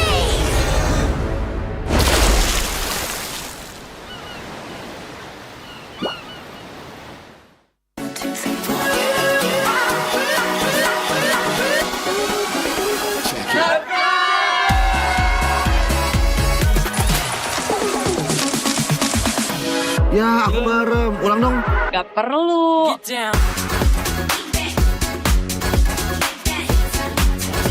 Guys, review.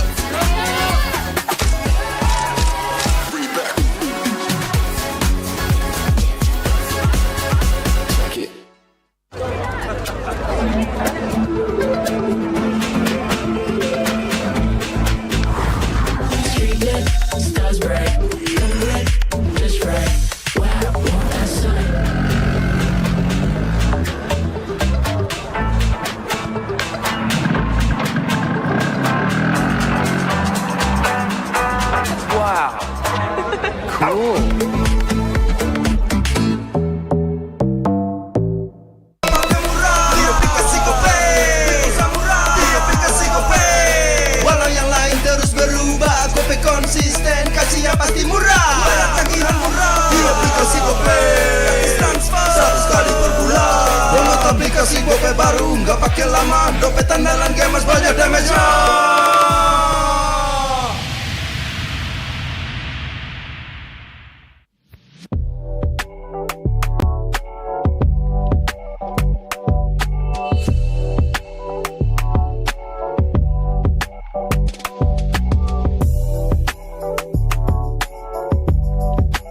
Rasa baru makin seru. Pertama di Indonesia, kopi susu rasa cookies. Always ready, warnai harimu. Good Day Groovy Cookies. Nikmati sensasi asyik kopi cookiesnya. Tak ada hari tanpa mabar. Main nge-lag, kerap buat ku tak sabar. Gimana mau main sampai kelar? Ini waktunya ku bersinar. Okay, let's do it. Games match andalanku bikin mainku semakin hebat. Pin stabil main makin mulus, rankku fix naik terus. Tukar DG rings, diamond dan voucher game kau dapat. Cuma Games Max, makin no debat. Games Max Booster, kini dapat DG Rings. Beli paketnya dan aktifkan boosternya di aplikasi Dunia Games. Yeah. Oh yeah, yeah, yeah. Oh yeah, yeah, yeah.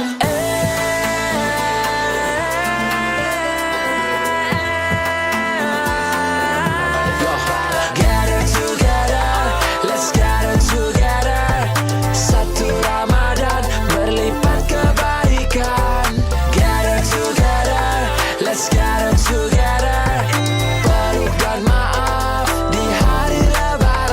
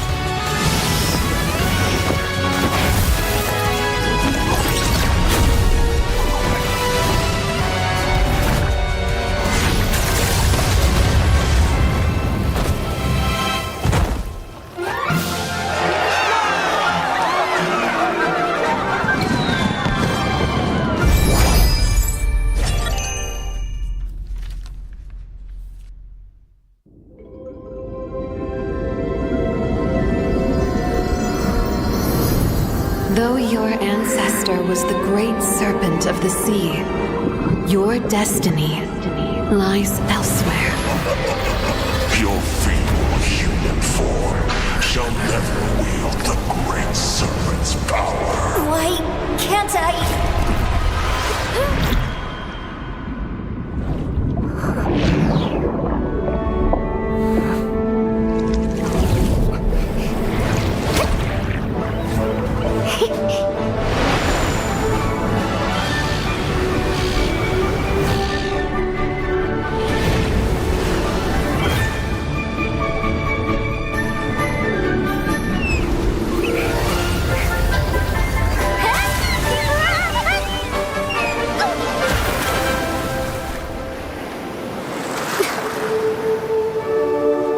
The great serpent's power.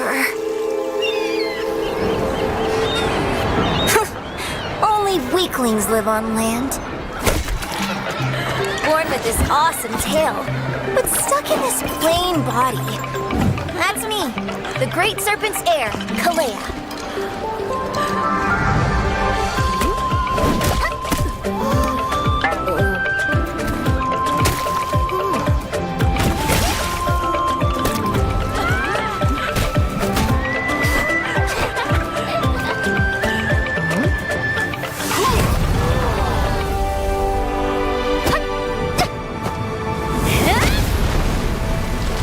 Figures.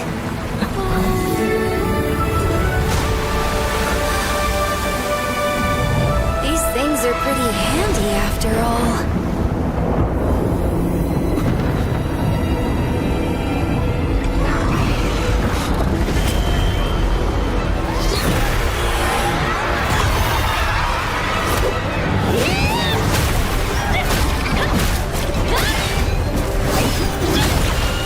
You messed with the wrong island.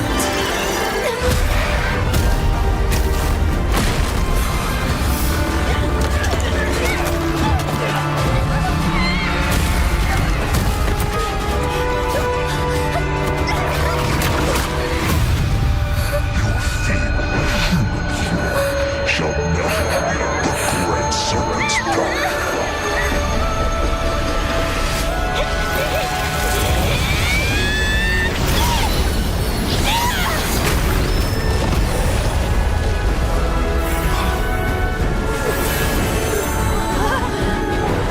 So this is the great serpents?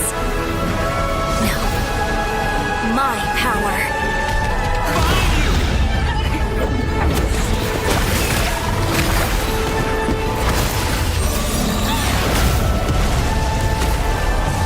Let me show you the real me!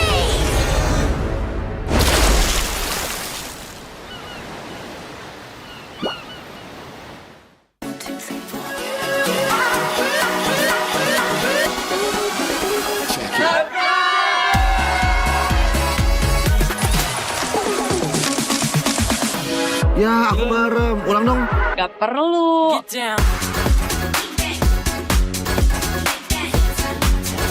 Guys, review.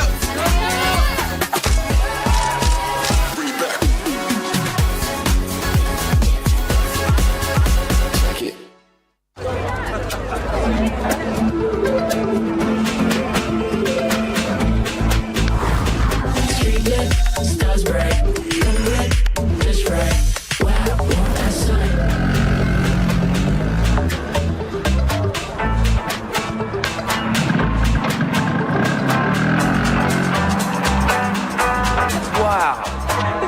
Cool.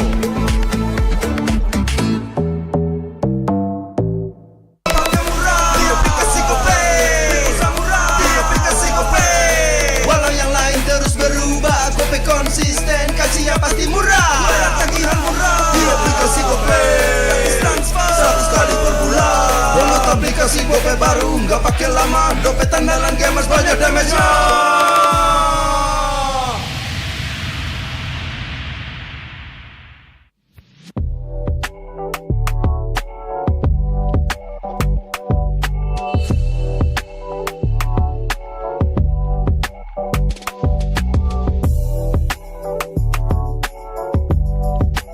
Rasa baru Naki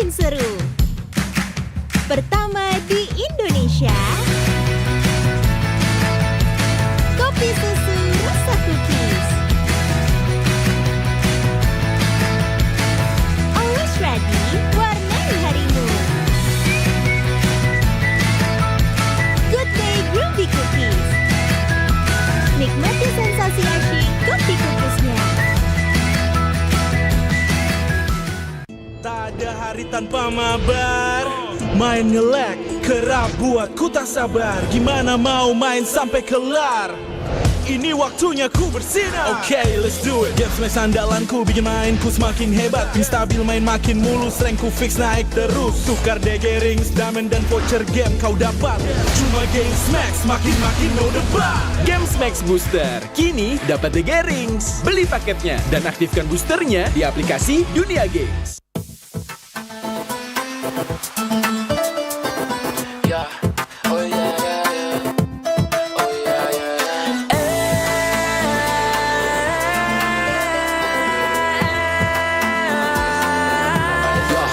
Gather together, let's gather together. Satu Ramadan berlipat kebaikan.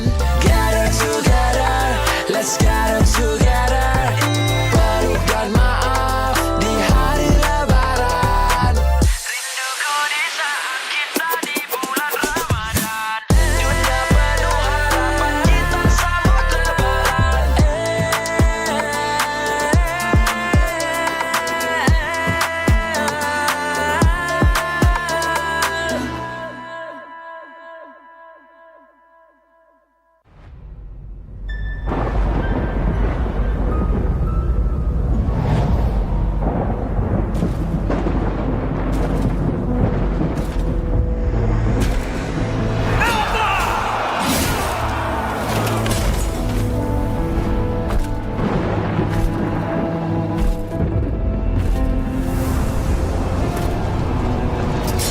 Alpha, my dear doomed king.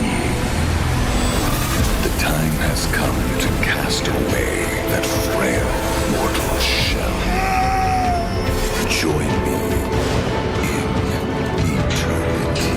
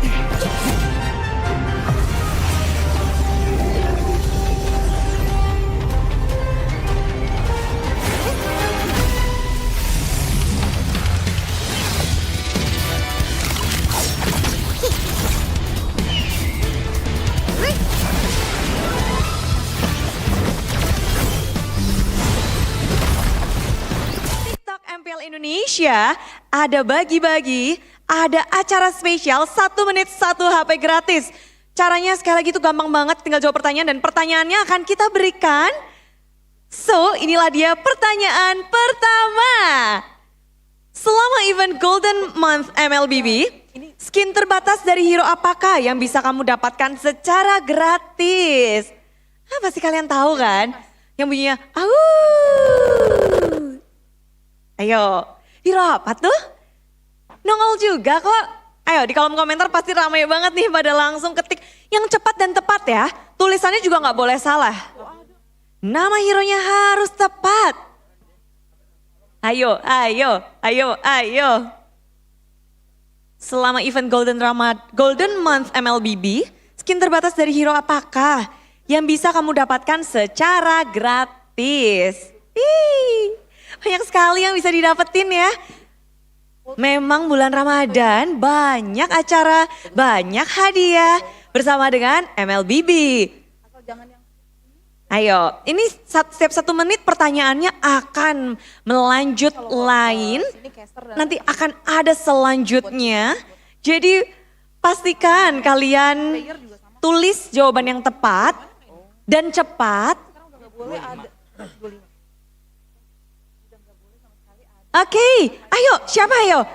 Ini masih belum ada yang benar atau kurang jelas nih kalian? Hero-nya tuh biasanya bisa jadi EXP lane, bisa jadi roamer.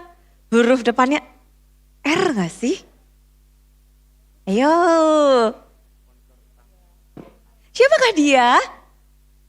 By the way, mungkin buat yang ada di platform lain jangan lupa langsung ke TikTok dari MPL Indonesia. Karena ada 1 HP untuk 1 menit. Jadi 1 menit 1 HP gratis hanya di TikTok MPL Indonesia.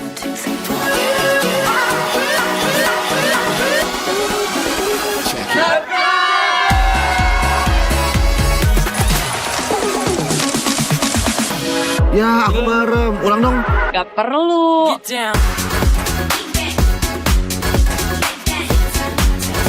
Guys, review.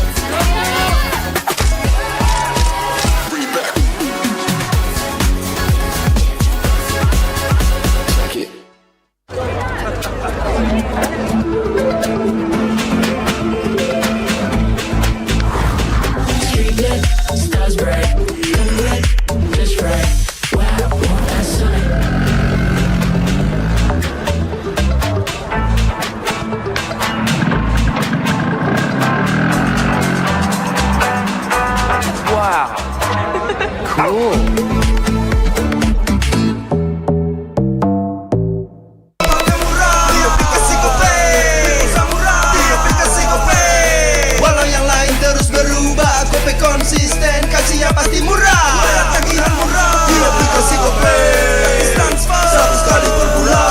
Download aplikasi Gope baru, nggak pakai lama. Dompet andalan gamers banyak damage-nya.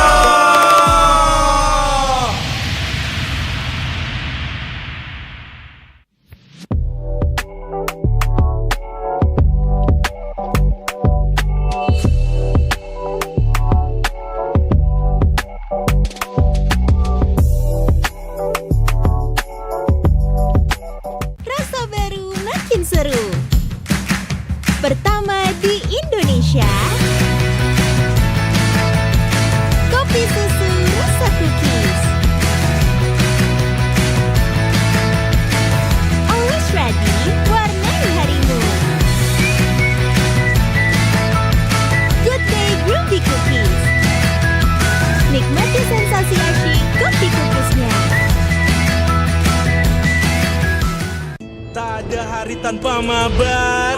Main nge-lag, kerap buatku tak sabar. Gimana mau main sampai kelar? Ini waktunya ku bersinar. Okay, let's do it. Game smash andalanku bikin mainku semakin hebat. Pin stabil main makin mulus, rankku fix naik terus. Tukar DG rings, diamond dan voucher game kau dapat.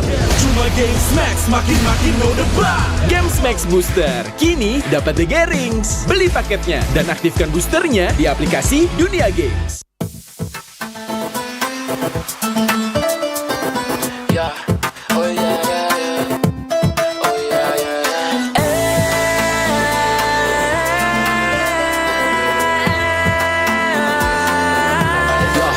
Gather together, let's gather together. Satu Ramadan berlipat kebaikan. Gather together, let's gather together. Peluk dan maaf di hari lebaran.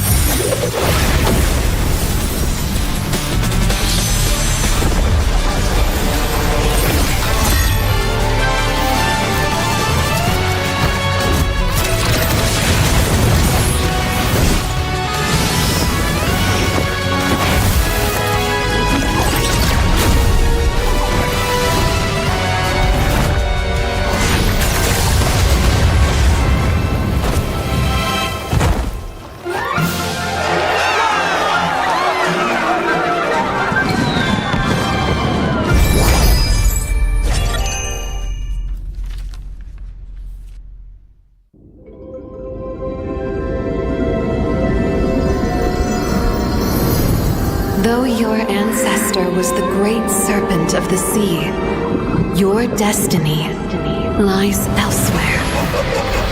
Your feeble human form shall never wield the great serpent's power. Why can't I?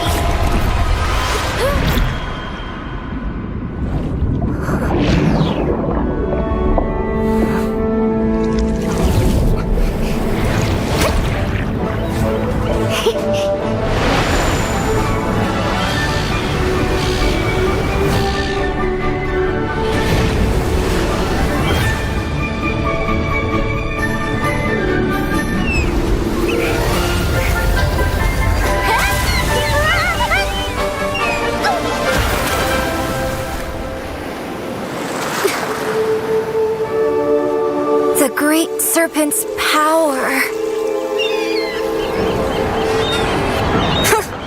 Only weaklings live on land. Born with this awesome tail, but stuck in this plain body. That's me, the great serpent's heir, Kalea.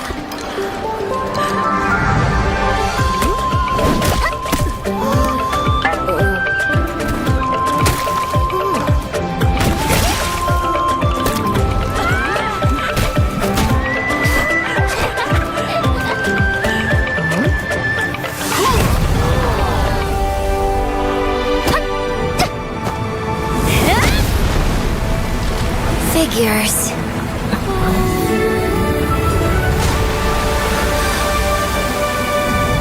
These things are pretty handy after all.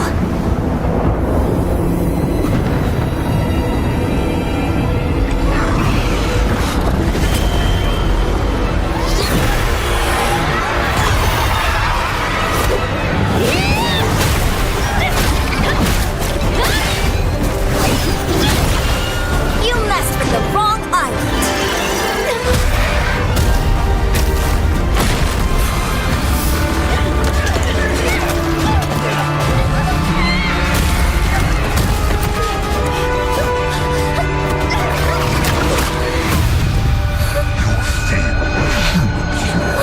Shall never wield the great serpent's power.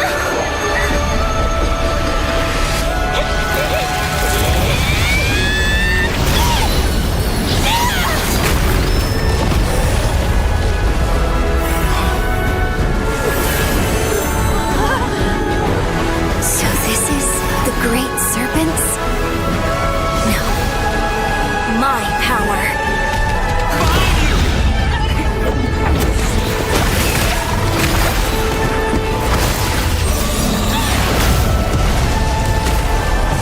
Let me show you the real me!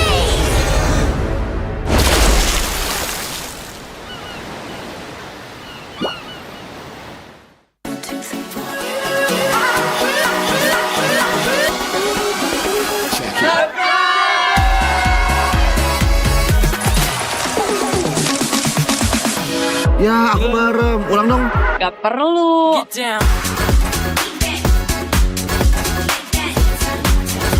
Guys, review.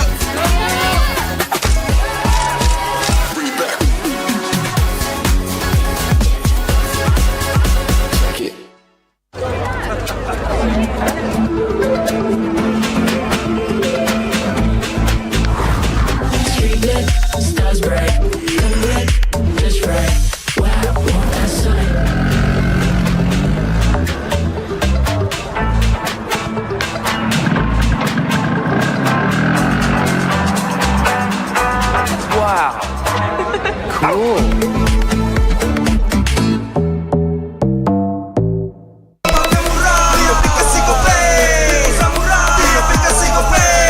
Walau yang lain terus berubah, Gope konsisten, kasihnya pasti murah.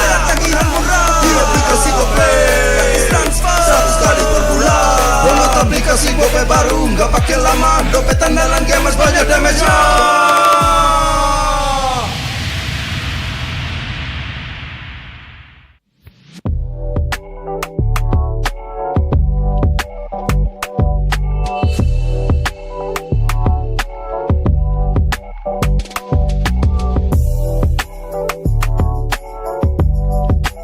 Rasa baru makin seru. Pertama di Indonesia, kopi susu rasa cookies. Always ready, warnai harimu. Good Day Groovy Cookies. Nikmati sensasi asyik kopi cookiesnya. Tak ada hari tanpa mabar. Main nge-lag, kerap buat ku tak sabar. Gimana mau main sampai kelar? Ini waktunya ku bersinar. Okay, let's do it. Games max andalanku bikin mainku semakin hebat. Tim stabil main makin mulus, rankku fix naik terus. Tukar DG rings, diamond dan voucher game kau dapat. Cuma Games Max makin no debat. Games Max Booster, kini dapat DG Rings. Beli paketnya dan aktifkan boosternya di aplikasi Dunia Games. Yeah. Oh yeah, yeah, yeah. Oh yeah, yeah, yeah.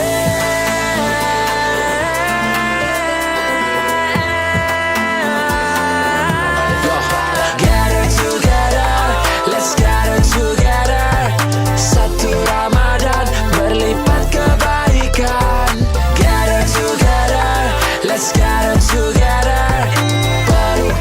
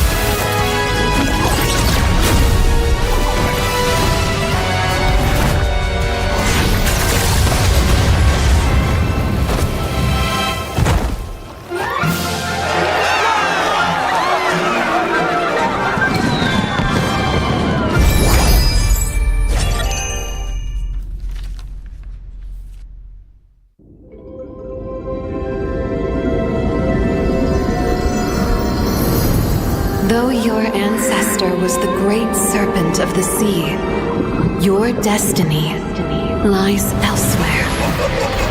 Your feeble human form shall never wield the great serpent's power. Why can't I?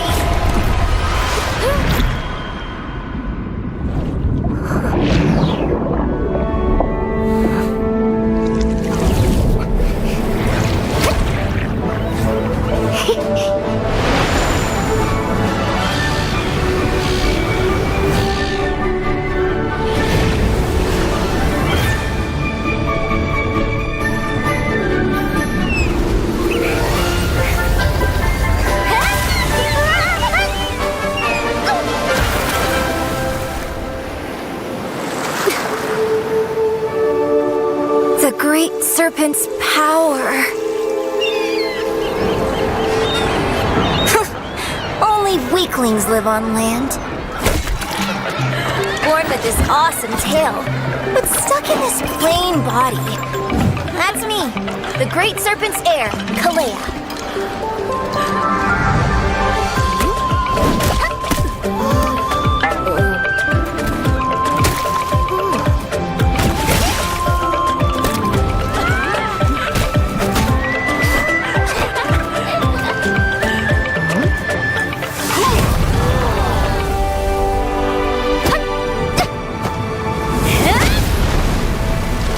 Figures.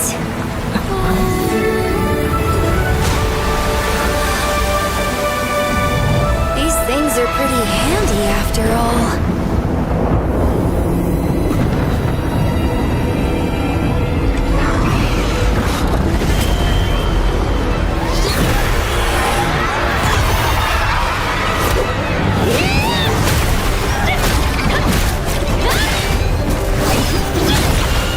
You messed with the wrong island.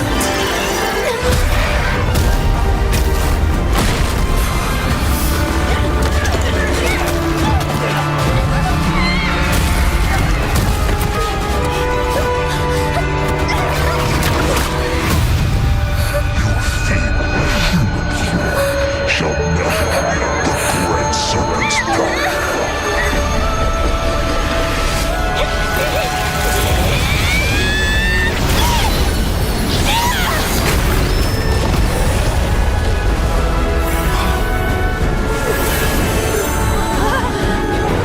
So this is the great serpents? No. My power.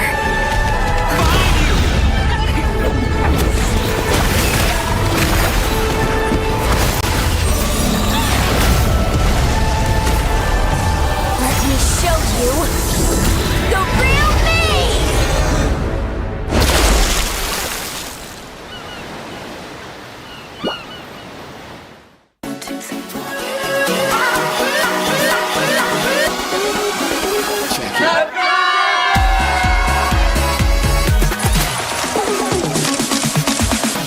Ya, aku merem. Ulang dong. Gak perlu.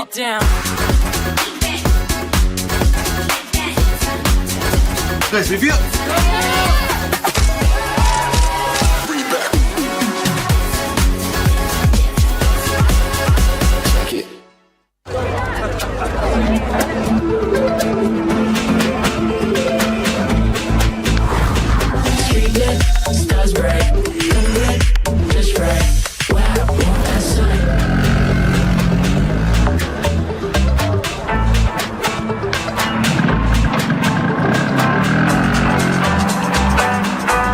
Wow. Cool.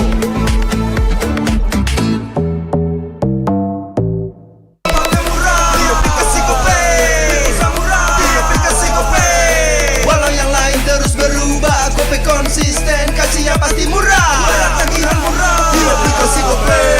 Transfer 100 kali per bulan. Download aplikasi Gope baru, nggak pakai lama. Dompet andalan gamers banyak damage-nya.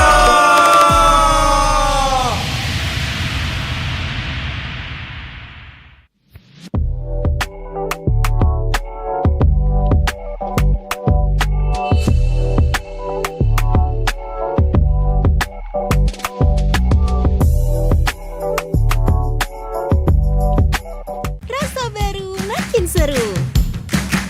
Pertama di Indonesia, kopi susu rasa cookies. Always ready, warnai harimu. Good Day Groovy Cookies. Nikmati sensasi asyik kopi cookiesnya. Tak ada hari tanpa mabar. Main ngelek, kerap buatku tak sabar. Gimana mau main sampai kelar? Ini waktunya ku bersinar. Okay, let's do it. Games main sandalanku bikin mainku semakin hebat. Tim stabil main makin mulus, rankku fix naik terus. Tukar DG rings, diamond dan voucher game kau dapat. Cuma Games Max, makin no debat. Games Max Booster, kini dapat DG Rings. Beli paketnya dan aktifkan boosternya di aplikasi Dunia Games. Yeah. Oh yeah, yeah, yeah. Oh yeah, yeah, yeah.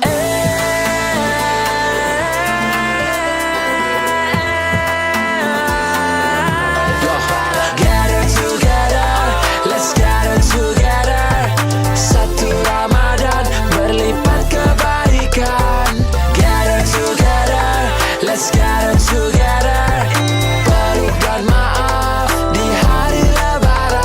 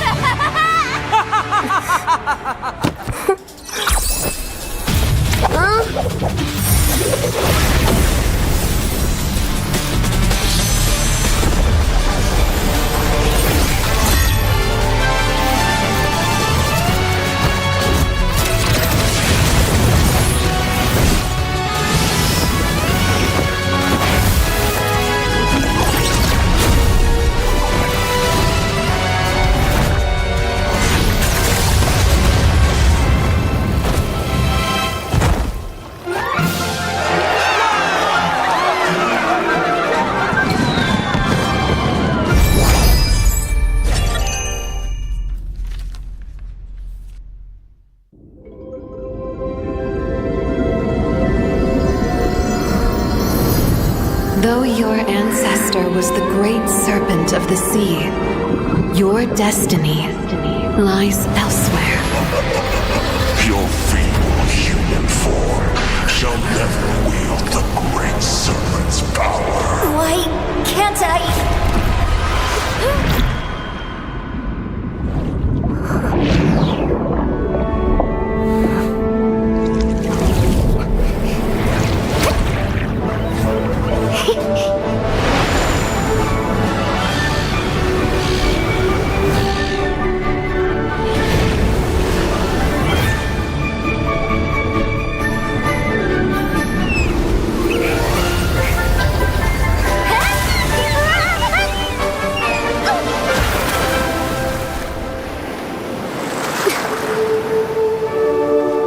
The great serpent's power. Only weaklings live on land. Born with this awesome tail, but stuck in this plain body. That's me, the great serpent's heir, Kalea.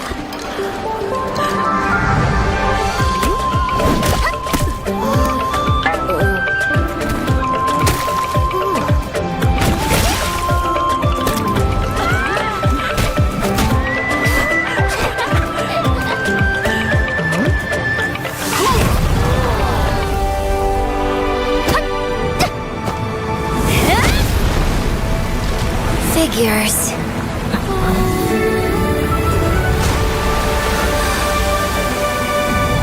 These things are pretty handy after all.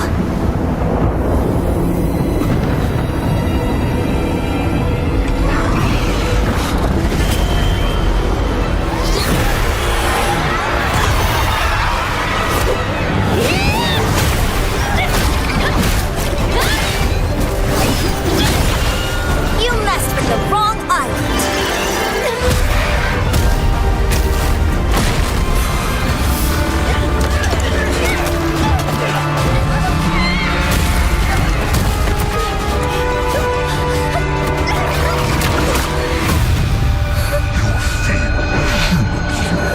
Shall never wield the great serpent's power.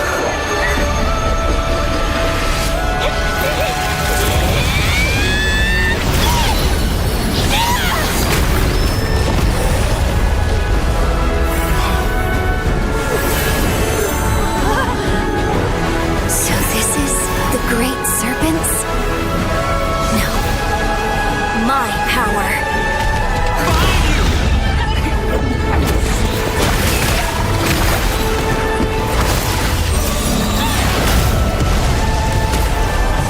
Let me show you the real me!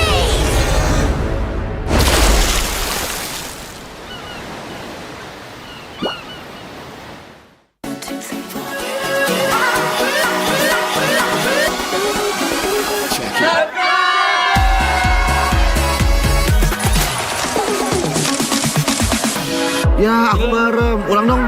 Gak perlu.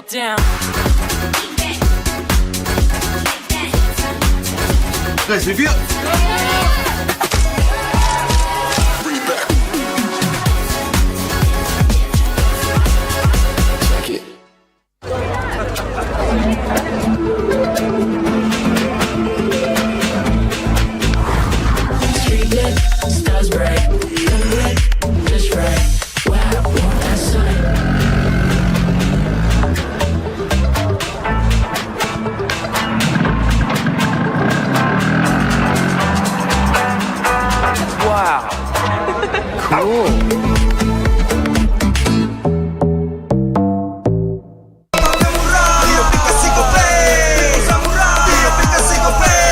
Walau yang lain terus berubah, Gope konsisten, kasihnya pasti murah.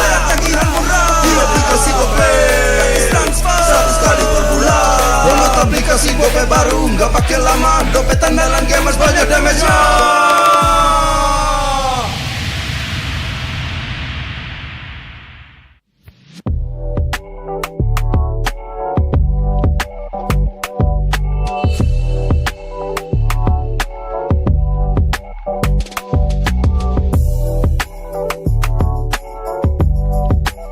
Rasa baru makin seru. pertama di Indonesia. Kopi susu rasa cookies. Always ready, warnai harimu. Good Day Groovy Cookies. Nikmati sensasi asyik kopi cookiesnya.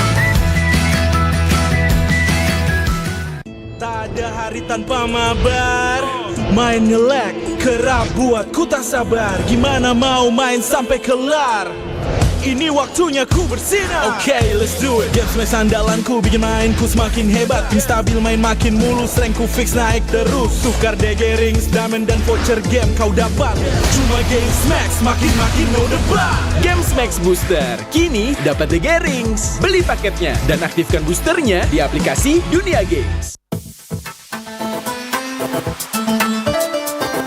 Yeah. Oh yeah, yeah, yeah. Oh yeah, yeah, yeah.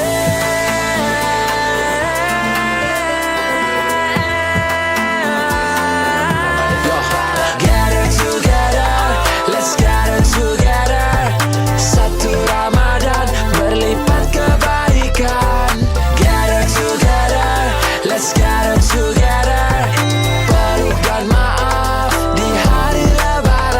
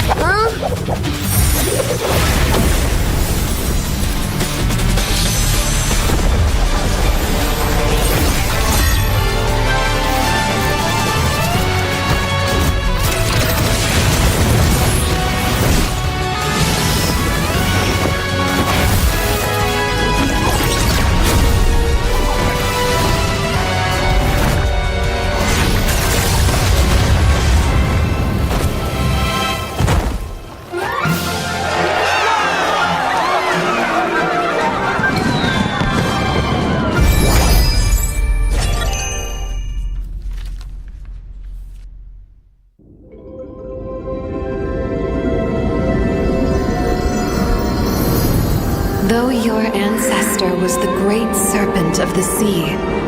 Your destiny lies elsewhere. Your feeble human form shall never wield the great serpent's power. Why can't I?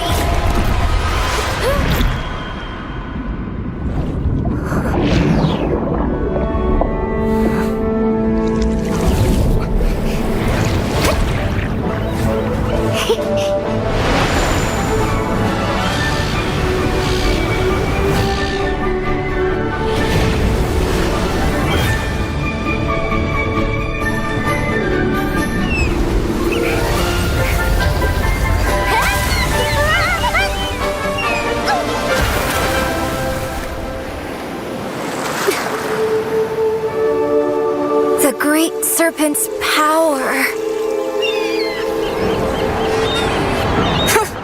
Only weaklings live on land. Born with this awesome tail, but stuck in this plain body. That's me, the great serpent's heir, Kalea.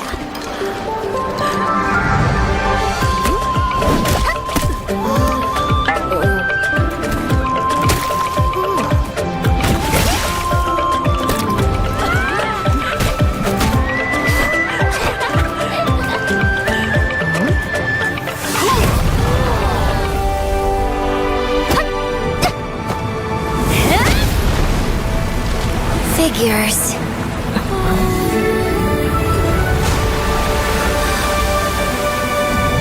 These things are pretty handy after all.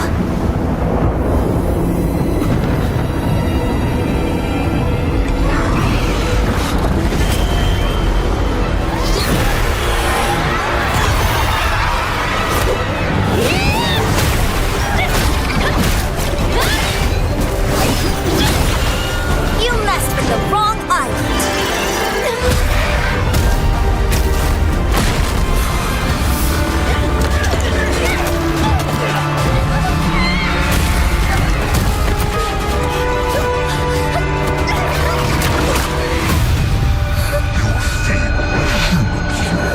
Shall never wield the great serpent's power.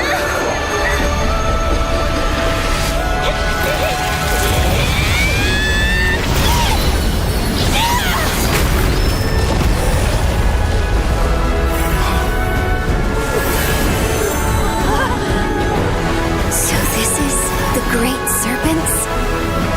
No. My power.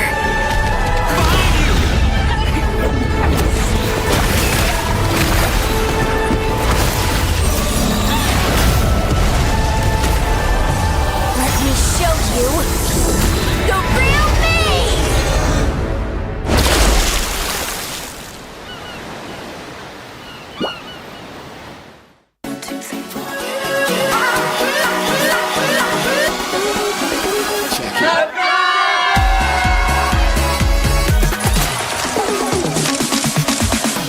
Ya, aku bareng. Ulang dong. Gak perlu.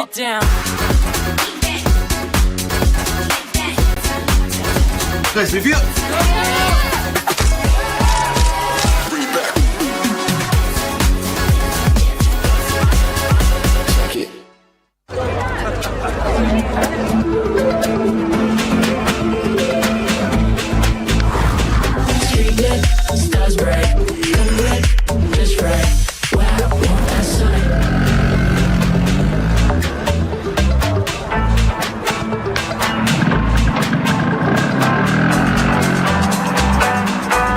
Wow. Cool.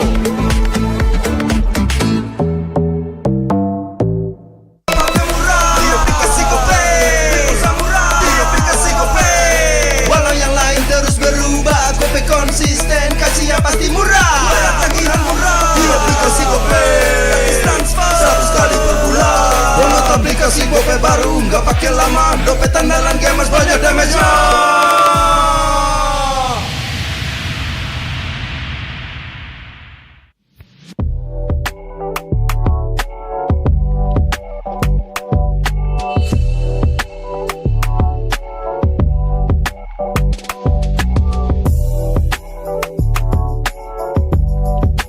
Rasa baru makin seru.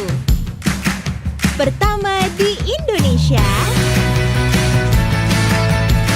Kopi susu rasa cookies. Always ready, warnai harimu.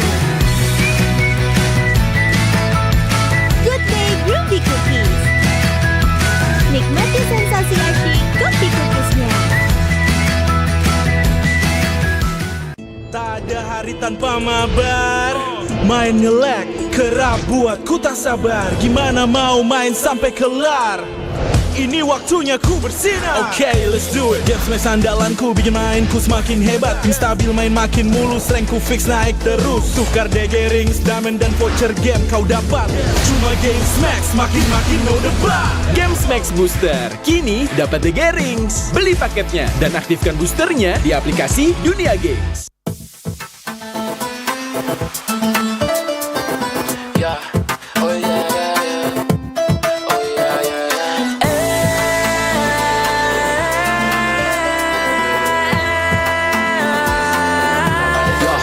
Gather together, let's gather together. Satu Ramadan berlipat kebaikan. Gather together, let's gather together. Perubahan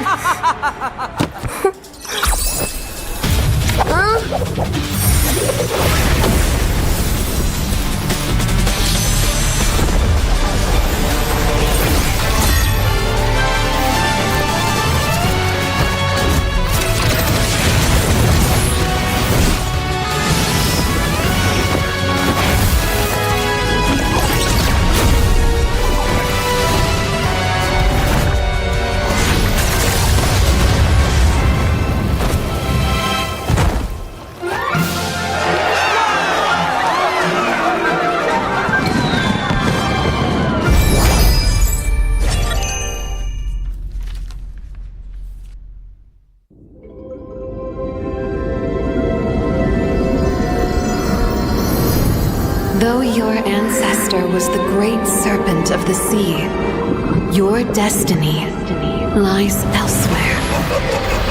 Your feeble human form shall never wield the great serpent's power. Why can't I?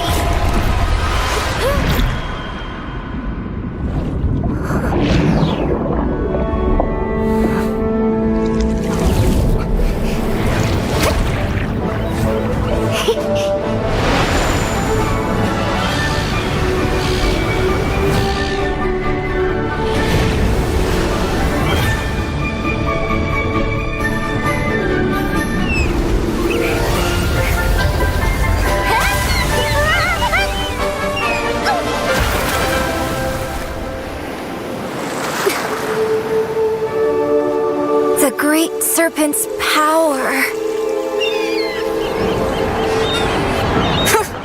Only weaklings live on land. Born with this awesome tail, but stuck in this plain body. That's me, the great serpent's heir, Kalea.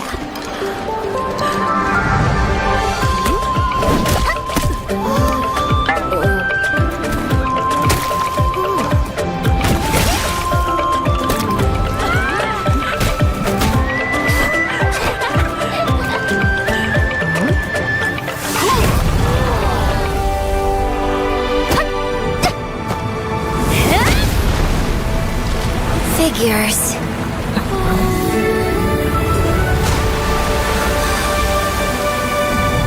These things are pretty handy after all.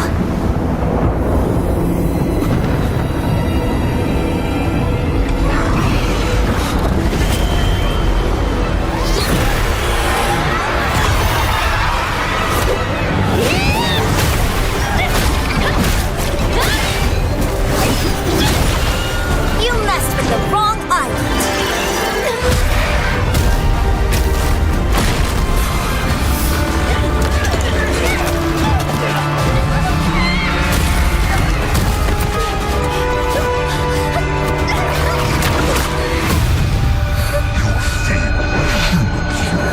Shall never wield the great serpent's power.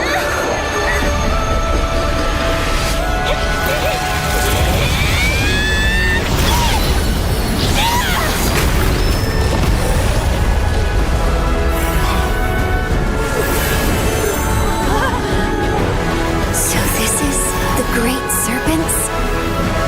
No. My power.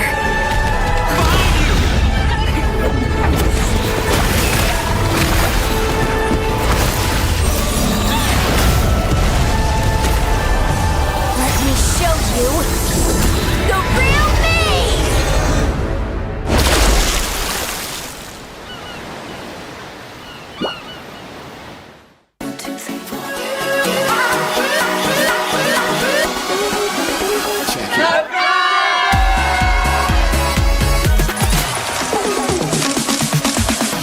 Ya, aku bareng. Ulang dong.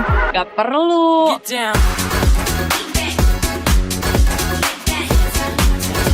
Guys, review.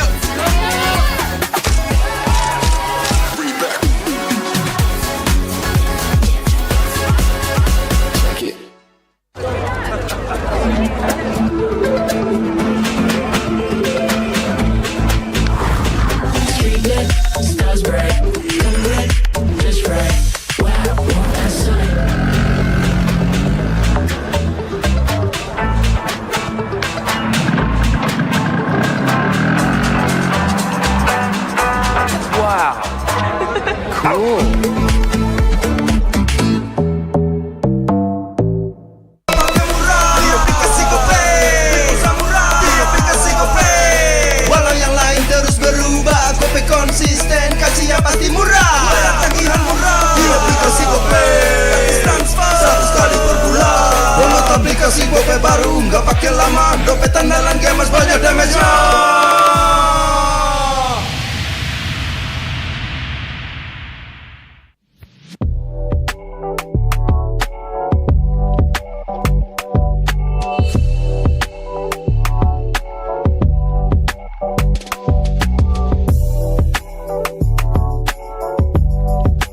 Rasa baru makin seru. pertama di Indonesia. Kopi susu rasa cookies. Always ready, warnai harimu. Good Day Groovy Cookies. Nikmati sensasi asyik kopi cookiesnya. Tak ada hari tanpa mabar. Main nge-lag, kerap buatku tak sabar. Gimana mau main sampai kelar? Ini waktunya ku bersinar. Okay, let's do it. Game smash andalanku bikin mainku semakin hebat. Pin stabil main makin mulus, rankku fix naik terus. Tukar DG rings, diamond dan voucher game kau dapat. Cuma Game Smash makin no debat. Game Max Booster, kini dapat DG Rings. Beli paketnya dan aktifkan boosternya di aplikasi Dunia Games. Yeah. Oh yeah, yeah, yeah. Oh yeah, yeah, yeah.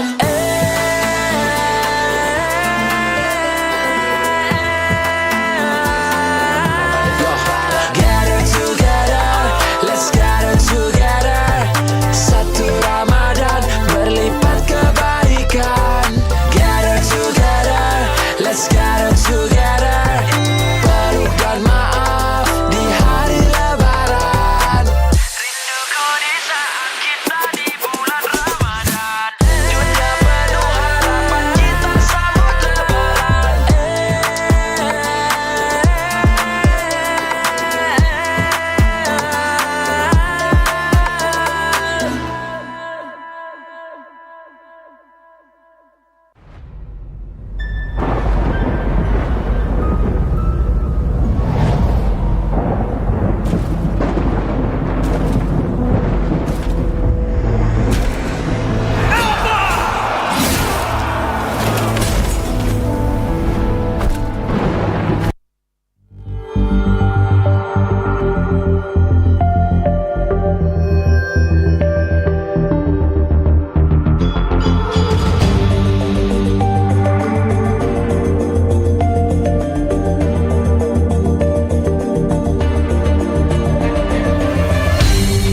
Aku kan berdiri dan terus berlari, terus ke arah puncak tertinggi.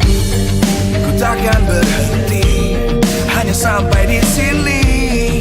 Kemenangan abadi menanti. You know we won't miss if we unite our focus. And if you haven't noticed, we all live. Nyalakan apimu, hadapi semua tantangan, hadang semua serangan, jatuh bukan halangan. Bakar semangatmu, janganlah engkau menyerah. Kita akan buat sejarah. We all this, we won't miss. We all this, we won't miss. Saatnya beraksi, jalani ambisi. Aku kan menyawakan hari ini. You know we won't miss if we unite our focus. And if you haven't noticed, we all live. Nyalakan apimu, hadapi semua tantangan, hadang semua serangan, jatuh bukan halangan. Bakar semangatmu, janganlah engkau menyerah. Kita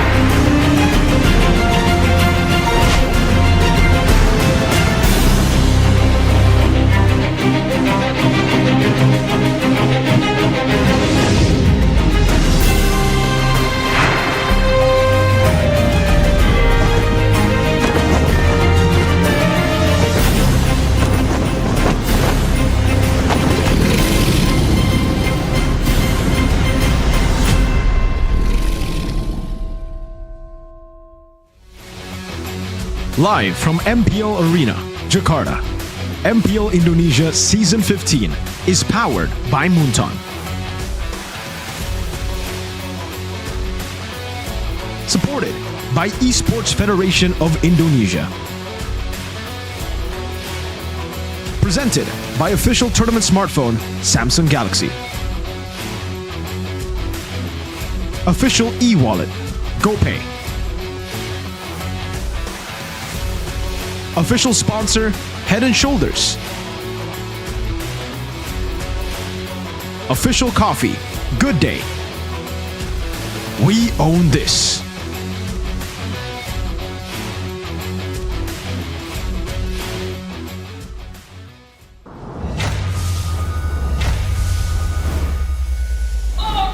Another epic showdown awaits us, ladies and gentlemen. EVOS take on Na'Vi here in match number 2 of still day 1, week 3, MPL Indonesia Season 15. Still with me, Mirko, Realize, and Arashi to bring you the show here. We got, again, that epic matchup. Na'Vi currently winless, unfortunately. EVOS, they're not, I mean, their win streak has already been broken by Alter Ego. Let's see if they can recover. That's true. They have to recover. They have to get back on their feet. For EVOS, it's recovering from the loss of that match against Alter Ego. For Na'Vi, it's picking up their first win. Onyx has done it. Now it's their turn. Yeah, will another 0 go today? That's the big question right here. Can they do it in a more dominant fashion than Onyx? And someone might end up above Onyx. Who knows? Only time will tell, man. I don't know, man. You know, Na'Vi, I'm not even sure if there's going to be any changes here, and I think changes are technically necessary for them. But ladies and gentlemen, don't forget here, MPL Indonesia C15 is amazing because it's powered to you by Moonton, supported by PBSI, presented by our official tournament smartphone, Samsung Galaxy S25 series. We also have a lot of our partners in esports and our advertisers, suppliers here with Telkomsel, Dunia Games, Indie Home by Telkomsel, Sukro, and RSV. So thank you so much for helping MPL ID become the best it could ever be. That's Mr. Ash. That's what Mr. Ash says. Mr. Ash? Yeah. Ash? The best there ever was. He wants to be the very best. He's gotta catch them all. Gotta catch them all. Technically, for Na'Vi, they have failed to catch any wins so far in their matches. But their ex-player, well, technically their ex-team's ex-player, Rebellion, I don't think it's, you know, like, is Suelo an ex-Na'Vi player? No, he's an ex-Rebellion player, right? Might show up today. Win streak broken. Is it time for EVOS? Keras. Now, the Keras stands for hard, difficult. Difficult or hard? Solid. Yeah. K-E-R-A-S. Key, Erlan, Regi, Albert, and Suelo. So they were Keran before. Now they could be Keras with Suelo. Keran? Yeah, that's funny. Natco. It was Natco. Oh, that's true. But is it time for Suelo to play, or do you think, you know, it's too quick to make a decision? Because Natco technically first 2 weeks was amazing.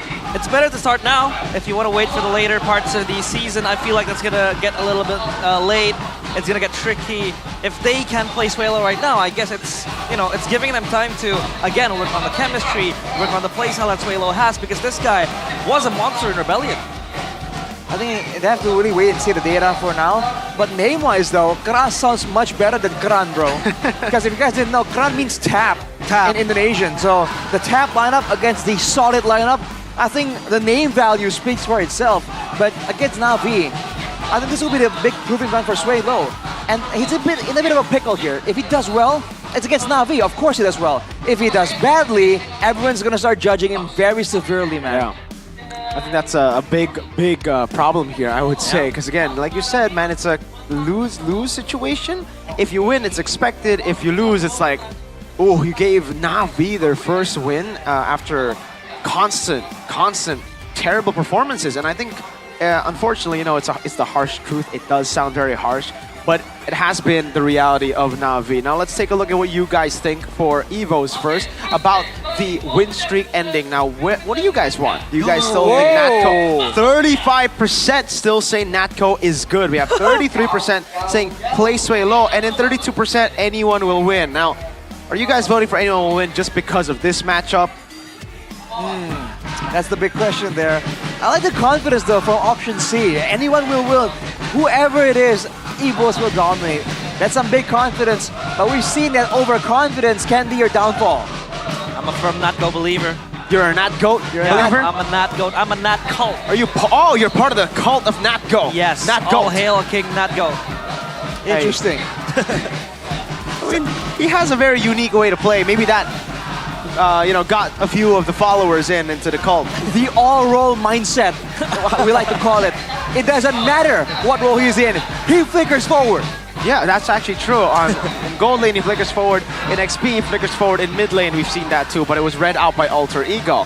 Now, let's shift over the focus towards, I think the gold lane, where it's a more fair matchup here, because in the mid lane, Natco or Swaylo both have way more experience compared to X Magic, but for the gold lane, Shive, Erlan, I think similar. Actually, Shive probably has more experience in MPL. He actually got to play in the entirety of the playoffs of Season 12. Meanwhile, Erlan, he's been in and out a lot of times. Now, let's compare Erlan and Shive. Who do you got?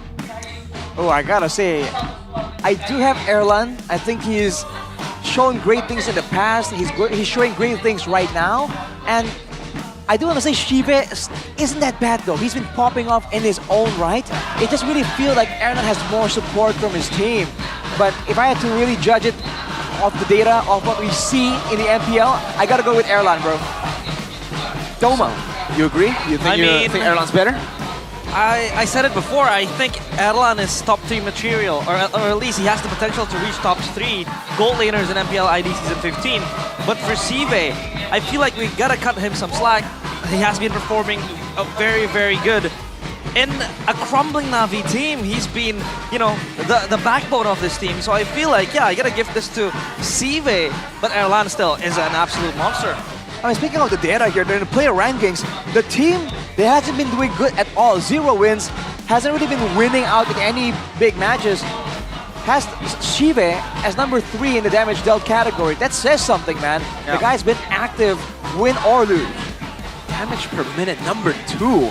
That's wild, absolutely wild. But we can take a look at Evos' gold here. Erlan, number 3, gold laner, total kill. Number 4, so he's very, very stable as a player. But I think a lot of criticism has been sent his way because it seems so far he has only found success on Granger and Harith. And I think that, the doubts and the constant criticism will keep on going his way if he doesn't start to perform on other picks. Even here, warming up with the Harith. He is number 3 in total kills. So Eman leads in both damage per minute and total kills. BTR, by the way. BTR, by the way. What about Sive? XBTR, by the way. This is the thing, right? I mean, I love Shive. He's an amazing player. XBTR, by the way. Erlan, though, this guy I've been hyping up from Season 12, I think. Dude, it's been so long since I've been hyping him up when his name was still Doma, when he was destroying everybody in MDL, when he was destroying pro teams in EVO's Icon, when he was still playing with Sutsujin and Krite. I can't wait to see Erlan finally prove to the world that he is top 3 worthy, and he shouldn't have been benched all those years. It feels like that name change kind of did something to him. Yeah. When he was Doma, he was performing, but, okay, decent. And then he got benched. And now back with the new name, Erlan, he's able to pop heads left and right. He popped the Lord. He stole a Lord against Bigatron. That one hurt a lot, Erlan, especially for a guy who vouched for you all these years. You didn't have to do my team like that. But we haven't had a great moniker for Erlan just yet, man. Because, for the longest time, Doma's domain. It just rolls off the tongue. Come on, so well. Erlan, change back to Doma. Erlan, we haven't found something just yet. Well, maybe this is going to be the battle of who gets the first moniker, right? Because to get the moniker, you have to perform. Shive, Erlan, it's the battle in the gold lane. One in a struggling team, the other in a very successful team so far. And if they want to claim second place, away from Alter Ego again, they're going to have to win this matchup against Na'Vi. They're the hard favorites, I would say, the major favorites coming into this matchup, but I think Na'Vi has what it takes to shock the world. I mean, I hope they do shock EVOS and the loud fans in the building. It's insane right here. Man, let's see what the reaction is going to be to the lineup. Well, it's not Natco! Swaylo makes his debut in MPL! Reggie, Albert, Key, and Erlan to support him. The GOAT puts down his staff. It's time for Swaylo. Welcome to the arena, the White Tigers, EVOS! The tap lineup no longer the solid lineup makes their way to the stage, trying to prove the fans that they are still worthy, trying to make sure that Na'Vi has no chance. It's just them at full force, in theory, on paper. Swaylo one of the stars of the the previous Rebellion lineup together with Audi TZ and Cars. I mean, I guess I'm happy to see him back in blue. He's back, and it's like he never left. Still in a blue team, but up against them is Mr. Suelo's ex-team. Cars, still ex-Magic. Aether will be the choice in the jungle, no longer Washapal. Interesting move right there. Going for the more calculated pathing of Aether compared to the aggression of Washapal. Let's see what they can do right here. Can they break the zero? Navi and Natus Vincer, born to win but still winless. Can they pick up their first win? It is Navi! Navi looking to train all the way to a win. I think right now training is the name of the game for them. Have they trained enough, Arashi? Have they prepared enough for this matchup against a top 3 contender? Have they entered the hyperbolic time chamber? Are they gonna come in through with a training arc to end those training arcs and finally shut down Evos right here and show them who's rightfully gonna win in today's match? We have to wait and see. Can the new combination or the different combination actually work against Evos today? The fans are insane.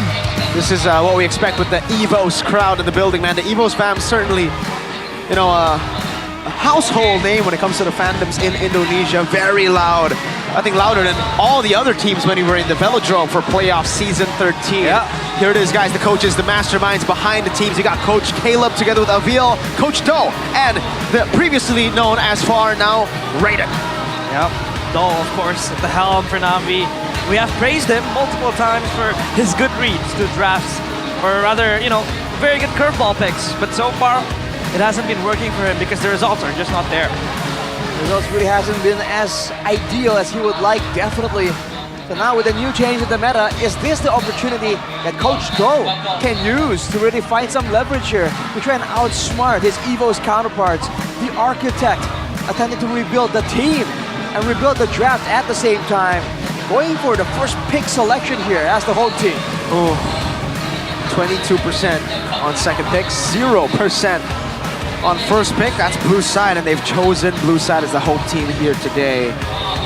And you're gonna see a stark contrast here as we move over to the White Tigers, because they have been doing phenomenal. 66% on blue, wow. 57% on red. I mean, that's a greater stat than Onyx previously. 0% by the way, second pick. on red. Yeah, and even Navi boasts a better second pick record, so that's true. I think that's an Onyx problem, but hey, Mr. Asiap in the building. We got a special guest in the building, folks. This is Atta Halilintar, a star in Indonesia. A superstar. Asiap. He was on stage hyping up the fans just a while back before the match began. Yeah. So maybe that's why the crowd is absolutely fired up right here. If I heard correctly, he was a supporter of Evos. Oh, no wonder. He was praising the Evos fans the whole time. Definitely. I mean, with Key here as well, with Albert, they certainly have crazy star power, season 14. They do. 15. Yeah. I mean, Evos now feels like they have a sixth player, and that sixth player would be Atta in the stands, of course, watching for this team. But yeah, it's going to be very interesting heading to the draft and what Navi and Evos could bring to the fray. I do wonder if the Assassins are going to show up right here. Aether is one thing, but Albert, we saw the Ling just earlier. That was a Samsung Ling just earlier. Samsung Ling, guys. Didn't quite work out the way I think Onyx wanted, but we got the OG Ling in the building right now.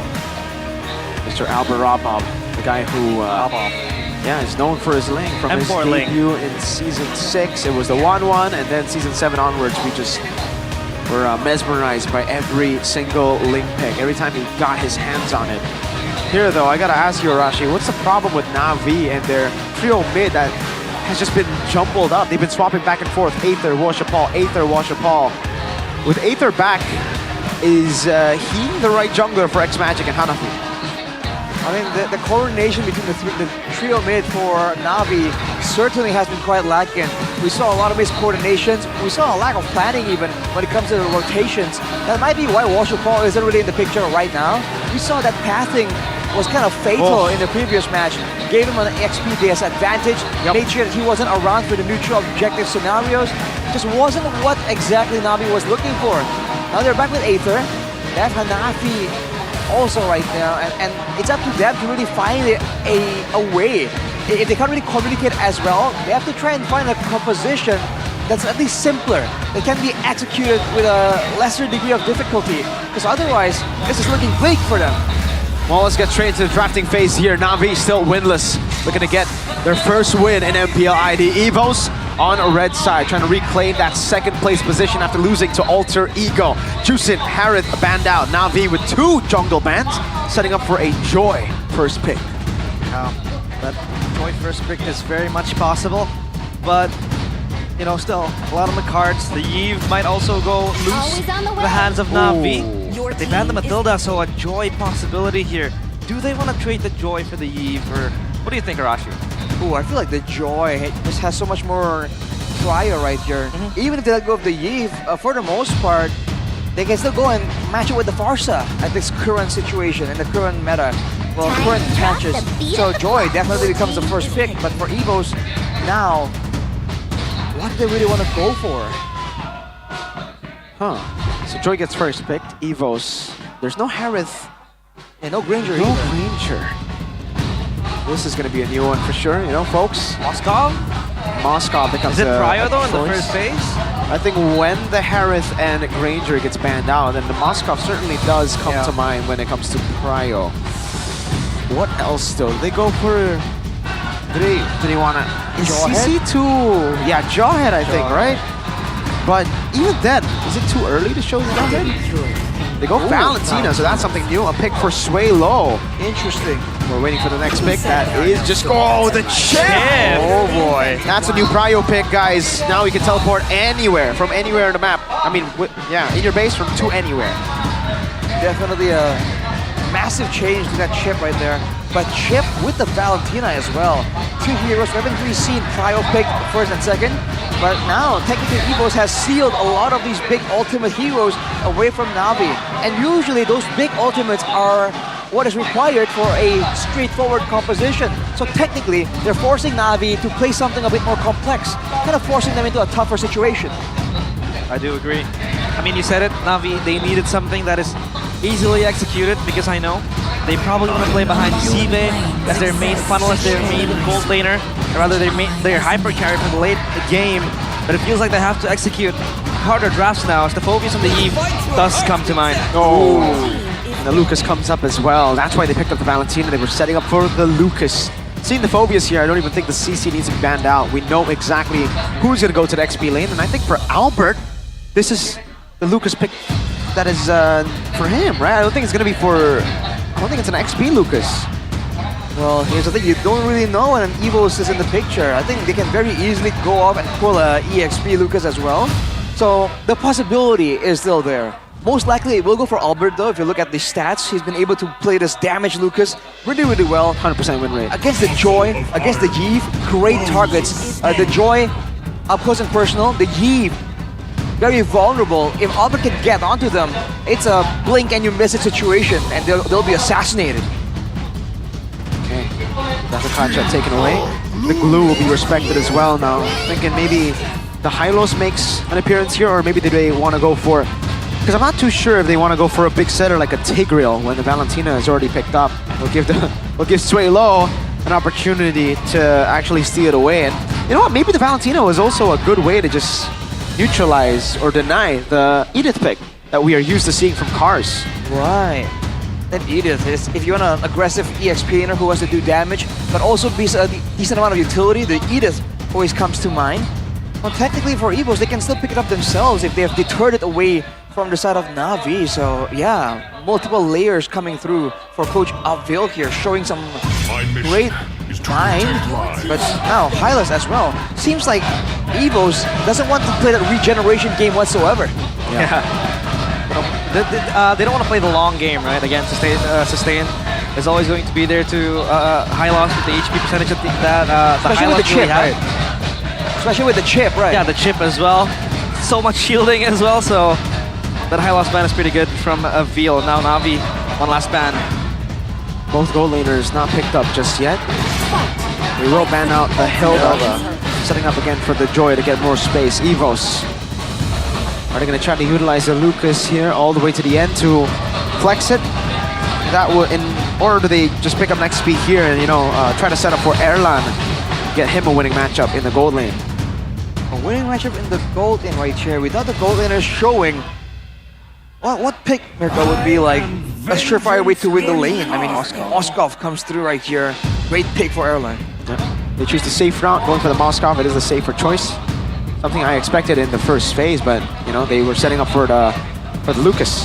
So Na'Vi, knowing that there's a Moskov on the enemy team, usually if you want to go up against the Moskov, you go for Bruno, Brody, those two picks. But the Brody very, very susceptible to these kind of heroes like the Chip. He can't really bring Purify there, so yeah, I think the Bruno is the safer option. They can even go Irithel. I think that would be okay. The Beatrix, same problem as the Brody when you're up against Chip. You can't bring Purify, only Flicker. Yeah, you don't exactly have a front-to-back guarantee when you're up against the Chip and the Moskov, technically. For Na'Vi, the final two picks right here, that's going to be the Bruno. But what will enable the team here, because it can't be just the Phobias, it's going to be the Badang. It's Roll Badang. Double B. Oh, what? Yo, Grok! So, it is a Belleric XP for Reggie against a Phobias. Okay. When I say rock, it's Belleric. It's the same. One's a tree, one's a rock. That's true. Pretty similar stuff. Wow. So that's counters the Joy and the Phobias. And the Badang, technically. And the Badang. Everybody who wants to initiate, you get rooted up in the roots. So if you want to talk about that, the front control, no Hylas, no Garokacha. I mean, the Belleric is one of the only heroes tanky enough to just stand there and take that punishment. Oh man, but it's in XP. It's not that roll Belleric that we saw at M6. I guess we're just gonna have to figure out what Coach Abil is cooking.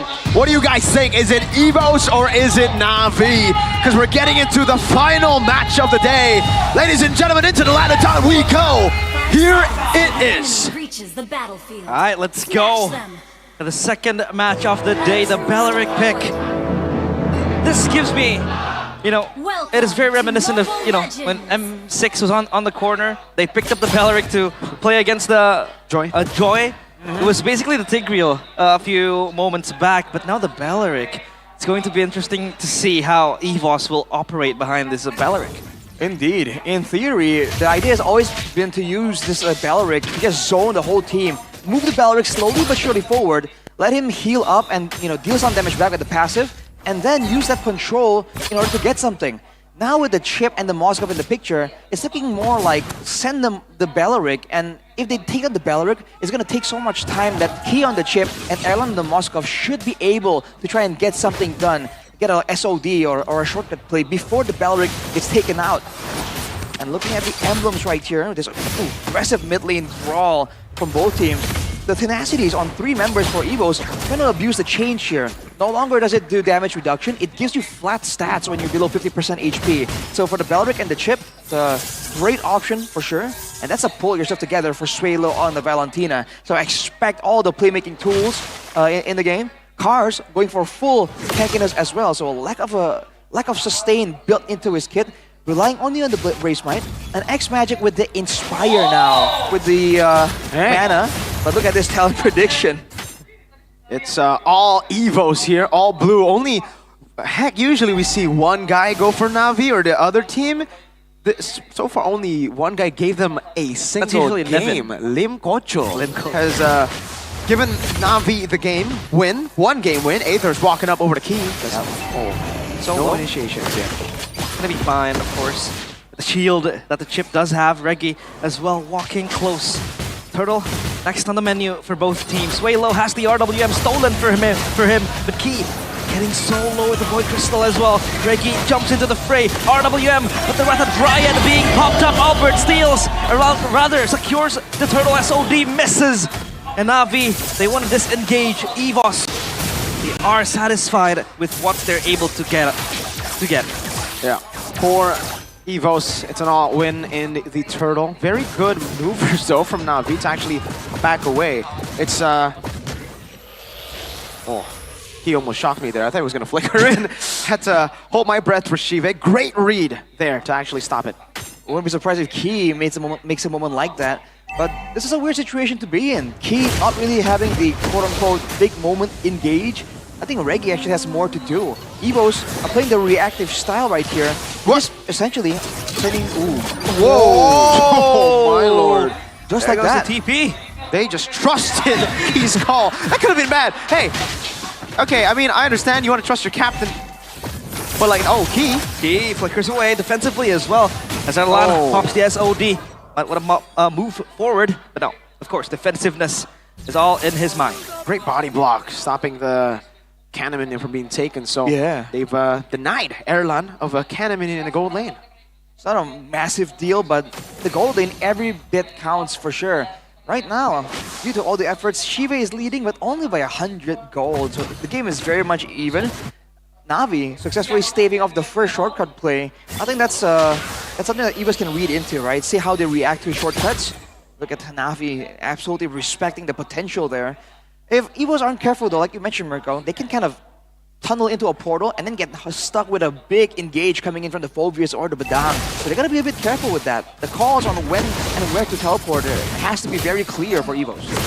You can definitely see the gamble from Shive to actually go for the flicker instead of a safe purify to just escape the crash course. Yeah. He'll have to be very on point with, you know, when he decides to flicker out. Na'Vi, right now controlling the turtle first, but Reggie's quick to answer there. X-Magic, oh, it's actually a full Na'Vi setup for now. All four players bar Sive on bottom as well, zoned by Erlan. Erlan can always join the fight, but the RWM pop. Reggie still trying to look for angles for the Wrath of Dryad. Very low, the turtle, and Albert again just secures it for EVOS, and the first blood as well. Hanafi falls, and EVOS bring home all the glory for them. It took a while for EVOS to scratch their way to first blood, but now Sway low! Like he never left. Like he left, because it's almost personal. This is my replacement. Oh man. X-Magic. Sway low and actually styling on Na'Vi right now. But yeah, that was a creative approach there with Key going for the flank. And even though Reggie didn't actually land the Wrath of the Dryad onto Aether, it's enough to just push him away far enough for Evos to very comfortably get that neutral objective. And I think soon, if this dominance continues for Evos, they're going to start moving into the jungle of Na'Vi. Because as long as Reggie isn't really shut down, he just keeps getting tankier and tankier, he can just stand there and actually be such a menacing presence. He's rushed the Radiant Armor as well right now. So against X-Magic and Aether, I think he's more than enough tankability for Evos right now. I think the big concern for Na'Vi now is the fact that Cars and Aether have been neutralized completely. If they want to jump in, they're going to be caught in the Wrath of the Dryad. This crash course and shortcut as well popped. And Na'Vi, they scramble around this purple buff conceded. All in the hands of EVOS. However, Erlan down bottom will be fine. Yeah. The thing is, right, those two are neutralized. So what do you do at this point? You have to play for Shive and X-Magic. They go on Key. Key very low, fist crack, and Key has to flicker back. Of course, backup arrives, but what do they do now? Not for long will they be aggressive. EVOS pull back. As you mentioned that though, I mean, that Shiva has a 300 gold advantage. He's taken the turret on the bottom side as well. But as a result, you see EVOS have control everywhere else. The fact is that Hanafi has been in the bottom lane so often right now, trying to make sure that their gold laner has a fighting chance at least. Now with the third turtle creeping up, Na'Vi has a limited time, man. Once the new lords come in, they're gonna be forced to indulge in these fights. Will this be a perfect objective? RWM opened as well. Key has to go back, but Sive gets the kill towards Key. And now, Na'Vi, they are up one player. Turtle going very low. Hanafi looks for the engage. The fist crack open towards EVOS, but they're so tanky. Albert with the blast doesn't connect, and he has to fall. The Wrath of Dryad might be too late as Aether is able to steal the turtle, or rather the retribution as well, and Sive gets Reggie, and Na'Vi, they're rolling deep towards EVOS territory. And X-Magic is throwing back that shade to Sway low, now recalling on his teammates' corpse. Shive and X-Magic, you play for the poke, and then Aether comes in. That's unfortunate for EVOS, man. They wanted Erlan in that fight, and if he landed the SOD, that could be 2 or 3 kills to his name and the neutral objective, but it doesn't land. Navi did a great job moving away from it. Call it luck, call it predictions, but they're able to actually get the fight. But look at this. Oh, this is unfair. Cars. Feels personal. Oh man, it ain't personal, it's just business, says he. Aether though, knows there's no Wrath of Dry. It wasn't used earlier. Oh, the damage is insane. Suelo chips down to half HP, so does Reggie. They're gonna be fine. The macro play still available for EVOs. If they don't get the neutral objectives, they can always just play for the Moskov and the chip. They're saying he has a bit of a sentry right there. A bit of a dangerous sentry because he can call the rest of the team back, but no. Gets out of that engagement. Free turret for the side of EVOs. They're using this macro advantage really, really well, man. Pressuring everywhere at the same time. Because they know, I mean, they have the Belleric that's kind of immobile. Just send him in the mid lane and let him come into the TP whenever necessary. He's not really limited by the lack of mobility tool. Yeah, the only dive that they have or initiator is, well, technically Albert, but I don't think he wants to be initiating with a full damage builds just right now. Key is their only initiation tool, and the initiation isn't like a big stun. It's more of like a TP and we got you, gap closer. Well, with a Lucas in the jungle, with a Valentina, getting up close and personal like that has a lot of benefits. But look at Navi here. They're just corralling around Shive. Their hope for this game to go into that late game, and it's working out okay. The turret-wise at least, it's still somewhat equal. But this is just where the big fight happens, man. The Lord is so much more important right now, and EVOs and Navi both can't waste this moment. They're just funneling all their gold to Shive. If you've noticed, even the green camps have been given over to Shive. Funneling for Shive, waiting for Shive to carry the game and to get his power spikes. He's on the way to a Melphic gun, and certainly, okay, there you go, perfect. Melphic gun achieved. So has the 3-item power spike of Erlan. It's been taken, and again, Shive again, right? Look, the green caps all going to Shive. Holy Trinity. Okay, from the back! It's able to stun one player, but the fist crack is there. Wrath of Giant as well. Just taunts them together. Albert pounces forward. The SOD! Erlan from the back! Able to get one kill, but not yet. As Albert wants to advance further, but Suelo will pick up the kill towards Aether. Albert survives with a sliver of HP. 1 HP, just a tickle away from getting taken out. You can see the shove from the base threat Key, utilizing it to actually get back to the Lord. Well, hang on a second. Erlan now trying to take the Lord from under Navi's noses, and the team is zoning. No jungle, no problem right there. That was a great fight by EVOs, man. No big crowd control, no problem. When it comes in as decisively as that, that's just how EVOs is gonna win this game, man. The chip threat is just way too difficult for Navi to kind of see through, especially with Reggie up close and personal right in front of their faces. With Erlan attacking from different angles too, that front to back just collapses. So we saw the win condition in Turtle 2, it was, or Turtle 3, sorry. They played around the neutral objective, played it with their range, Shiva and X-Magic, and they avoided the Spear of Destruction. If the SOD lands, that's what you can expect. That angle, X-Magic poked down. And look at the cut, SOD connecting to, that's a free turret. Yeah, when Erlan arrives at the crime scene to add insult to injury, Suelo with the Blood Wings as well. Defensive stat for him to play a bit more passive as well. I mean, it's also a lot of aggressive possibilities as well with extra shielding. He can get in deeper into the fight, and technically with the movement speed boost, when the shield gets broken, he can move forward too. Not all defensive. Might charge. Seal play by Key, still holding to that turret. Navi, RWM popped as well to just poke them back to their base, but the fist crack connects, and Key has to bite the bullet for EVOS in that siege. I think that's still a successful siege though. They lose their hamster in a robot suit, but they get a base turret. The base turret's definitely value right there. It's not on the side where the Lord is, it's not on the side opposite of where the Lord is, but when you have a chip, when you have a Moskov, it doesn't really matter, right? Which side of the map the base turret is on. Technically, now there's more chance for EVOs to threaten to take that extra base turret in the next engagement, in the next 75 seconds or so. So EVOs, they just keep doing what they're doing right now, pressuring and looking for moments with the chip. So what do you even have to do, Key? Okay, doesn't go for it, but what do you have to do if you're Navi? That was a stolen purple buff too, by the way. Aether didn't get it. And again, Hanafi, Cars, Aether, they have all been neutralized just by the Belleric. They can't dive. I mean, they just have to make sure that they play it reactively and they kind of make sure that the moment Erlan jumps in, they gotta punish him. Although now Erlan has the wind of nature, so even doing that is gonna be a bit more difficult. It's all about timing here. Whoever jumps in, they have to make sure they don't really tunnel on bursting down the Belleric or the Chip or the Lucas, right? They have to make sure that they have their sights on Erlan. Because the longer we get into in this game, whichever gold laner survives actually wins it out. So even if Na'Vi and EVOS trade, let's say 2 members for Erlan's life there, as long as that allows Shive to actually stay in the back and output that damage, they can win these fights. So they need to play a clean front to back, like a really clean front to back.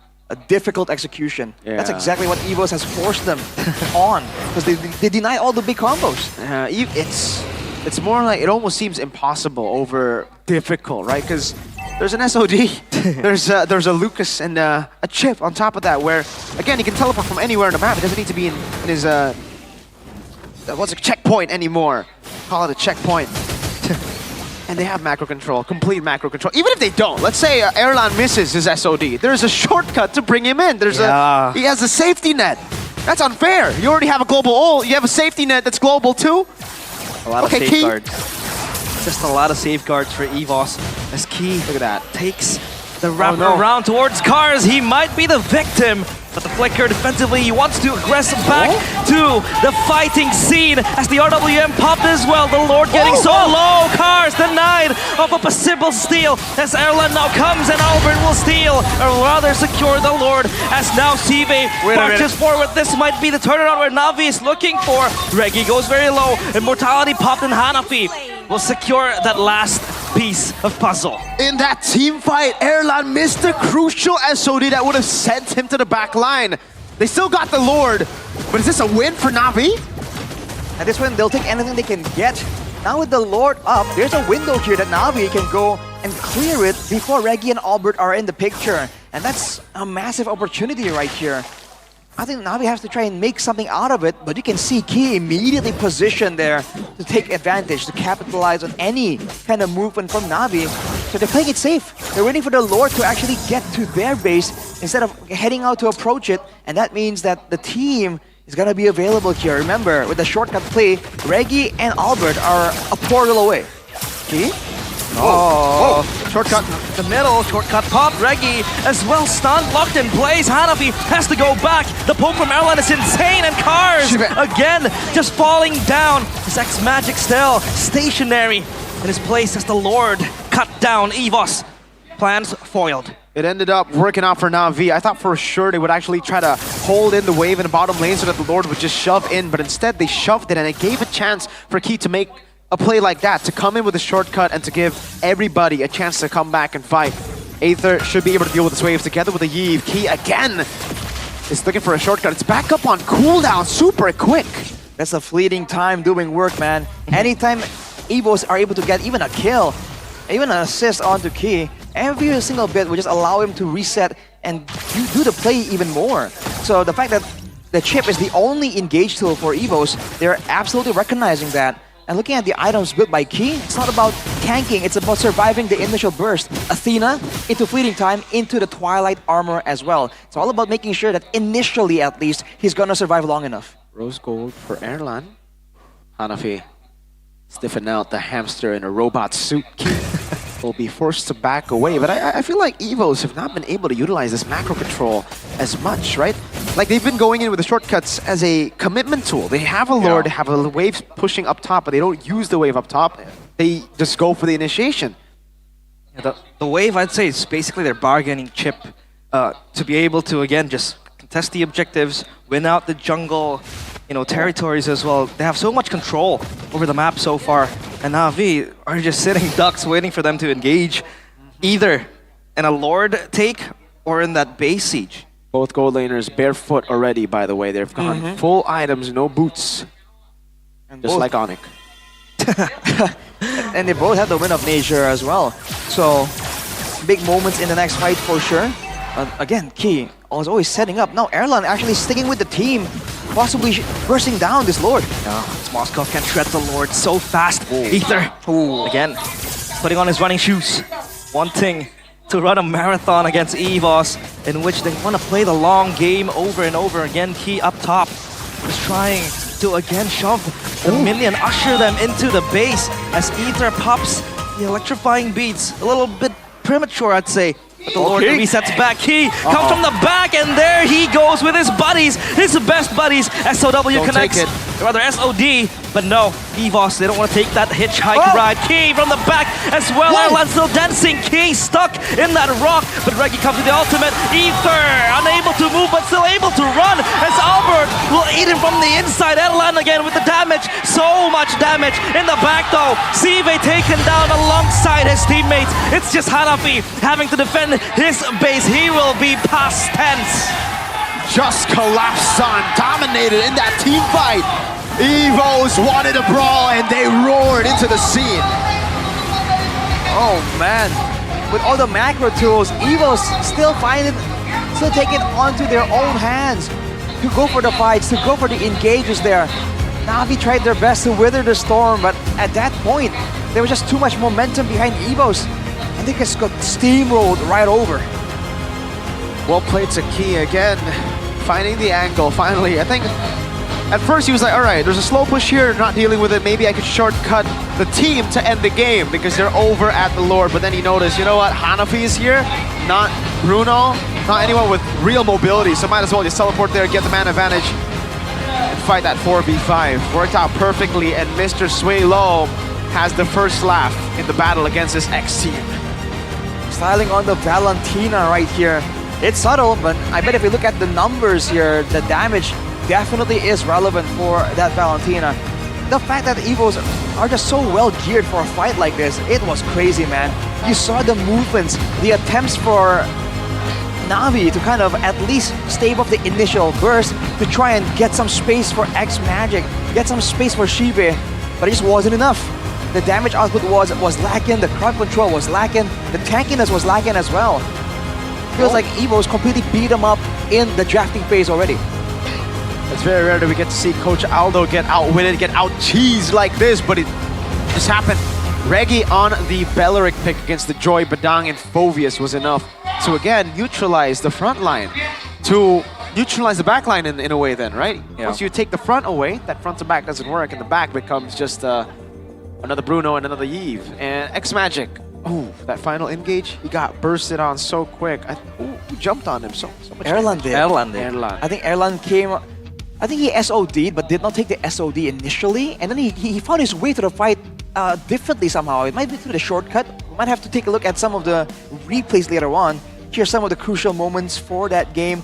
We can see right here, just the great engages from Key, and despite all of the damage outputted by Na'Vi, the EVOS are just so tanky at this point. Even though both marksmen are reaching a very good power spike, it just feels like EVOS has so much more damage to give, and that might be because of the pierce through mechanic of that Moskov.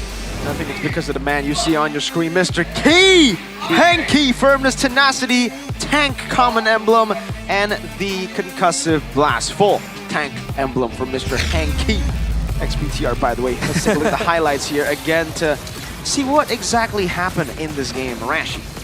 It's just a shortcut pressure again and again. And the moment anyone walks up forward, whether it's Hanafi, whether it's Cars, especially Cars with the flicker, by the way, not the Vengeance, I guess the idea is to be able to avoid the initial engage, but that means that in these big clashes, they're just not as tanky as they could have been with the Vengeance. This was the SOD play by Erlan here to get to that backline. Kind of the blueprint on how they want to win these fights. Get members to the backline without Na'Vi having any say on it. And with the Lord here, they just played a slow game. And this was the final fight where you can see it was just difficult. The SOD did not land for the side of EVOS there, but it doesn't matter. With the coordination from the team, they were all just ready to go for the fight. They fall short here, and Na'Vi were able to get a moment, but overall, the Lord was still taken. So for EVOS, it's still very much a win, especially with the new changes to the Lord. And you can see that in the proper front to back even, in theory, that is exactly what Na'Vi wanted, but it wasn't allowed anyway, right? The front to back for EVOS isn't bad at all either. That was a crazy cheese pick there to have Belleric. It worked out so well in the end. Triple kill for Albert. An amazing display of skill. Suelo in his first game, I think it's okay. We haven't seen too much of Suelo. He took a step back. I think just way more utility, playing safe. 1-0 and 9. But Mr. Key. What do you think, Realize, of Mr. Key? You guys just so good. I mean, imagine a hamster running at you, like you said, with a robot suit. And it feels like it's so unfair for Na'Vi, right? EVOS, they have 2 global presence, but the SOD and the shortcut as well, and they said it. Even if Erlan misses the SOD, he has 2 options. Number 1, maybe he can keep progressing up top or down bottom to play the far lanes. Or number 2, he can just hitchhike a ride with shortcut.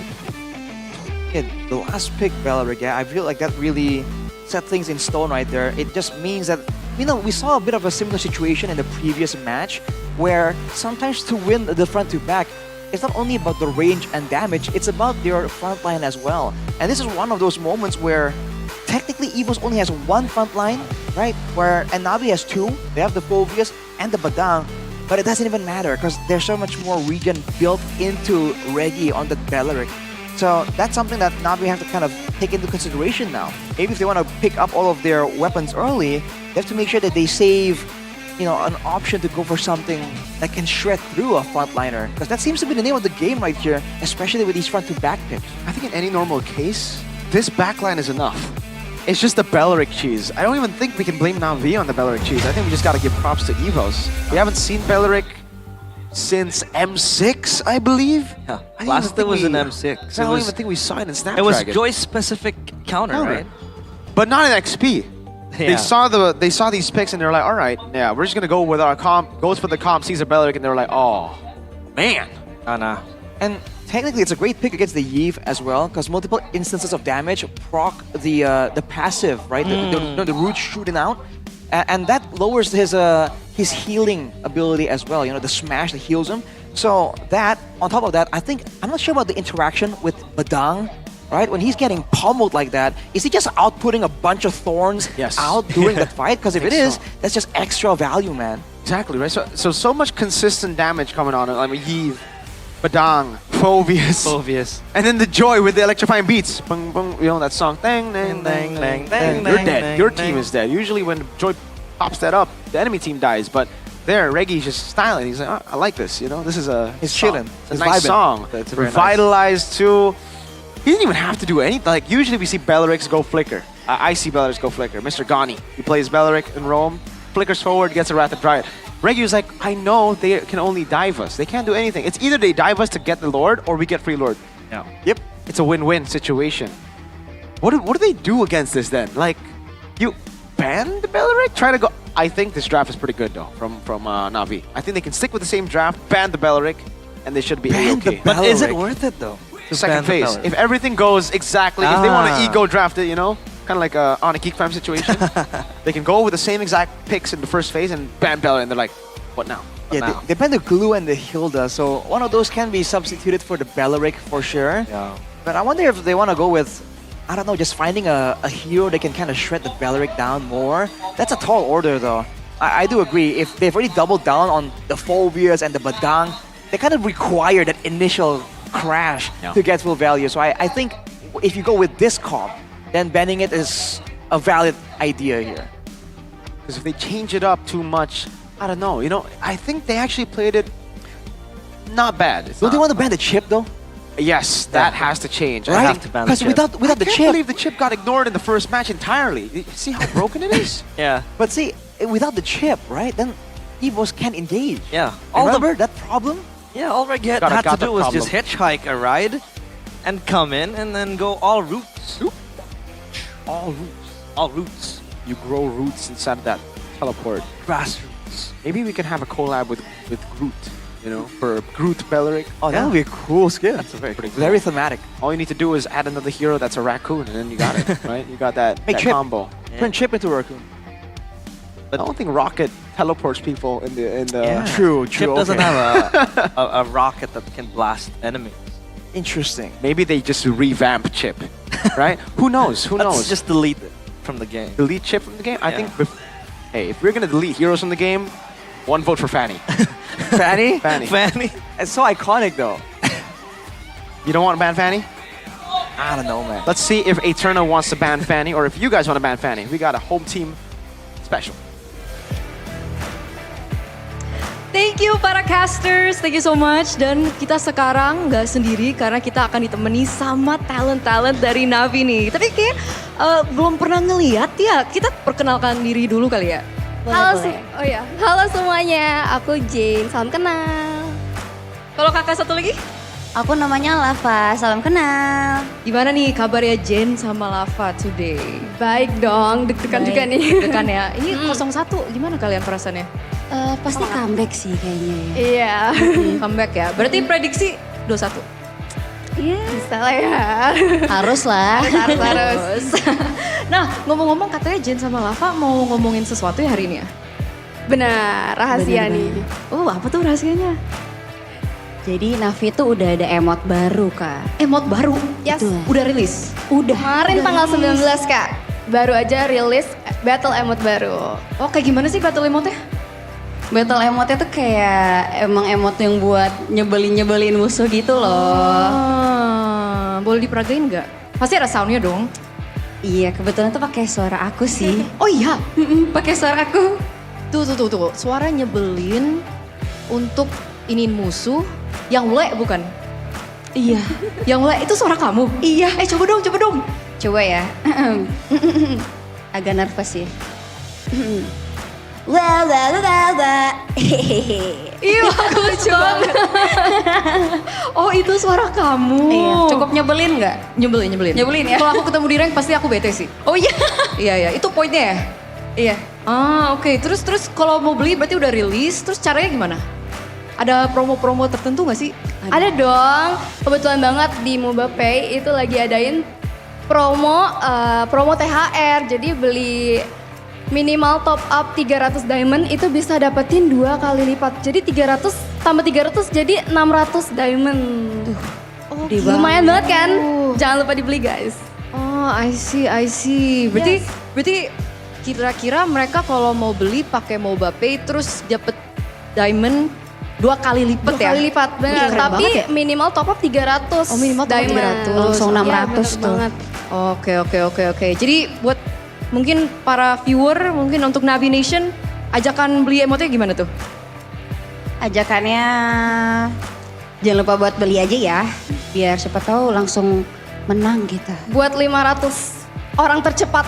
200 orang tercepat. Iya, harus cepet-cepetan dong. Emang kalian gak mau bikin musuh kalian kesel? Nah gitu guys, jadi untuk 500 orang tercepat kalian bisa dapetin promo itu, jadi jangan lupa untuk beli. Abis ini aku juga ikutan beli deh. Harus banget. Nanti aku suruh Bude juga untuk beli. Lumayan banget kan buat gangguin musuh.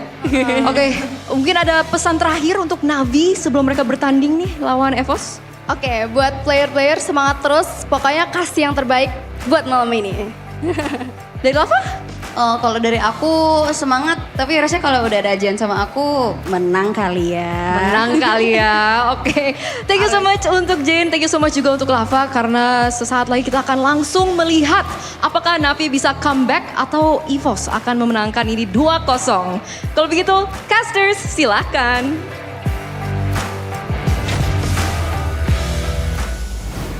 Go get the new battle emotes, man. You saw the hold up from Evos earlier in the game. We didn't get to see the, you know, the Navi one? The Navi one is a blonde girl doing this and saying meh. It's like the keyboy pose. Yeah, yeah. The what pose? The keyboy pose. That's the keyboy pose? Yeah. It is. I see. Yeah. Wasn't aware. You know, Onyx, we're trendsetters. Really? Yeah. That's a fascinating claim, realize. I don't know how I want to react to that. Come on, man. You know it. So, you're saying... Is he false claiming? I don't know, you know, but... You know what our the trend you're setting this season isn't too... I don't and that's know why about... Navi are following us. Okay, so it's trendsetters. I thought you were following Navi. I think Navi started that. But for you guys back at home, tell us right now, do you think Navi can get it done? Or do you think it's actually going to be an EVOS 2-0? What do you think, Arashi? I think Navi are washed. I mean, whoa. By washed, I mean they're very clean with head and shoulders. Oh. Ah, Actually, with okay. this G-Long head and shoulders. It's different. Do you have a Mia one? G-Long. I know. Yeah, G-Long. G-Long. What are you laughing at? This G-Long. Because most people here, they call it Zilong. Zilong. Zilong. That's how Trex would say it. My bad, bro. I'm trying to be authentic to my people. What about this? How do you say this? How do they say this hero? Maya. Maya. Clearly, Arashi is also washed. That means clean. And you guys can also join him and Navi and everybody in this building. Yep. At being washed, because we are all very, very clean. All right, with Head and Shoulders. Go get yourself Head and Shoulders right now. Wipe out that disgusting, itchy dandruff. Ew, 100% out of here. Wipe it out. We're trying to redefine that word washed, man. We're trendsetters. Yeah, exactly. Trendsetters. See, that's why I think a lot of people, especially after seeing Onyx go 0-3, they're like, Onyx washed. And I'm like, yeah, I agree. Yeah, they're very clean with Head and Shoulders. Very, very clean. Get After washed this, we're now. gonna clean sweep every game possible. With Head and Shoulders, of course. They didn't clean sweep. I mean, our earlier. remaining game. Your remaining games. Yeah. Well, for you guys back at home, here's the hair cam by Head and Shoulders as proof that this product works. All right, we got Evos, the Evos talent over here. Brand ambassador, talent. Talent? I don't know. Oh, she uses the Mia one. All right. Maya Or one. Maya. The Maya one. Maya. Well, I mean, you know, who's at home watching intently? Sheffin is in the building. No, Stefan is not at home watching intently. Stefan's in the building watching. Sheffin's in the building. He Exactly. can't be at home and in He the will building. find a way, man. He always finds a way. Find a way. His name might as well be Way, because Why? he finds a way. Finds a way. Bit of a have pathfinder Shefflin's right confidence, there. though. Are you having a good day, Realize? I am having a good day. Are you having a good day, Very Rashi? good day. Having a good day. Well, I'm not having a good day. What? Why? Maybe I need a bit of good day first. Yeah. Let me just drink this good day. Finish it. I hear voices in my head telling me to drink it to have a good day, so I'm gonna do it. Cheers. You're not drinking, right? I mean, we can. Oh, okay, we all drink. We can drink. Yeah, we can drink. All right. Cheers. Hey, cheers. Wow, this is the groovy cookie. No wonder. I was like, That's so what's up. delicious. Well, if you guys want to join our people as in me and Arashi, this is the groovy cookie. We're the groovy cookie people. We're the groovy He is not a groovy cookie. He likes groovy cookie, but I like. which one do you like most? I told you. Avocado. Avocado. Avocado, yeah. So if you want to have a good day in your ranked games, especially after the season reset, then go ahead, man. This is the perfect companion for your ranked games or your gaming sessions to have an even better day. Good day. That's how to have a good day. You can't have a better day. You just have the good day. Have a good day. Yeah, Right? we can't be trendsetters there and Yeah. start going with the great day. not exactly It's a accurate. different, Exactly. maybe different problem. Maybe they could add more caffeine and be like, this is the new product. great We have a good day. We have a great day. Great Maybe in day. the future. Who knows, right? Excellent day. But with a good day, you have a drink, you have everything you ever needed with a Samsung S25 as well. But you need something to fill up your belly. Belly. Belly. Yeah. What could you possibly use? I mean, you don't want something heavy, right? Something light. No, I want something circle. circle. Because What? like my belly, it's circle. Oh. Yeah. So Okay. what made your belly circle? Sucro. A circle. Sucro? Sucro. Is it that delicious, mister? It is. It is very, very nice. Which flavor do you like for this My one? favorite flavor is the Gribo. oven roasted ones. Oh. Yeah, so there's very niche products that Sucro has. So what you see is like the kacang salut, and then you have the Gribo one. I like the oven roasted, so it's much more discreet. It's a discreet flavor. It's niche. It's very This niche. is a sucrose savant. So if you go to Interesting. the supermarket, you gotta really go back to the shelves and kind of look for it. It's like Bear Grylls, exploring Right. and looking for things. Yeah. So if you go to your local supermarket, your local grocery store, you see someone digging through the sucro aisle, That's Bear that's Grylls. realized, That's man. me. Or Bear Grylls. Or Bear Grylls. It might be Bear Grylls, you know? It might be a new ambassador for Sucro. But what we know is Navi's got some new brand ambassadors that Realize actually recognize. Right, Wow. yeah. Well, a few, yeah. From From a different... word of mouth. From word of mouth. Yeah. I see. Interesting. Are you not up to Interesting date? term to utilize. Are you not following the Navi social media? Unfortunately, Is Navi social media word of mouth? No. yeah, because like unfortunately that's not word of mouth. word of mouth and Social media. social media. Okay, well, we don't need word of mouth for this one. We know for a fact that Evos have a better win rate on blue side. So if they won on red side, what does this mean? Does this mean they're gonna stomp on blue? I mean, they're blue. So Oh, that's true. Is it that simple? It is might that just simple. be, you know? Maybe BTR need to play more red games. So if Navi gets, to pick yellow side, they can actually win the game. So that's why they haven't won. Yeah. There's no yellow side. and that's why Onyx can't win second pick. Because they're not a red team. Wait a minute. I don't understand me too. this. I'm confused. There's some layers you gotta unpack there.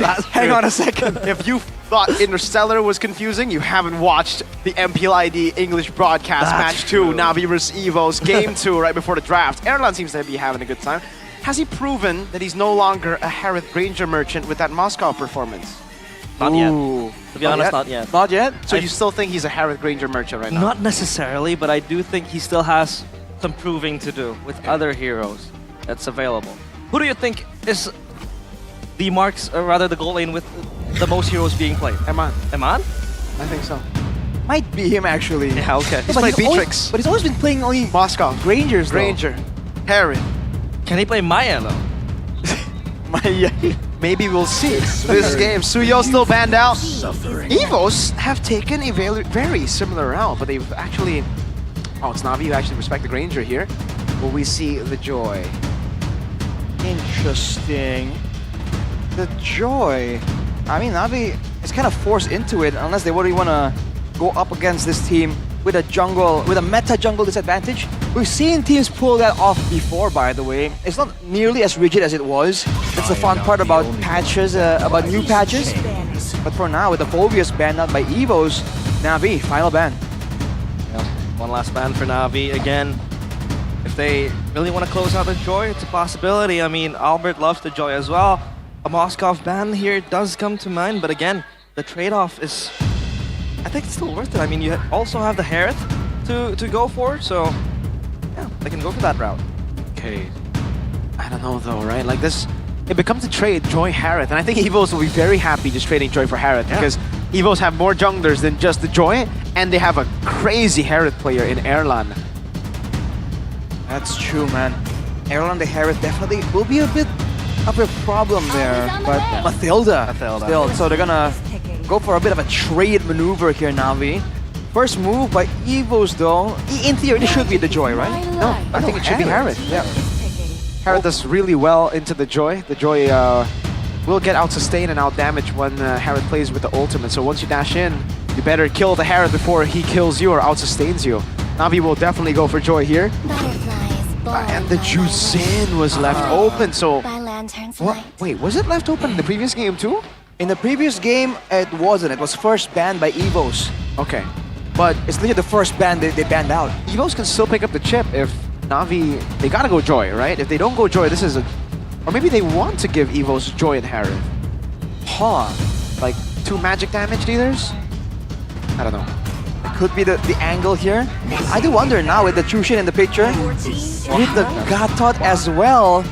You know, Evos has a chance to go for the Balaric again, by the way. Chushin and Gatot will proc that passive an obscene amount of times. But they can also just take up Joy and play the normal way. There you go. Man, they go Harith, Joy, Chip. Oh, Chip as well as possible.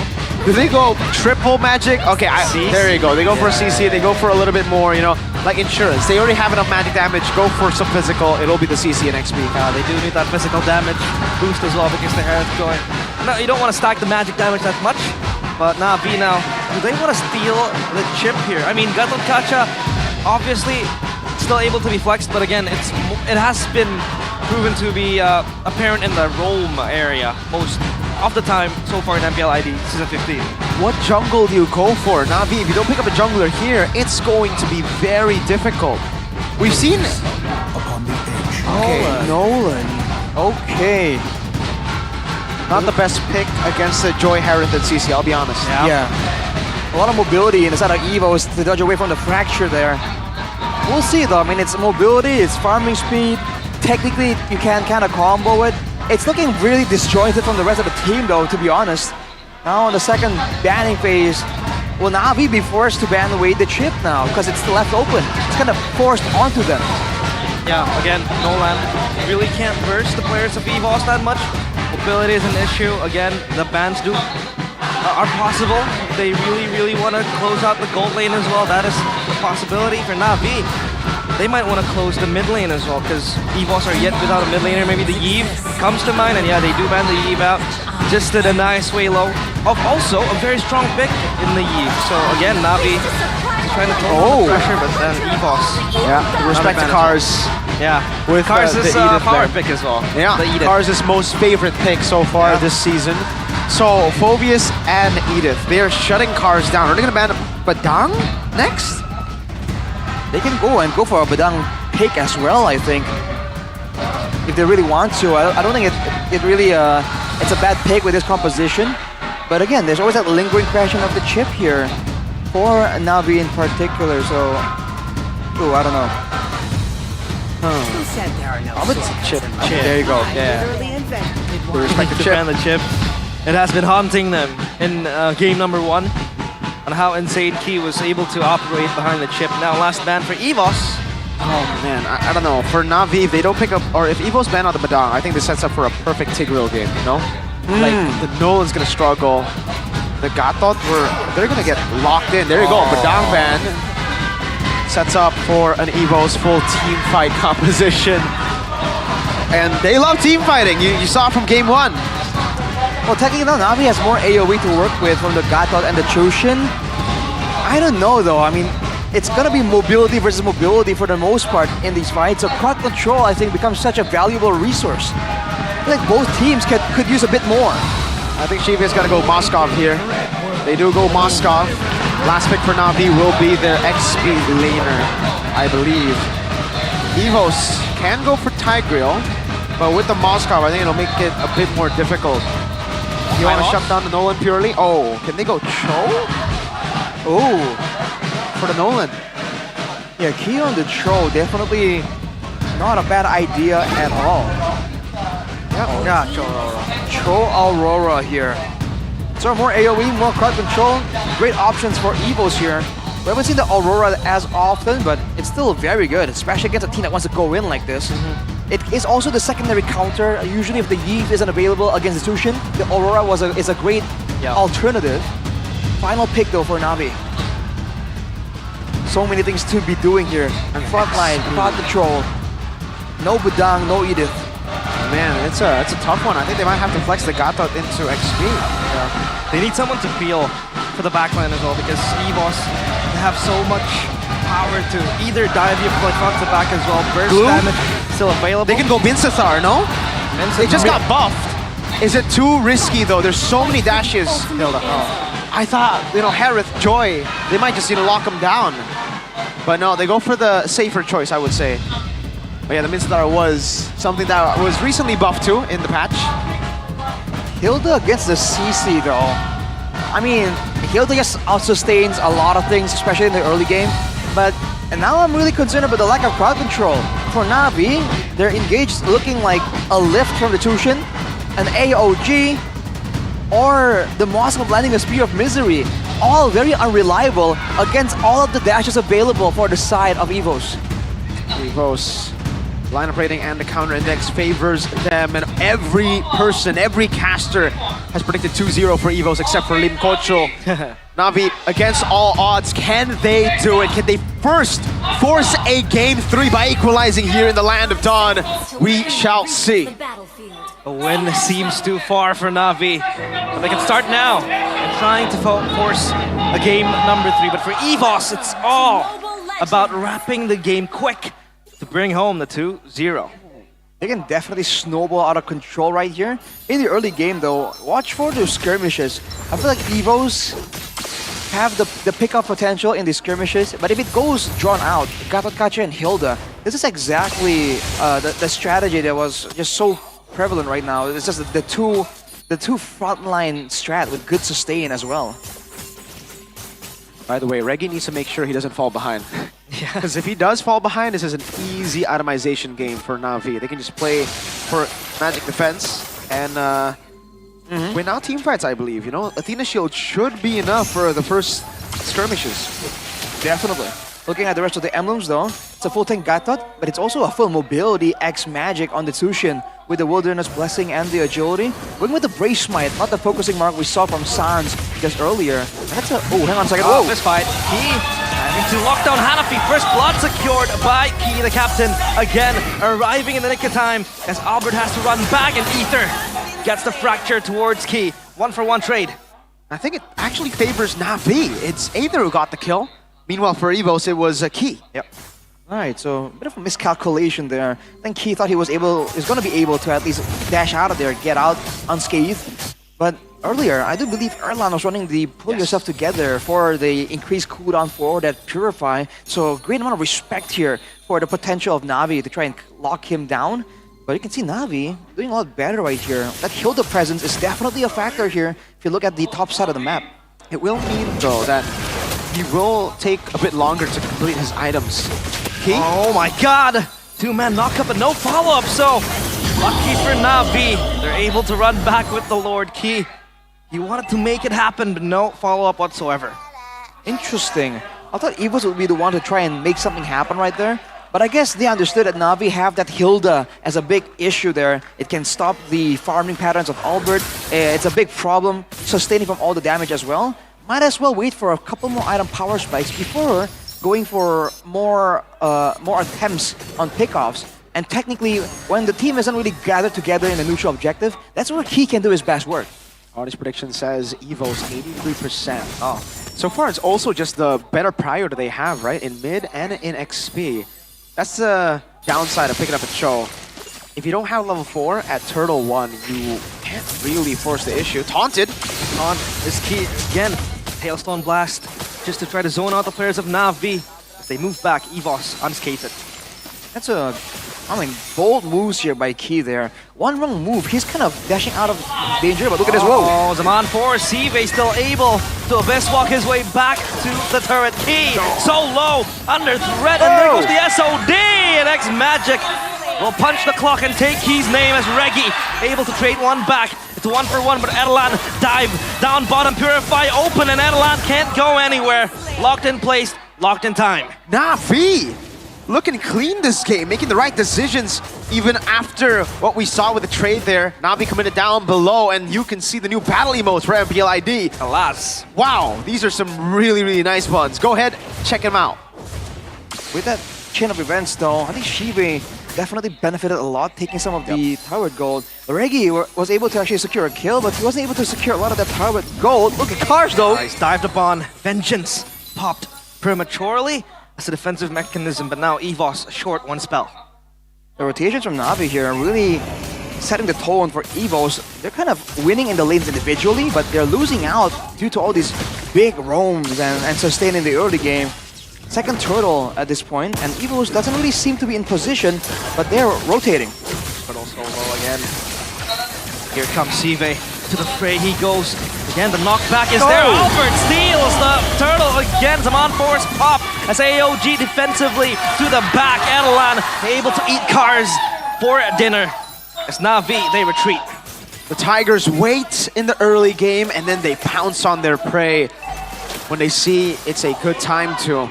That's Evos in that turtle fight. Turtle 1, they knew they didn't have their power spikes just yet, and now another dive. Pouncing and pouncing non-stop. Oh, here comes X-Magic with the Crimson Beacon. Not enough damage though, as Erlan again with the Synchro Fission and the Chrono Dash again. So much shielding for the Hereth.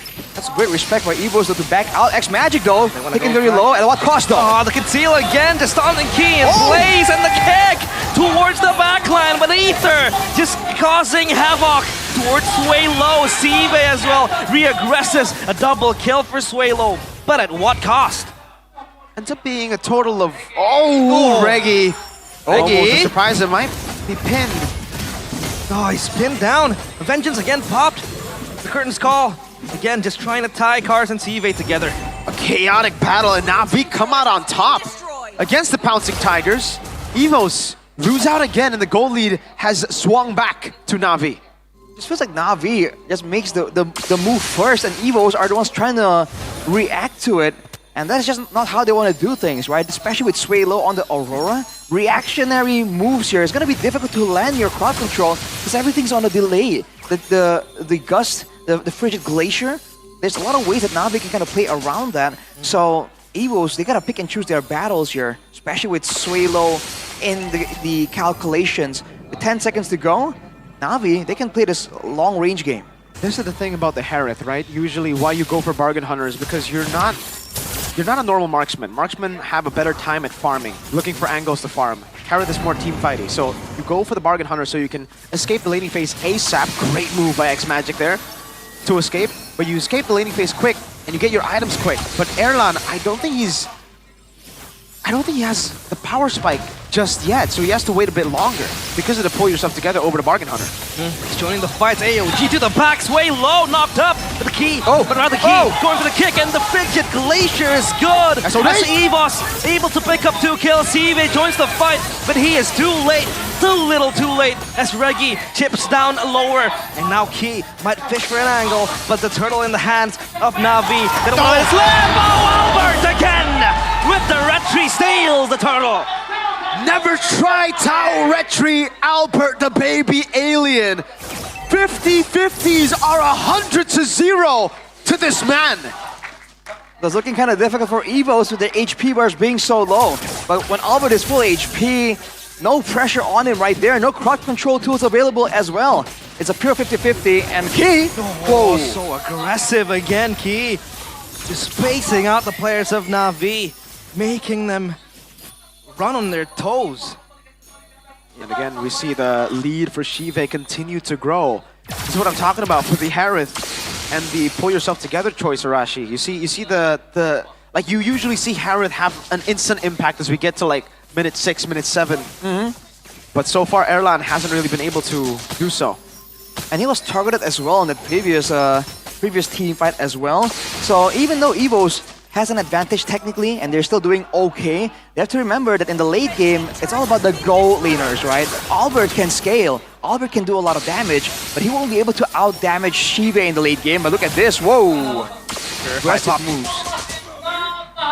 Quite underwhelming, right? That damage from the Harith. For now, at least. Now. Key, the way of the dragon, Hanafi stuck, and there goes the combo. Aurora X-Cho as Albert with the electrifying beats running back to the backline. Ether has to eat all the damage as X-Magic also will retreat back to the base. It's all on the back of a kick now from Key. If he gets a kick, it's goodbye to anyone without Purify. Even Hanafi, that's the tankiest guy on Na'Vi. Fortunately for Na'Vi, they do have 2 Purifies. So targets are kind of slim actually for Evos, but knowing Key, he will find Ether. He will find ways to get him all the way in the back right there. Now though, with the setup on the bottom lane, rotations to the top side, this is where the real deal is. The Lord, the First Lord, has been so impactful in today's matches. Let's see what both teams have in store right here. In their eyes, it's Na'Vi. Don't want to let this slip, but again, just trying to rearrange the lanes. Lane assignments being worked on by Evos. Key again, being that main player to zone out the players of Na'Vi. So now they have the comfort of trying to run down the Lord Erlan as well from behind with the Zaman Force pop, and they get it all for themselves. Cars next on the chopping block, but no, they can't advance further. The Hilda is tanky. Just really well played from Evos. They know they have the team fight. Well, the pickoff presence, whoever walks up, Hanafi, Cars, yeah, the respect from Hanafi goes straight to the AOG as he sees Key. That's the respect from this pickoff, Cho Aurora. He just nopes out of there. Ooh, Ether. Man, Albert does so much damage at this point. Only 2 items, by the way. Only the Starlium and the Holy Crystal. It's just Joy, you know, being used by a highly mechanical jungler. But in that previous fight, I mean, even if Ether 4-0 and 3 is gonna try and find something, the fact that Key was right up in his face, finds him in the midst of that jungle dance around, it's just difficult, man. Now we have to find ways to kind of stop Key or distract him, because otherwise, Ether just isn't gonna have any presence. Yeah, the Nolan is much more of a, you know, follow-up hero as well when it comes to damage. You are there to clean up. You're not there to start the fight. Unlike a Joy, who can do both. Player head-to-head, Shive versus Erlan. We spoke about this, and so far, despite Erlan winning the game, Shive is winning the 1v1 duel. The game isn't winning on a 1v1 basis, though. Look at Evos already gathering around to try and get more advantage from this Lord, and they will be able to at least get the base tower passive, I think. They should be able to charge as well. Oh, boom! He gets it. Boom. Will charge forward, and the Lord no more. But again, Cars so low. Oh my god, Alberto! An assassination towards Cars. Probably their tankiest member just yet, as Key has to run and evacuate himself from that lantern flare. He's gonna be fine. Oh man, Cars on the Hilda, we've seen it twice now, this being the second. It has not been kind to Cars. 0-4-0, not a single like score on the board, not a single kill or assist. No teamfight participation is what you're looking for there, Mirko. And I mean, right now for Na'Vi, again, there's the issue of the front line not being tanky enough. Because now Albert has just finished earlier the Wishing Lantern. He's doing max HP damage. So Hanafi, Cars, the moment they get kicked, it's good night immediately. Erlan only on the Holy Crystal right now, but that's a massive power spike already. So pick-off wise, I think Evos are approaching their strongest point. At this point, Na'Vi needs to be very, very careful. But with 25 seconds to go for the next Lord, I feel like Evos will be looking for something before that even begins. With the Rose Gold Meteor for Shive, it's a way to deal with, you know, some of the damage, but wow, the damage. Is that a mix? Aether and Shive? Actually, now looking at it, yeah, Na'Vi. If Evos are very magic damage reliant, Na'Vi are purely physical. I don't think X-Magic has enough damage to really, you know, be a crazy threat to any of the members of Evo. So based on the builds, yeah, Evos are sticking to physical. Okay, whoa, with the kick towards the back. Albert wants to pop the ult as well. As Cars goes down, Hanafi with the Revitalize. Will it save him? Not for long, but the AOG will. Right towards Reggie, in his face, as Reggie wants to yo-yo him down, but no. Hanafi still alive. Lord in their fingertips. Evos, grab it. It's a great move by Evos there. Not really breathing too hard for the kills, knowing that the Lord is what they're after. They are not allowing Na'Vi to utilize this Moskov macro presence at all. At every single turn, every single neutral objective, they get the wave shoved in, they force Shive up there, and then they start a fight, a pick-off, or they rush down the Lord before anything can happen. And that's because they do have an abundance of damage right now. It is exactly what's allowing them to force the hand of Na'Vi again and again. And they just don't have enough damage or tankiness to match up to Evos right now, so they're forced to play the siege game. But even in the late game, sieging with Attrition, not ideal, man. The only real clear they have is Shive on the Moskov. Yeah, defending with a Shusen, right? It's very hard to deal with the siege. Yeah, they don't have wave clear here. They have a Moskov, that's it. The Moskov is pretty good, but then it's more of a team fight composition, even with the Hilda. And the Hilda can't even zone anymore. Yeah, here comes the Lord, charging and marching into the doorsteps of Na'Vi. They have to hold this. Oh my god! Key again with the initiation, as now Erlan will just dance on the corpses of Na'Vi. SOD and TV will jump in with the spears, and now X-Magic coming in to try to push Evos away. Na'Vi, they hold on. They're able to defend their base. Shive is keeping this boat afloat. Wow, Shive dodging away from Erlan and then making that play happen, but it really feels like this is just delaying the inevitable. It really feels like it's a matter of time right now. The longer the game goes, yes, Shive will have damage, but that's also more time for Reggie on the CC to scale up. More time for Sway Low on the Aurora to eventually get to a point where getting caught in the Frigid Glacier is an immediate death sentence. That's finally the final item completed for Shive, the Malefic Gun. It's got to give him some more range to work with right here. And to his credit, Evos are a pretty short-range team at this point, but you can see how fast Key can close the distance. Look at the damage! Ah, there goes the hypothermia! Frozen to death as Hanafi has to evacuate again with the AOG as Reggie leads the charge towards the turret so deep. But Evos, they will put their hands on the trigger and possibly end this game. Na'Vi, they have to hold with all their remaining lives. And Key goes in with the kick again. The Frigid Glacier over the Frosty Breeze as well connecting. And the crystal is in their sights. Aether will run, but where will he evacuate to? As Evos are on a witch hunt. Aether is just prey in the eyes of the Predator. And Aether will run, but not for long as the minions march into the base. I don't think it'll be enough for Aether. He tried all that he could. There's one minion in the mid lane. Ah, they're gonna end this once and for all. Erlan has got like an Evo strike with the 2-0. The White Tigers pounds. 2-0 clean sweep. And to this day, Na'Vi. Oh, Swaylo! Swaylo! Woo! A shot to the winless Na'Vi. From Swaylo! Oh my goodness! You didn't have to do him like that, Sway Low. Sway Low, the absolute mad lad. Immediately with the taunt. Is this personal? It's a spicy first debut for Sway Low right here. The in-game performance is solid. The out-game performance even better. What a moment for Evos. What a shot. Literally taking a shot at Na'Vi. He took his time too. He walked up, aimed, and then shot. Oh man, this interview is gonna be fun. He savored the moment for sure, dude. Ooh, Na'Vi 0-5. Another loss to add to the lose streak. Now 5-match lose streak. Wow. Halo, he took his time walking in the faces of Na'Vi.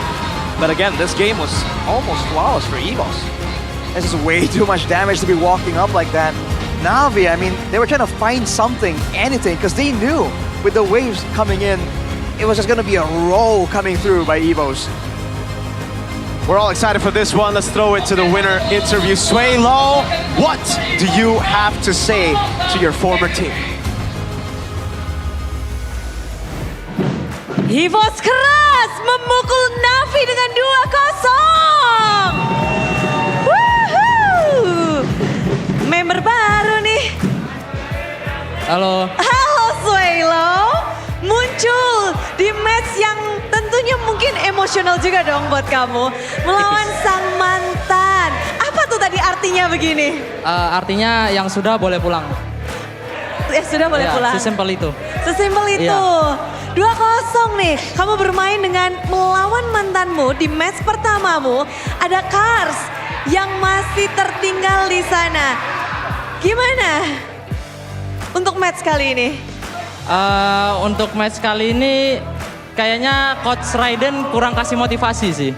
Oh. Ya, terus kayak pergantian namanya kayak kurang. Padahal kan udah enak tuh, Far the King Has Fallen kan itu. Iya, kayak kurang gitu waktu ganti Raiden gitu. Jadi malah langsung ke Raiden-nya nih ya? Tipis. Gara-gara Feng Shui namanya kurang gitu? Iya. Oke, tapi gimana dengan kamu memenangkan 2-0, Cars yang tertinggal di sana dan sekarang keadaannya lagi nggak baik-baik aja nih, Swaylo? Nggak kaget. Oh, nggak kaget? Iya. Kan katanya Kak Far nggak ini, nggak namanya, mungkin kamu ingin memberikan semangat kepada Cars, kawanmu yang tertinggal. Wow. Waduh, wow. Ini nih ya, emang bener-bener keras nih. Tapi happy gak sih kamu membawa kemenangan yang cukup mutlak 2-0? Ya happy banget lah, apalagi kan ya di member baru di EVOS kan, ya berharapnya kedepannya ya bisa konsisten dan membawa EVOS lebih jauh gitu aja. Membawa EVOS lebih jauh. Kamu menggantikan King Nat, kok udah sungkem dulu belum sama sang King? Kebetulan udah dikasih mandat sih. Jadi Swallow week 3 kamu bermain, udah langsung. Oke, sungkem sama ya, si King. Udah dikasih mandat gitu. Ada nggak ancaman kalau kalah habis kamu Swallow? Iya, katanya kalau kalah nggak boleh sahur gitu. Waduh, jadi langsung ya? Ya langsung biar ya makan. Tapi kayaknya udah masuk banget nih sama teman-teman EVOS semuanya. Ya disuruh jadi ini cosplay prot-prot semua. Jadi ya cepatlah adaptasinya. Jadi berlima sekarang jadi prot-prot ya? Ya 5 semprot. 5 semprot. Oke, kalian berhasil menyemprot dengan 2-0. Tapi momen yang menarik juga, nggak cuma Swallow di sini yang menarik, tapi tadi Regi lari-lari di momen terakhir. Kamu jadi tugas untuk mengejar Ether tadi. Apa Bude? Momen terakhir, kalian berhasil kayaknya tuh alot ya, mau mecahin base dari tim Na'Vi. Kamu lari malah maraton tadi. Jahat banget dia mau cut mid kita. Makanya aku kejar, mau jahat ya tadi. Oh. Makanya aku kejar. No Ether. No Ether. Tapi setelah kamu kejar juga, kita ngeliat bahwa game kedua kalian bisa menutupnya padahal cukup alot. Apa sih yang mungkin Regi perbuat nih di game kedua? Gimana kalian komunikasi supaya lancar dan membuat game kedua jadi milik kalian? Gimana menangin game kedua tadi?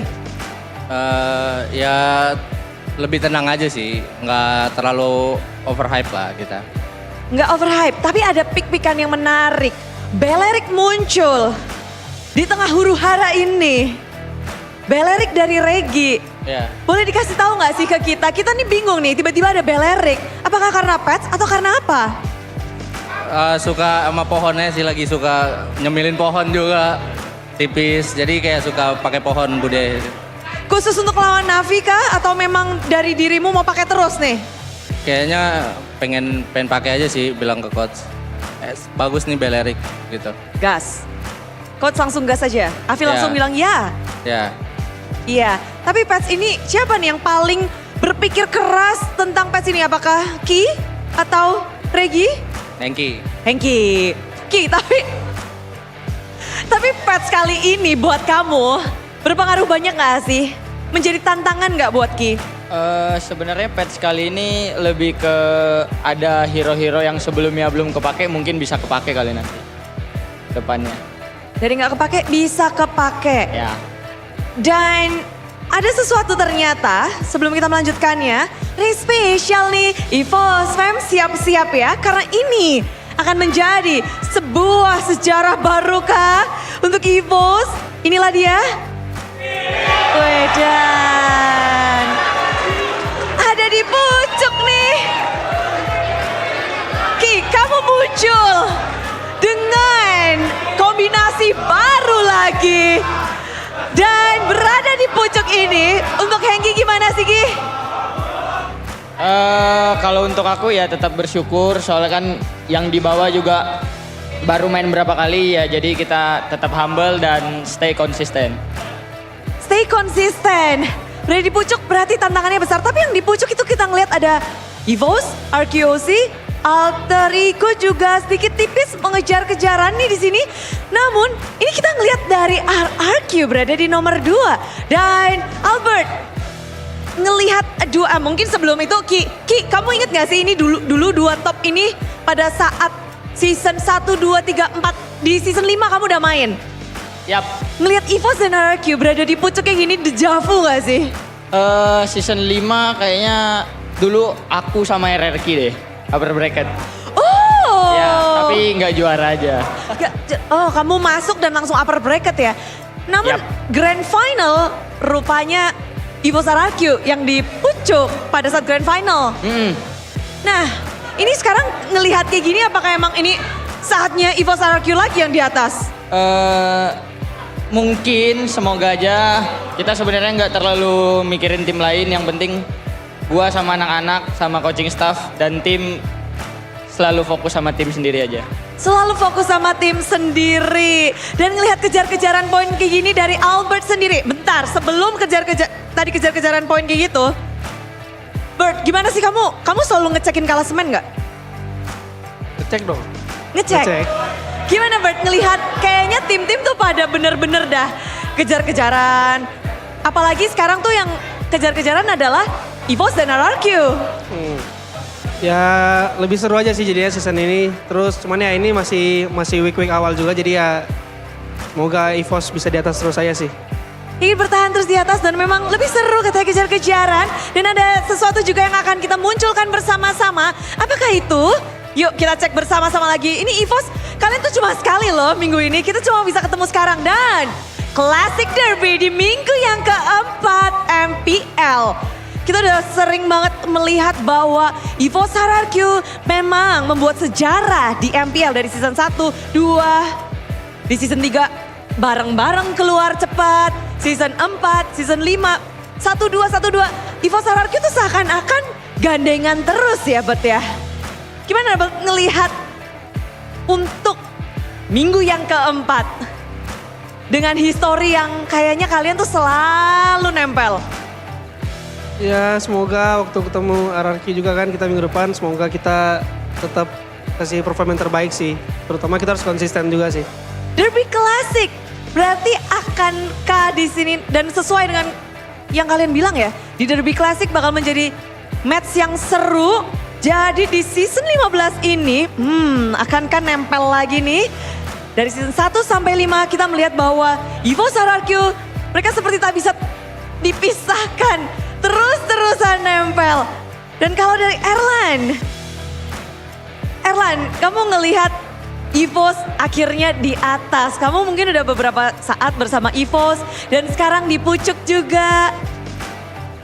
Gimana Erlan ngelihat timmu nih yang baru banget terbentuk, sekarang di pucuk? Gak gimana-gimana sih, yang penting aku sih bersyukur.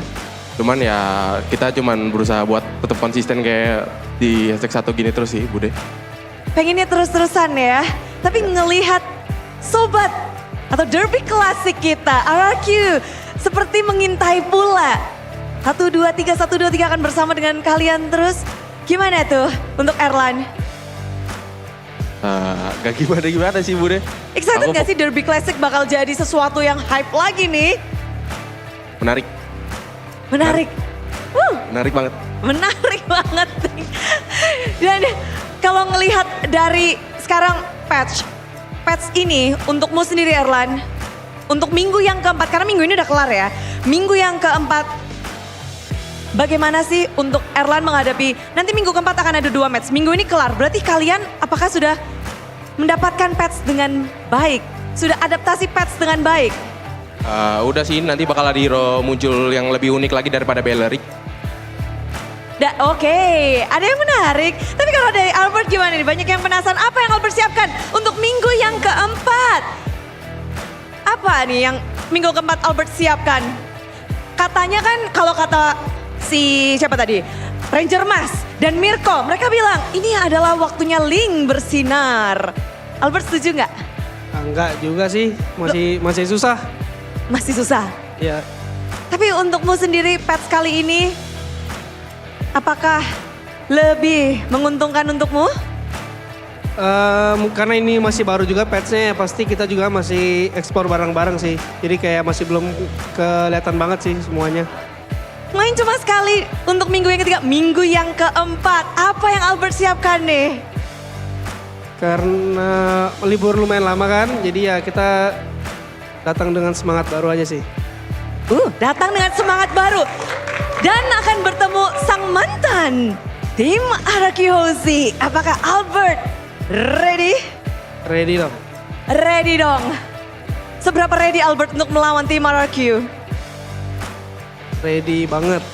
Banget. Cuman masih lama. Jadi ditahan dulu ready-nya. Tahan dulu ready-nya? Ya masih lama kan. Tapi apa yang Albert nantikan sih untuk bertemu dengan tim RRQ Hozi? Udah gak ada semua ya teman-teman gue ya di sana. Waduh.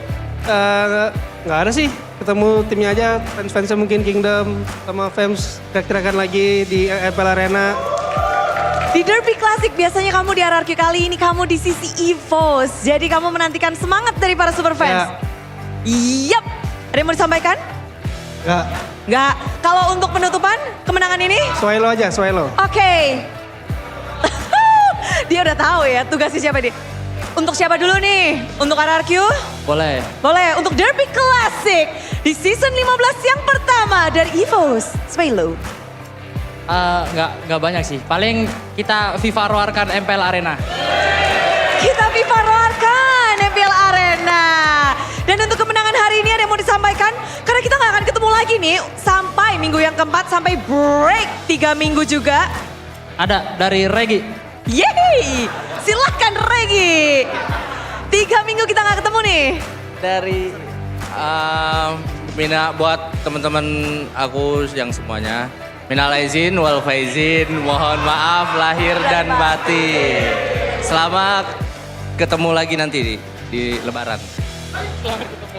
Sampai bertemu kembali. Sudah? Dan kemenangan hari ini patut dirayakan karena inilah dia tim EVOS yang ada di pucuk.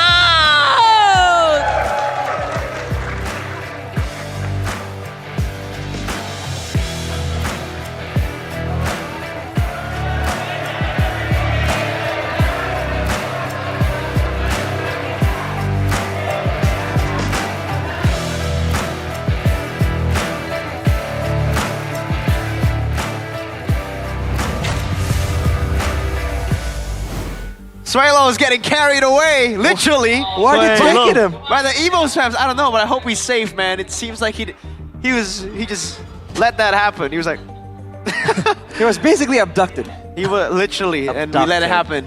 You know, hey, the Evos fans are ecstatic right now, especially considering, you know, they're number one. When was the... Dude, last season they didn't make it to playoffs. So back to number one. Even in season 13, when it was, you know, an odd season, they barely made it to playoffs, Yeah. miracle run, and then they popped off in playoffs. But in the regular season, they were shaky. Barely made it to MSC as well against Ski fan. 3-2, the Reverse comeback. sweep. Match point Evos. Match point Evos. Match That point was Evos. the signature. That was the Dreams Brands XBTR, by the way. Signature. Ah. But Gotcha. Arashi, that first place position has been taken away by Evos. You're gonna have to win against Alter Ego tomorrow. Yeah, well, they're number one for now. Oh. For now. For now. Things can change. Things always change. But what if RQ slips it? Oh! Against Alter Ego. I feel like we're beyond slipping at this point. Yay! Man's yapping. Oh. We got a little bit of banter here from an Onyx fan. I don't think you should be bantering right now. Right, BTR, right. current Yeah, BTR, how's that definitely. 2-1, bro? Oh. Against How's that Dewan 2-1? Homeless. How's that 2-1, he says? Uh-huh, Because uh-huh. RQ have not dropped a single game. Wow. Yeah, That's yeah, true. yeah. You're gonna feel that 2-0 tomorrow, I guess. Oh. Interesting. Alter Ego. Oh, man. If your first loss comes in a 2-0 fashion, that's... Against Alter Ego as well. Oh. That'll be crazy. Who knows? God. Who knows? Who knows? New patch, right? Who knows, man? Yeah. With the new patch, I think... I get the feeling Keskid might know. Yeah, though. I think Cascade will probably know what's up. I think the chip pick has been great for them, for RRQ, so...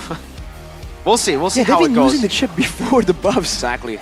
Dude. So with the buffs and with Evos claiming number one, they're going to be fired up to go back up top there, maybe with another 2-0 win. Who knows? But we're going to throw it over to our crucial moment here for Arash over here on the left, of my left, your right, to dissect the game. It's just these moments before the initial big fight. I think it's really good that Evos are able to actually go for this pick-off style. But even when people are together, they find that opportunity to go for the kills first. That's something that not a lot of teams, I think, are able to do on the fly. If they're already planning to go for a pick-off, they can transition into a Lord Dance and vice versa. But with Evos, this man literally becomes the key. Wow. Mr. Key. Damn. XBTR, man. Oh, man. As Ranger must mention, KYY. KYY. KYY. It's so sad, you know, bittersweet to see him not in red, but to see him succeed is amazing, man. And I think he has definitely improved so much since his time with BTR here, together with Albert, his prot duo. But hey, Mr. Swalo said it's no longer the prot duo. Now it's the 5 some prot. I don't know what that means, but the 5 sprayers. Yeah, the 5 sprayers. So I guess they're just going aggressive in the game. They pray and spray. Exactly, something like that, something of that nature. But looking at these fights, again, there were plenty of moments where Navi are able to take the fight to Evos instead. But whenever it becomes a slower thing, whenever it becomes a more methodical, one moment changes everything type of fight, well, El Momento is on the case every single time. And look at this, the times where Evos fall, there's definitely mistakes that can be amended here for sure. But overall, the fact that Albert is just so lethal and so efficient right there, and they have the great game plan of going with these wishing lanterns for the joy to try to supplement the pickup potential, we can see that the idea is to use cars as that sentry, as that tool for vision, but it doesn't matter. He gets deleted almost immediately, man. And without anyone to look for the vision, that's where he can just wait and choose when to go in.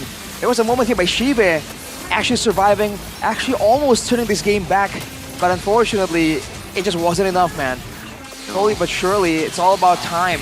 And this moment where X-Magic overextends just a little bit to try and find some more information, that's exactly where Sway Low ends his life. It was just so clean from Key, man. The constant kicks here and there, and then the cleanup from Erlan, Albert. Gotta give props to Avil. This coach so far has been doing an amazing job at drafting for Evos. We did see a couple mishaps, I would say, against Alter Ego, but after that, really fixing it. And again, you know, the Chorora, the chip earlier too, really good stuff. Very quick at adapting. Even the improv pick, right? They saw the Joy was open. All right, let's pick the hair of the Joy and then the CC. We need a bit more physical. Yeah, really good stuff. Really good stuff from Evos. Yeah. So, is Sway Low officially the better mid laner compared to Nat Goat? Realize you're on Team Nat Goat. You're so part of the cult of Nat Goat. I am. Do you feel like this wasn't a proper test? They need to, he needs to be to weather the storm a little more, show a little bit more something? I'm not gonna be a heathen. I'm still gonna follow the cult. Okay. But will still, he will trust. I think Suelo can reach better heights. He has that high ceiling. So you do believe? This game was like another day in the office type of game, you know. Yeah. Not so flashy. He Again, didn't have to do anything. Yeah, he flashy. did not have to do anything. Not as flashy as Natural was with maybe the Vixana flickers and all that. But the way he was able to link up with the key was so good. The way they changed the CC, so the way the dragon connects and then they go for the kick, and then the Frigid Glacier comes in. So locking them in place, it just works wonders for Suelo and Key. And yeah, again, like you said, Mr. Aditya Rosenda is so good with the drafts. Wow, Mr. Suelo. Yeah, we saw the potential in and outside of the game for Suelo. Right. Yeah. I mean, it was like a really cool moment, man. I really thought Navi or Rebellion before would have kept Suelo and Audi TZ. Right. And they didn't. Audi. That is a name that we definitely miss here.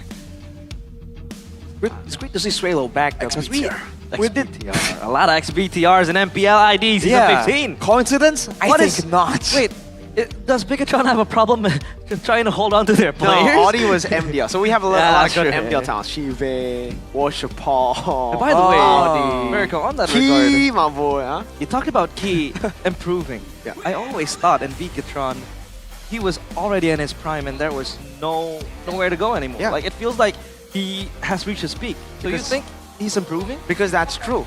Sometimes you need to step out of your comfort zone. You know, surround yourself with a new environment to improve. And Yeah. for Key, he's been in Bigatron for so long that I think, yeah, he has hit his peak in Bigatron. He Right as he plateaued. moved to Evos with a completely new team with That's true. Albert, his ex duo partner in ranked.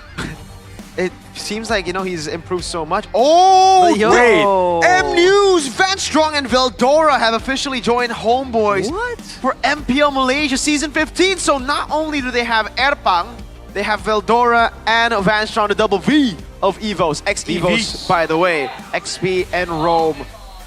Wow. Van Strong and Veldora. I mean, you know, Veldora with the signature pose. You know, I love the guy. Hopefully he does well over there. Hopefully. We have an Amen. audience topic voting here to throw out. What do you think, Realize? Will Homeboys come out strong with 3 MPL ID representatives? Erpang, Van Strong, Veldora. I don't know, but the audience think definitely. I mean, wow. It feels like Homeboys have lost their magic ever since a few seasons back. Ever since they lost their entire roster. That's true. Like, what happened there? When Udil yeeted out and it just went to health. You know, health broke loose for Homeboys. So They had to go MDL team. yeah, They lost everyone. Nats, Chibi, Sapat.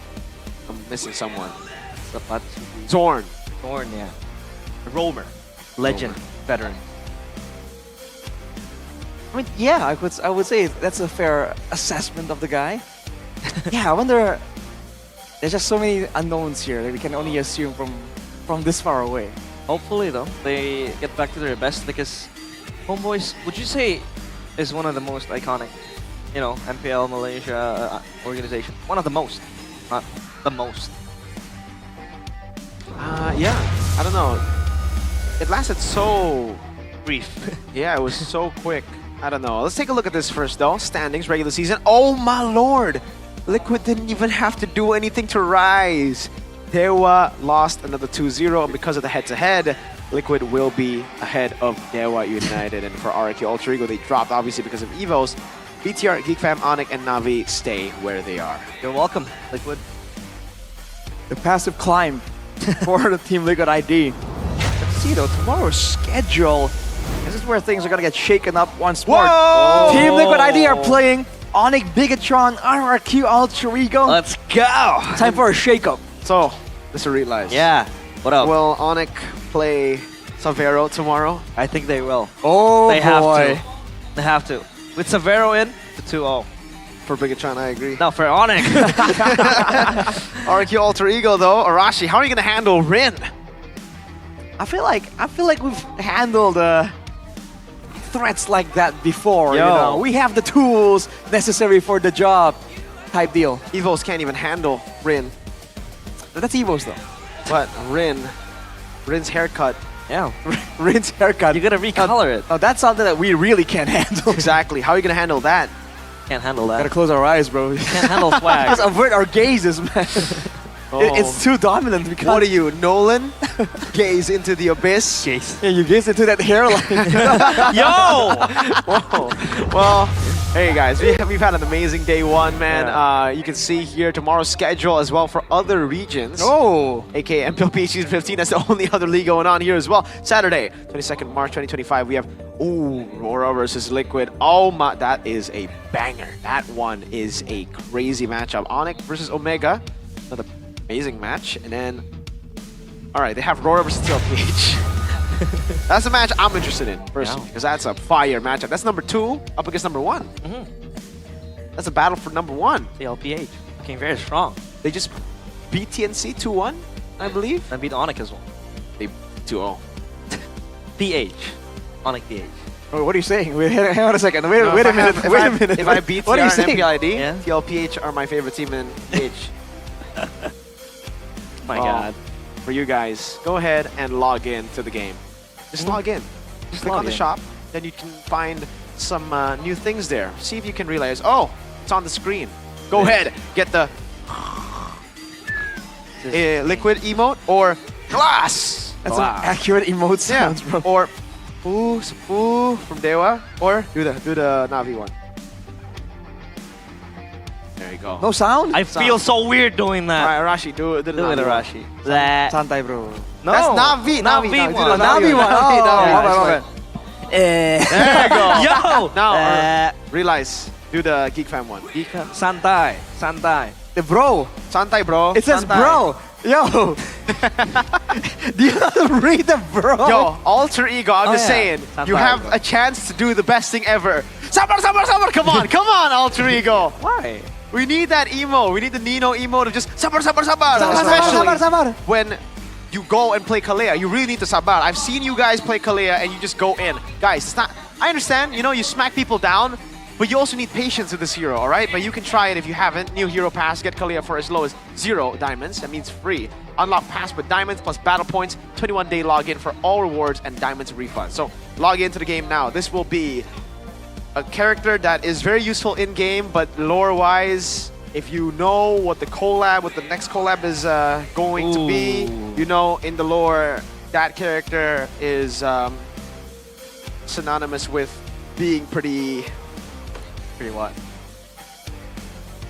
What? I'm waiting for the words to come out. Useless. Useless? Well, you don't know? Oh, I know. I do know. Yeah. I know. Like- A very, very useless character. Yeah, but You you know, know, like this team, 3 guys, Yeah. with full power, 100%. With Technically 4 her out, guys. 99.9% power. Exactly. Yeah. True. More of a side character more than anything. It's a bit mean, but it's okay because we're not going to be mean to this guy. He'll slash us to death. The Pact of the Undying Alpha. He looks amazing with the new Legend skin, and you guys can go and shake it out. Shake it out. You want to shake it out? Shake it out soon. Dude, the effects that you have when you're in normal form and when you're fully stacked is crazy. Like, I'm going to buy the skin instantly. Once it gets released, I'm Instantly? buying the, I will get number 00001. I will get the first ever alpha. They have the Legends numbering skin. as well. Yeah. Oh, Try to also- beat me, nerds. I'm gonna tap on that screen so quick, you won't even see me. Like some people are gonna beat you for sure though. No. I don't know. No. Were you You 001? can't beat the S25 performance. Right? Unless you have an S25. Then. Okay, that's fair. But I yeah, have people- S25 and Telkomsel. It boots fast. Very Unless you have fast. S25 and Telkomsel too, then that's fair play. You're gonna lose out. Were you 001 on the Moskov though? What? On the Moskov skin, were you 0001? No. I got like 10,000 or something. You guys are quick with it, man. 10,000? Yeah. And you're claiming you're gonna be 00001. Listen. You guys can't even get MPL ID tickets because they're sold out before you could even buy it. No, because That's we're fair. working. That's fair. That's because we're working. See, I was working too when I got Yeah. the Moscow, but here for the Alpha one, I'm not too big of a fan of Moscow. Alpha, I play Alpha, so I'm sit down, What warm is up. that? I'm gonna warm up, sit down, and like you're rolling. yeah, I gotta warm up like this so I can get the strength to open up my phone and buy tickets for MPL ID that you guys can do right now with GoPay, the application, or the official MPL ID website, and you guys can get free diamonds. Free diamonds. You want free diamonds? Oh? You want free diamonds? I do. I love myself some free Please diamonds. buy tickets right now, bro. I will buy tickets. Have you bought any tickets this season? I did. Which match? Onyx. Versus? Every match. Oh! I've booked tickets. Wow, every match. Interesting. What about you, Arashi? Have you bought all the RQ tickets? I have my ways. I think I'm gonna make my way to be able to watch those matches regardless. Yeah. You know. If you said you bought it, I would say you're a liar. Yeah, because I would've you know called you know out. how fast they sell Yeah, out. exactly. Yeah, that's Bro, true. I mean, it's a bit of a blessing and a curse because RRQ, the merch, the tickets, it's difficult, man. It's tough being a fan. Arashi went to the booth together with me during playoffs. We went there and we're like, yo, sir, I want to buy some merch. And they're like, we're out. Out, done. Come back tomorrow, nerd. Yeah. And tomorrow he came and then it's all gone as well. It's No, still tomorrow. He arrived at at the opening and he got one. Done. Even Once then, they a lot of things were already sold out too, and a lot of the sizes were gone. So I mean, some of these You had teams, to go man, for an extra small. That was like small. you see the energy in the arena. Imagine that energy just channeled In a into booth. purchasing tickets and merch. You can imagine the amount of craziness that happens in those merch and Wait, ticketing booths, man. So for the teams that don't sell out their tickets, are you saying? Real here, Yeah. it's a numbers deal. It's a numbers deal. Kingdom, Evo's fams, definitely on Sonics. top. And then we have the Bigatron fams, and then Sonics. Sonic, sure. Sonics. Sure. Well, Adam. Sure. But we are done here, unfortunately. We got Mirko, Realize, and Arashi, MPL ID S15. Let's throw it to Bude, Clara, Monster. Hari yang pertama di minggu yang ketiga tiada tim yang bisa bernapas lega karena semuanya saling mengejar tempat terbaik untuk tempat mereka. Mereka nggak ada yang mau di bawah, semuanya ingin berada di pucuk, berada di atas, di tempat yang aman dan juga nyaman.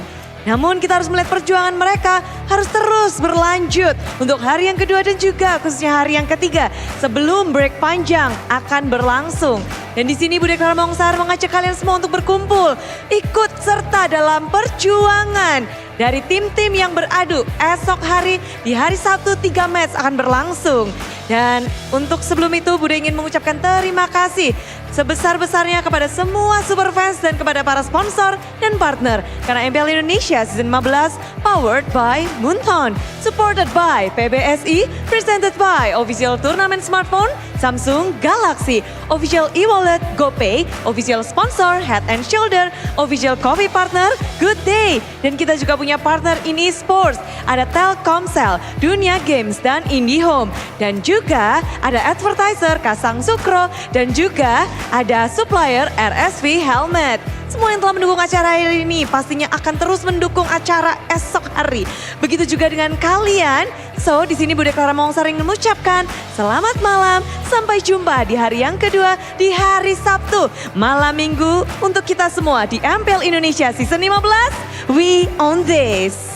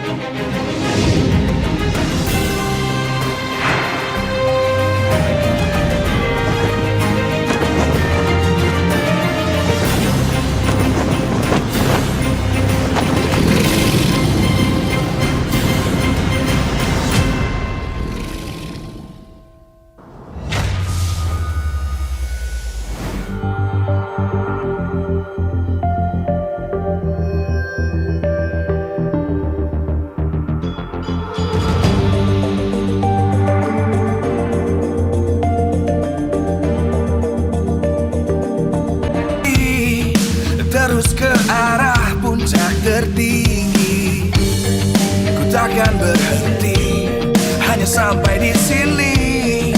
Kemenangan abadi menanti. You know we won't miss if we unite our focus. And if you haven't noticed, we all live. Nyalakan apimu, hadapi semua tantangan, hadang semua serangan, jatuh bukan halangan.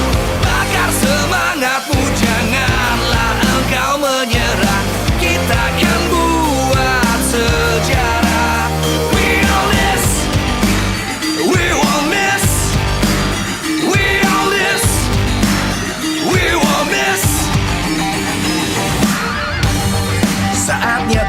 prestasi, jalani ambisi, aku kan menyawakan